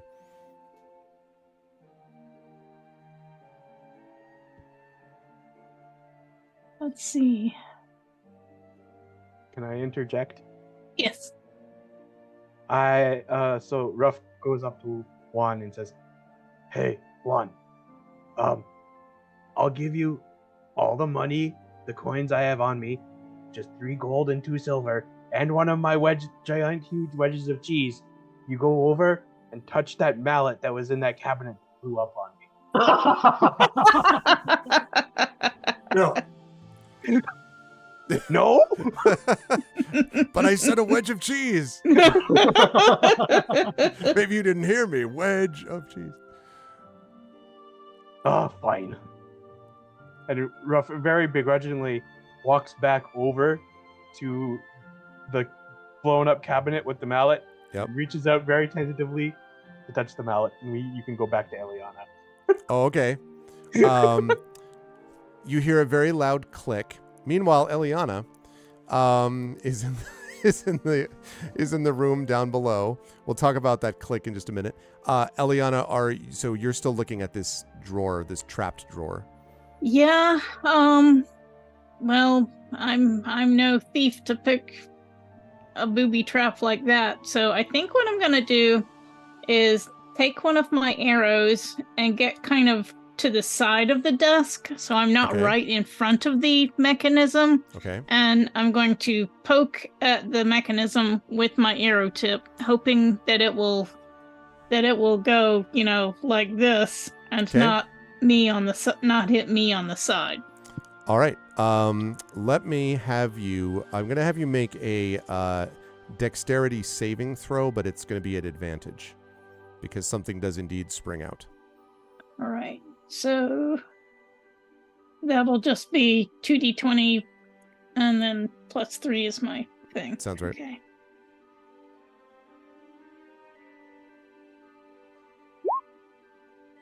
Oh, Okay, yeah. with advantage, that would be 14 +3 is 17. 17. Yes, that's enough. And you can see that this thing that sprang at, which you, even with the arrow, like comes pretty close to your hand, even so, there is a needle at the end of it. And you can sort of like, as you look closer, you can see what looks like just a tiny little bit of liquid at the tip of the needle. Yeah. But it Okay. has now been sprung. Good. And the drawer now, as you've opened it, you can see that for a moment you're like, oh man, but then you see that there is because you see a torn up parchment, like basically half of a parchment just sitting in the drawer. Huh. Well, I'll take it out. On the paper, as you look at it, you can see something which says 5 apples, 6 teaspoons of sugar, 3, and like, so it goes down with this list, right? And then it says, must use the, and then the rest of it is cut off because it's only the top half. Okay. It sure looks like a pie recipe, though. At least the first Does half it of look like it was cut like with a knife, or was it roughly torn apart? It looks like it was. Make an investigation check for me. Exactly, Prince Justin. But what is the question? Investigation. That's a straight D20. 13. You think that it's meant to look as if it was torn, but it's too neat. You think that this is one of those things that was torn, like cut and then sort of distressed after the fact, right? Like, frayed on the edges and whatever. But no, you think that this thing was deliberately cut and not torn. All right. Now I'm going to check all the drawers and see if any of them have like false bottoms. Take them out of the thing, see if anything is glued to the bottoms of the drawers. I'm desperately searching for the other half of this thing. Yeah, I hear you. As Eliana is doing that, Ruff, you heard this audible click that I mentioned, but then nothing happens. Proceed. Oh. Nope, it's fine. Just a click. It might have been the same click from before. Okay. And this time nothing happens, and you just have it. You could just take the mallet off if you wish. It's small, around us, and on a silver chain. Okay. It's very small. Very small, almost like jewelry. Ooh. All right. Can I tell if this is of any kind of like religious significance? Go ahead and make a religion check for me. Because I have a +3 in that. Mm-hmm. Then I'll come back to Oh, Juan in a come second. on. I mean, listen, some religions use hammers. You are not familiar though with anything in particular that would indicate a specific thing. For example, it is not this hammer right here, branding. That is my, for those in the know, that is my gray shade hammer. No, it's not that. It doesn't, I mean, not that you know of. Certainly there can be religions with hammers, but I mean, you don't know anything in particular with this. I tried tapping it on a wall. Ding, ding, ding, ding. Okay. And he like Completely shoves it, like, pristine, by the inside way. of his- For something that- that was in the midst of a flaming explosion, completely pristine. Okay. He like hooks the silver chain like onto like the chain of like his holy Right, symbol. because I was around going to his say neck. it could fit, yeah. Yeah. Okay, Juan. So the minute you do that, Juan, you're like, no, you have to like, it's more even than that. Like, you're trying to like explain, and they're really trying. But then all of a sudden, there's a moment's pause, and everything in the room goes silent, and suddenly all of the oven doors open and stay open. All of the pins stop rolling. All of the knives stop chopping midway through. And you hear I this. found the thing that controls the magic. Something is like, and you can see a bunch of like, you can now see 6 angry of these creatures like yammering at you. You can see a couple of them like trying to pull the thing closed. And then when they can't, they just up and they all jump out of the oven and then sort of stare at you and then fly off, basically out into the room with the carts and then away. You found the emergency exit. Yep. Oh. Loading was worth it. Oh. Okay, Uh, I will. so- I will okay, grab. Mm-hmm. Who goes first? Go ahead. I will grab the chef's hat off the hobgoblin, Who's like, put it "Ah!" on myself, Okay. and say, "Now you fix of it." Okay. You say this to the boss goblin, Yep. and the goblin's like sort of stares and then looks, shrugs, how? Your problem. You fix of it. I Orcish. So he's like, but I don't like the impression you get is sort of confusion. You're not 100% sure, Juan, that he knows how to do that. Me either. Yeah. I have this image. I have this image of the two of you at the top, just like, I'm telling you, fix it. I'm telling you, fix it. Like, just all Make if we it yell someone at each else's other, problem. I'm intimidating you into the answer. Now you do what I say. Oh man, science with a vengeance. So he sort of wanders over to the oven and stares at it. The oven doors are now all open, as I've said, and nothing has closed them, but they are not closing on their own either. I would like to grab the mallet that's on the chain now around my neck and like point it across the room towards the ovens and like try like waving it like a magic wand and think really hard about making all the ovens like burst into life. So they go, they alight, and then they're flaming, and like one of the goblin like close by, like he has to like jump out of the way because there's actually almost flames like leaking out of the inside of the oven now.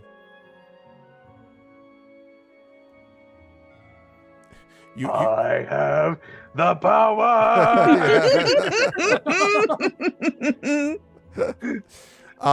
Eliana, by the way, you are currently surrounded by wood pieces, nails, wood chips, wood screws, you have not found anything other than these things previously mentioned.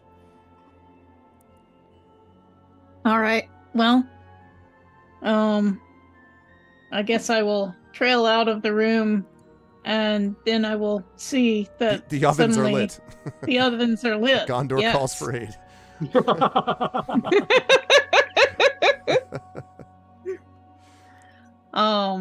And I'll look around for Ruff and Juan and try to figure out what happened. What did they do?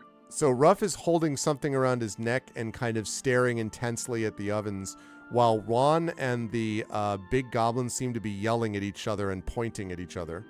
And Juan is wearing the chef's hat for some reason also. Okay. Well, I don't want to break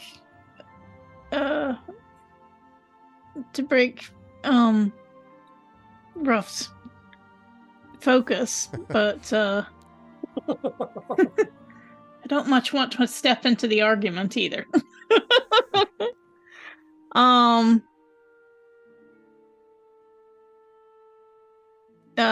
But I'll go up to them. Where are they? Oh, over here. Yeah, right. Ruff is so, in the middle of the room and Juan is right, top right, of the right. room. So Yep. I'll go over to them and like say, "Hey, look, oven's working."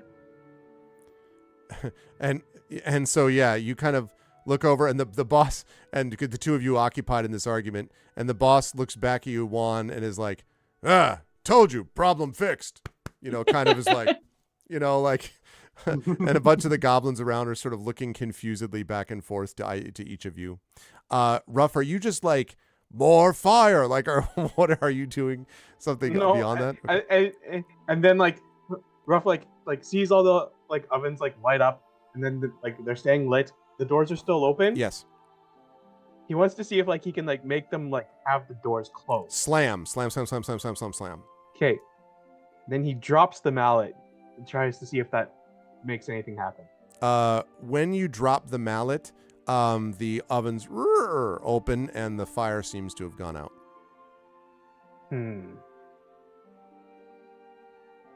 All right. So then I'll go up and join the others. Steve, fix the oven. It was fixed. You broke again. Like they, like. And I kind of like elbow Eliana and be like, I found how to control the stuff.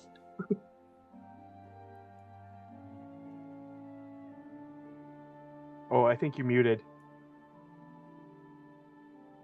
That's fantastic. But I was thinking if the ovens are working, I think the chief said that they would let me get into the shrine. Yeah. Now, yeah, they should let us into the other room. Did you find anything? So, well, I found half of the instructions. I found the ingredient list, but then it says below something must. I mean, I don't want to mess things up by going with just half of the instructions. So you found the ingredients, but not the instructions for the recipe. Yes. So it's got to be in the room, right? I would think so. Yeah. Okay, and then like Ruff just goes like straight up to like the boss goblin while like he's like in the middle of the argument. Yeah, it's like I fixed it. Fixed was me. You broke. Yeah. And then like grasps him on the shoulder, turns him around to like look at the ovens, picks up the mallet, like points it at the ovens. All the ovens like come on. And he's like, oh, and all of the goblins are, oh, at the same time, like. Now let us into the other room. And he we sort fixed the ovens. He kind of like glances back at Juan and says, ovens are fixed. And then he wanders back to the door and opens it. And this is a once homey apartment where the famed Grammy used to reside. You can still see the ancient mahogany furniture that still stands in the room. There is a bed with sort of a broken down mattress standing in one corner. And against one wall, you can see it over here, is a desk, which is covered in papers and several what look like trophies, like golden cups. All right, so I will take off my cap respectfully, or whatever, and go in and look at the desk and the papers on the desk. So the papers themselves seem to be more sort of like invoices, manifests, like shipping documents, things like that. But this desk has two drawers like the ones that you saw before. Desk looks very similar, actually, to the ones in the office that you found.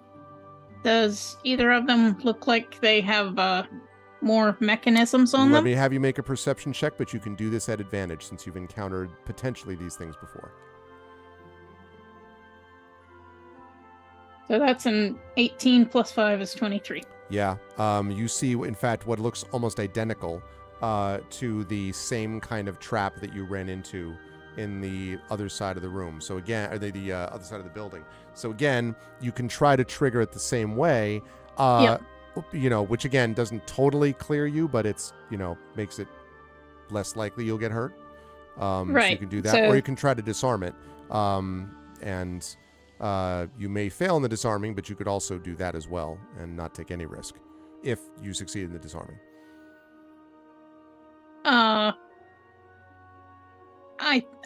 The other way worked, so I think I'll just try my arrow. Spring the trap with an arrow. Let me have you make that dexterity saving throw, but again, you're doing this at advantage because of the arrow. Okay. That was a natural 20. I love it. You're just sort of like zip, like Matrix style out of the way, like doesn't come anywhere close. And indeed, the same kind of needle with a little liquid, just like in the other one, is there. And inside this is a small red leather covered book. And next to it is a torn up parchment scroll. Okay. First I'll look at the scroll. That says, use the mallet for control. When done, heat ovens to 3, and then it like proceeds to explain like basically how you make an apple pie with stuff. It seems to be the bottom half of this scroll. Okay, now before I take this out, I want to look at the red leather book. Okay. The red leather book is very beautiful, sort of old, aged leather, but not you know, like falling apart leather, just sort of like, you know, weathered. And when you open the book up, you can see that there are a number of what look like, at first you think they're spells, but then you see that they are actually also recipes. Like different kinds of recipes: apple tart, apple crisp, apple cobbler, apple sauce, apple sausage. Like there's a lot of, you see a pattern, but they're all very carefully maintained. And behind you hear this, and looking back, you can see that the boss goblin and like every goblin apparently in the place is clustered behind him, like all looking over their shoulder, you know, his shoulder, and trying to look at you. And the goblin's like, is that the sacred, the book, the recipe? Grammy's pie? He says, almost haunted, hollow look on his face. This, and I hold up the 2 pieces of parchment.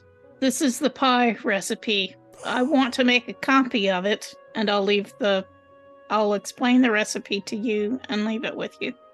And he sort of nods. He says, and he looks around at you, Juan. He says, can you make more pie crusts? But you have to plant trees better. All right. And they say, we'll plant trees better. And he turns around and says, you plant trees better. And all the goblins like fall into each other and like run off. You think you hear the cry of several dryads to the north, maybe, as they quote, go to make it better. But in any case, so yes, they go to do that. Meanwhile, using the recipe, you actually are able, thanks to the brilliant pie crust as well, you assemble one pie, which you place into the oven, which is controlled now properly thanks to the, you basically just have to think 375 Fahrenheit, you know, like, and it just like, it like lights to that. Or for, I guess for Canadians, 1 Celsius. No, whatever would work out to. 1 Celsius. I'm just checking. And then it, you know, and it comes out, it is a transcendent experience. Like when you are eating a piece of the pie, the goblins all around you are giving you this smug, like, like, you know, it is ridiculous. Like this is not a normal pie. It's spectacular. And in fact, as you eat it, you find yourself feeling fairly well disposed. Like Juan, you're like, maybe I don't have to yell at the boss goblin as much, you know, and they shouldn't yell at me either. Like, why do we all have to yell at each other? Like, everyone gets a lot of like fellow man type of stuff. And it begins to occur to you that maybe part of Grammy's secret also was in reducing the feelings of violence or aggression from species to species. These goblins themselves did not go running out of their way to kill you because they were just like, can we have more awesome pie? there may be more to this than meets the eye, is what I'm saying. And you are able There's to make more a to copy. pie than meets the eye. More than meets the pie. Yeah, exactly. You having made a copy of the recipe, I assume, and I should just check, you are bringing it back to Tindarius? The copy? wizard? Yes. Yeah. I'm just trying to decide what to do about the book now. Yeah, you tell me that all first, the and I'll tell you goblin- what he says. Sorry, all that the goblins are interested in really is pie. So You get the impression they wouldn't mind actually trying some other recipes out if it all involves apples, like if it's this all stuff. right. Well, there is a lot of paper here, you said. Yep. So I guess I could make copies of all the recipes. A week It's gonna passes. take a while. I was gonna say, Eliana's sitting in the room next to the poison needle. Just like, I got this. Just write it down. Go ahead, Ruff. Is Juan still wearing the chef hat? You betcha. Would you care if I went over and grabbed it off your head? Because I want to go over and grab it off your head, give it back to the boss goblin, and then give him the mallet. Ooh, the moment. And be like, this is how you control the ovens. Make sure you think, cook the pie. Mm.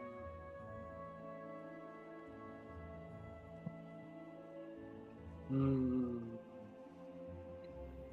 The goblin comes up and slaps you on the back, Juan. You know, good pie crust. Learned a lot of things. And he turns and yells at a goblin, roll better. And the goblin's like, salutes, and immediately runs off to roll something better. He nods, big smile at you. I guess we're gonna leave the goblins in control. Yep. They're not bothering anyone, except maybe the dryads, but if they replant the trees better. Yeah, I will. Before I start copying all the recipes, I'll go out and try to get the dryads and the goblins into some kind of détente so that the dryads can show the goblins how to plant trees better, because they'll do a better job of it than I would. The your results, one thing I will say that by the time you've actually left the whole place and done it, you're still not sure that the goblins fully understand what the term straight and even means. Like, this seems to be not quite in their vocabulary, but they've got the spacing better. And for their part, the dryads actually kind of find the goblins a little funny. Like, the goblins don't actually hate the dryads, actually. They just don't know what to make of them. So they're kind of like, so when the dryads sometimes will like point at something and they think that you put the seed there, and the dryad's like, no, there. No, there. And they find this very funny. But you do think that together, the apples trees seem to be getting planted more effectively. And God knows there's a buildup in the nearby areas. Like, everyone has been just basically losing it, wanting more of this apple pie. So when they hear that maybe this thing is back running again. In the meantime, when you do bring the copy back to Nidarius, the old man's face lights up as he reads through the recipe, and he says, Of course, it all makes sense. And he sort of looks at one and then rummages in a drawer for a moment and then emerges with a rust-colored leather bag. And he says, I think you'll find that quite entertaining, he says as he gives it to you, Eliana, with a twinkle in his eye. He also gives you 25 gold pieces to the party in a smaller plain bag.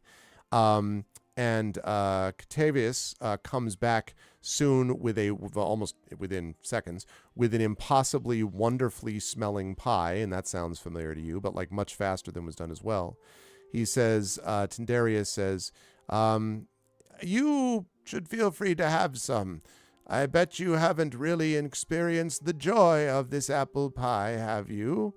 Kind of looks at you as if expecting you to be like, oh no, never have before. I would welcome a slice of pie. And he cuts you a big slice, sits down, and he says, you know, I think it might be time, before I go to the celestial plane, to maybe think of franchising. What would you say about opening some regional offices? And I think as the camera pulls back from the outside of the tower, we maybe get to see one angry looking flame creature looking in the window going, nah, nah, nah, maybe with a tiny little suitcase in his hand, and then flying off.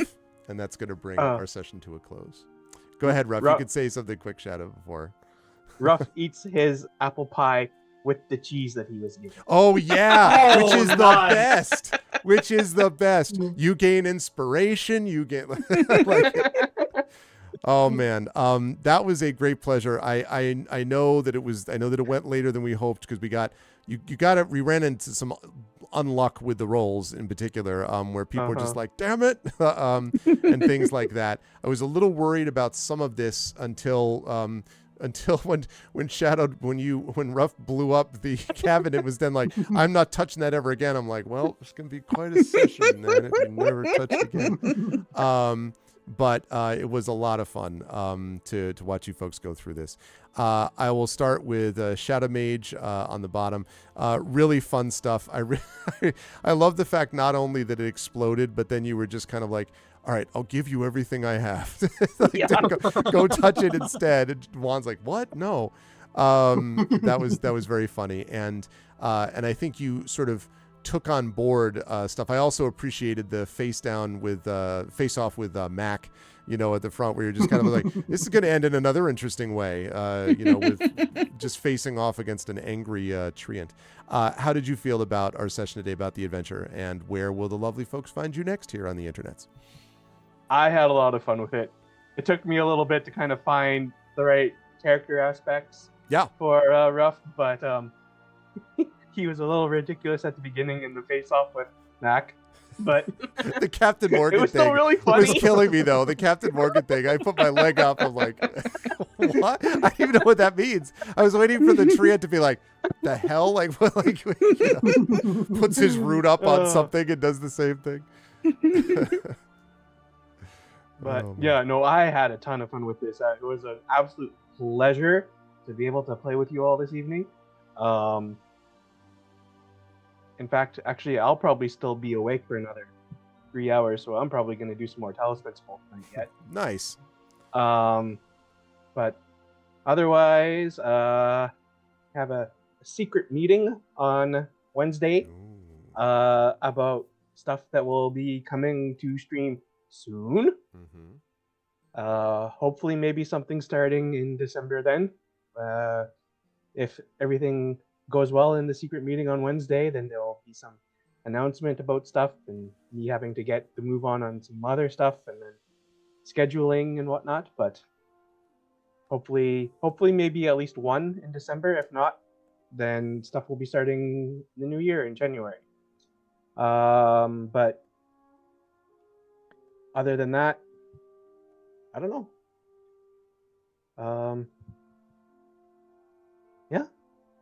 Thanks for having me. That was great. Always a pleasure, Shoutout. And I'm excited to see the results of that secret meeting, as we discussed.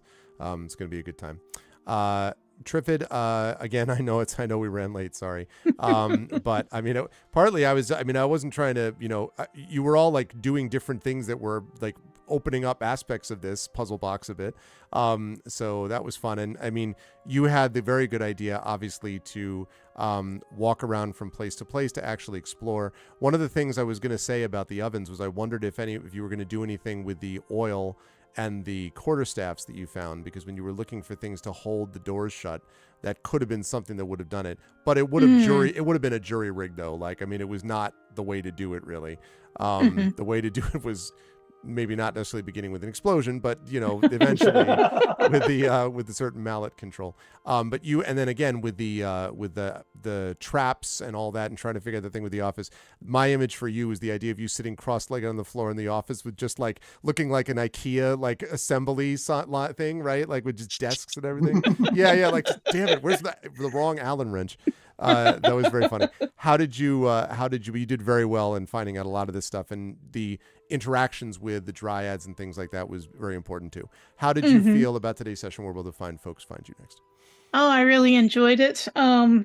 These puzzle adventures are always really frustrating in the middle as you go around trying thing after thing and nothing's working. Yeah. But then it's so satisfying when the revelations finally come, and oh, that's what it is. Yep. And so Except yeah, for the dwarf who almost blows himself up. Well, that's the satisfaction part, Shadow, really. I had your back. I had your back. I had Yes. poison. How are you doing? Like, how are you feeling? Oh, you can find me on Blue Sky at PE Matson. I'm on Mastodon, newsy.social, at Trishy M. I blog occasionally at whatsthewordnow.blogspot.com, and you can also find me pretty frequently on Skiffy and Fanty. All good stuff. And also a very good copy editor, by the way. Ask me how I know. Thank you. But thanks, Triffid, so much. And again, sorry we went a little late, but it was a lot of fun watching you all go through, not struggle, just like work your way through it. It was really fun to see. Last but certainly not least, Wispy, thank you for joining us here. I thought you did great as well. I loved the image of Juan as the military man, just basically shouting it out with the boss goblin. It reminded me very much of my two cats that are like best buddies. So when they play fight, it's very much like I jump on top of you and like, you know, pretend to be very fierce, and then you jump on top of me, and it is not ever a real fight actually. So you know, it was very funny to me to watch it just kind of like rah, like, you know, everyone like yelling back at each other, you being like, now I'm telling you, fix the ovens. No, you fix the ovens, was very funny. And yeah, and it was, as it turned out, we didn't have any there could have been combat in here. It is possible that you could have just been like, screw it, and kicked open the front door, and that would have been a very different adventure. But instead, the way you all managed it sort of worked out in a different way. But still, the fighter military man intimidation factor came into play during the course of the adventure. How did you feel playing with us, and where should the fine people look for you, you know, elsewhere on the internet if you get up to anything like that, or where are you hanging out these days on the internet that people will find you one way or the other? I had a blast doing military goblins. Yeah, that was great. There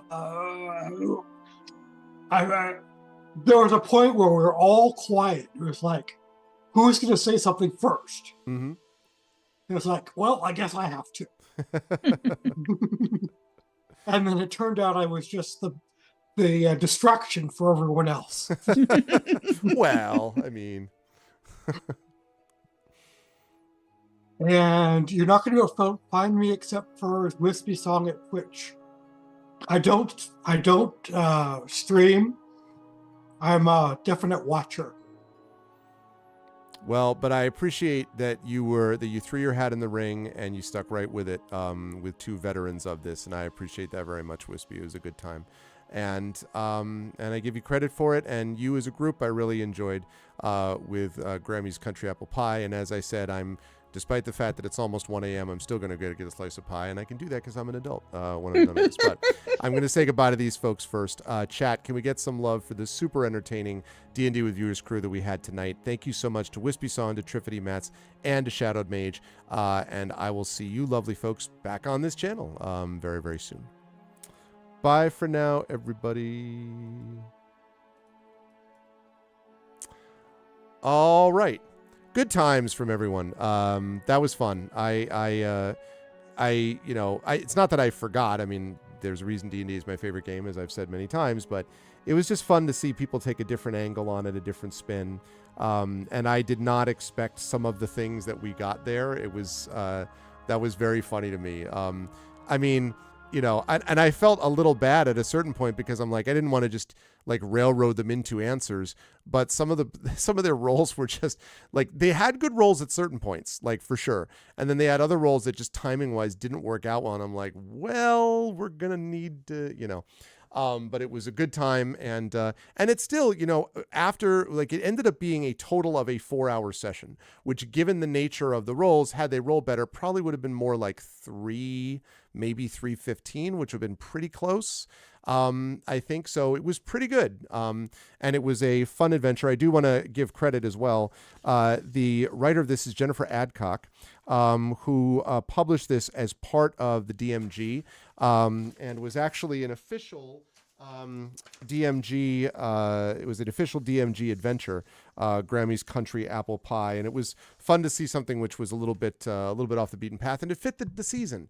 Holiday pies, right? Like it totally fit the season. I love the image of a successful goblin bakery franchise too, with a wizard sort of running over it. It warms the cockles of your heart. But that is going to do it for me for tonight.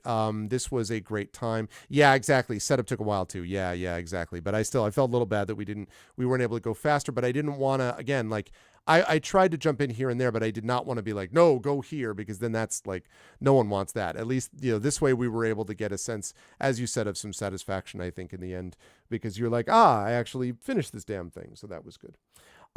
So that is going to do it for us for the night. I am going to raid somebody, but I do want to say that when we're done, when he goes live, you should definitely stop by and check out Shadowed Mage. I raided Shadowed last night. I'm going to raid someone else tonight, but you should definitely check out Shadowed when he goes live with Talos Principle 2. As for me, I'm going to be back on Tuesday with 2 events. First of all, the conclusion to Shire Adventures, which was sponsored by Free League. That starts at noon Eastern, finishes off at 3 Eastern. That will be the conclusion of Shire Adventures. Bittersweet, but also opens the new door of Beowulf. So one door closes, another opens. So that's going to be happening on Tuesday, not to be missed. And then at 4:15 p.m. Eastern over on my sister channel, GOG.com, I will be streaming with episode 400 of Pen and Pixels. It'll be my 400th episode of that show, the long-running show over there, and it is going to be very appropriate that it is Dungeons & Dragons there as well. D&D with GOG Ghosts of Saltmarsh over there at 4:15. So that's going to be awesome. And then that's going to be it for the month of November. 400 episodes. Isn't that amazing? I still remember the first one, the Star Trek that we did, 25th anniversary. But yep, 400 episodes. And that'll finish up November. And in December, we will start with Starfield. And then we got a very busy month, as I said. We got a lot of tabletop play. We have got our vocalist with the Christmas Carol. We have got the annual holiday stream. We've got the annual game end of the year show. We have got a bunch of cool stuff, the game book illustration stream, Patreon Field Game of the Month, all this stuff. So we've got a bunch of things coming up, and sort of a retrospective and a look forward as we get ready for 2024 to come. But first, we got to wrap up November, and we will do that this coming week. I'll be dark Sunday and Monday, but we'll be back on Tuesday, and I hope you folks have a lovely time until then. If you like what you saw and heard today, I hope you will follow the channel. I think that's right. I think I've been streaming. Yeah, I think I started streaming there about 3 to 4 years after I was streaming on my own channel. I think I've been streaming there since like 2015 maybe, or something like that. It's been a long time. It's been a long time since I rocked and rolled. Because I've been pretty consistent as well. I probably have missed maybe 4 to 5 shows a year. So I've probably been getting in like 50 shows a year, I would say, something along those lines. No problem. No problem, Quit Twitch. Totally understand that. So if you like what you saw and heard today, please follow the channel. Please check out my YouTube with !ArvTube. If you've been watching me over on YouTube, thank you. And please come over to our Twitch channel and follow me over there as well. And again, subscribe to me over on ArvTube. Free for you to do that, but really helps us out. And you can get access to past broadcasts of this and other D&D with viewers streams and other D&D streams in general. If you like what you saw and heard, you can as well support me by subscribing to Thank you, Crit Twitch. Blah, blah, blah. I completely blanked. Blah, blah, blah, blah, blah. Oh, yes. Arv tweets. I'm like, what? Had a brain fart. Arv Sky is the blue sky thing for social media as well. And of course, you can always follow us on Discord, Arvcord, and become a follower over there and hang out with this amazing community in between streams. Website for all that is arvaneleron.com. Financially, Arv Shop is the merchandise area with Expedition stuff coming soon. We have Shire Adventures stuff up there now. Eberron, Oracle of War stuff up there, and also just some Arvan Eleron logo stuff there as well. Cool swag for you, makes good gifts. We're coming around to that time of the year, makes good gifts as well, but also is really helpful to the channel, as is supporting the Patreon, !Arvtreon. If you want a character background written for you by yours truly, if you would like to have an epic poem written about you, if you'd like to get inspirations to help the players like Prince Justin gave today, if you want to be able to do all of that, that Patreon is the place to go. go. We're trying to build that up to get towards various channel goals, and also to be able to get you cool stuff and get the channel support for things like overlays, videos, music, paying the voice actors, things like that. You can also sub to the channel for some of that too, which you can get inspirations from, and also emotes to use here, there, and everywhere across Twitch, and custom sub badges in the channel as well. That is always appreciated. On the publishing side, exclamation point Icarus, my graphic novel from Athos Arts, exclamation point Library, that's Tales and Tomes from the Forbidden Library, my 5e adventure and sourcebook from Alligator Alley Entertainment, and exclamation point Greyshade is my Greyshade universe, the Grey Assassin trilogy, Greyshade and Renegade, first 2 books, award-winning, are already out. Also, the audiobook of Greyshade from Trent Sparks is out at that link.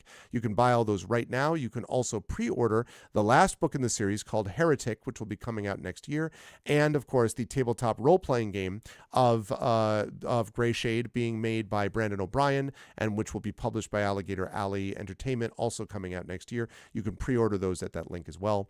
And last but not least, as always, exclamation point BLM, Black Lives Matter, important to affirm and assert the significance and importance of Black lives. Exclamation point Help Now, which is the World Health Organization page on suicide prevention.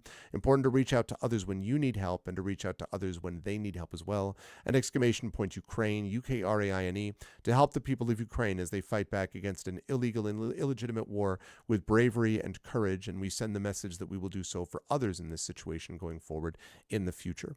I want to thank the amazing, first of all, let me just note quickly, we are going to do as a raid. As I said, if you are not a sub, you're going to do that, which is Arv Raid. The Arvanauts have landed, followed by Twitch, lowercase Twitch, uppercase R, lowercase AID. If you are a sub, you're going to do this, Arvany Hype, Arvanauts have landed, and then every Arvany you can think of, including ones I didn't know how to spell myself before the stream started. Arvany Crit Hit, Arvany Rave, Arvany Love, Arvany Blown, Arvany Woe, Arvany Smug, Arvany Cry, Arvany Ha, Arvany Yay, all the Arvany What, Arvany Smug, all the Arvanys, I think I said that already. All the Arvanys when you were brought over automatically to the place that we are going to raid.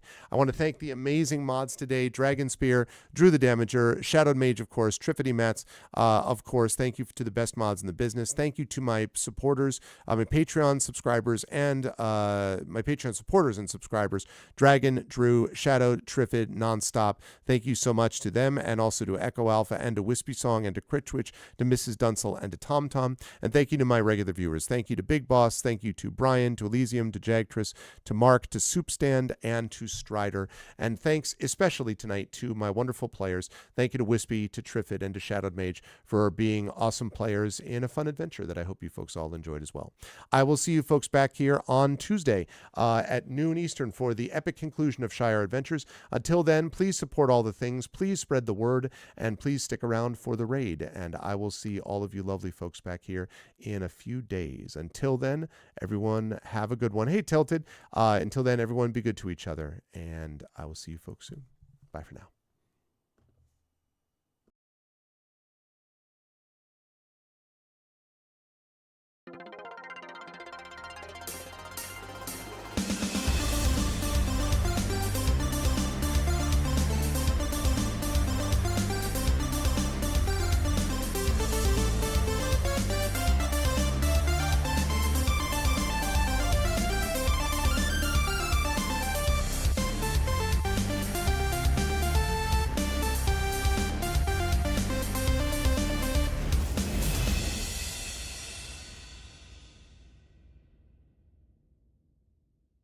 Honk.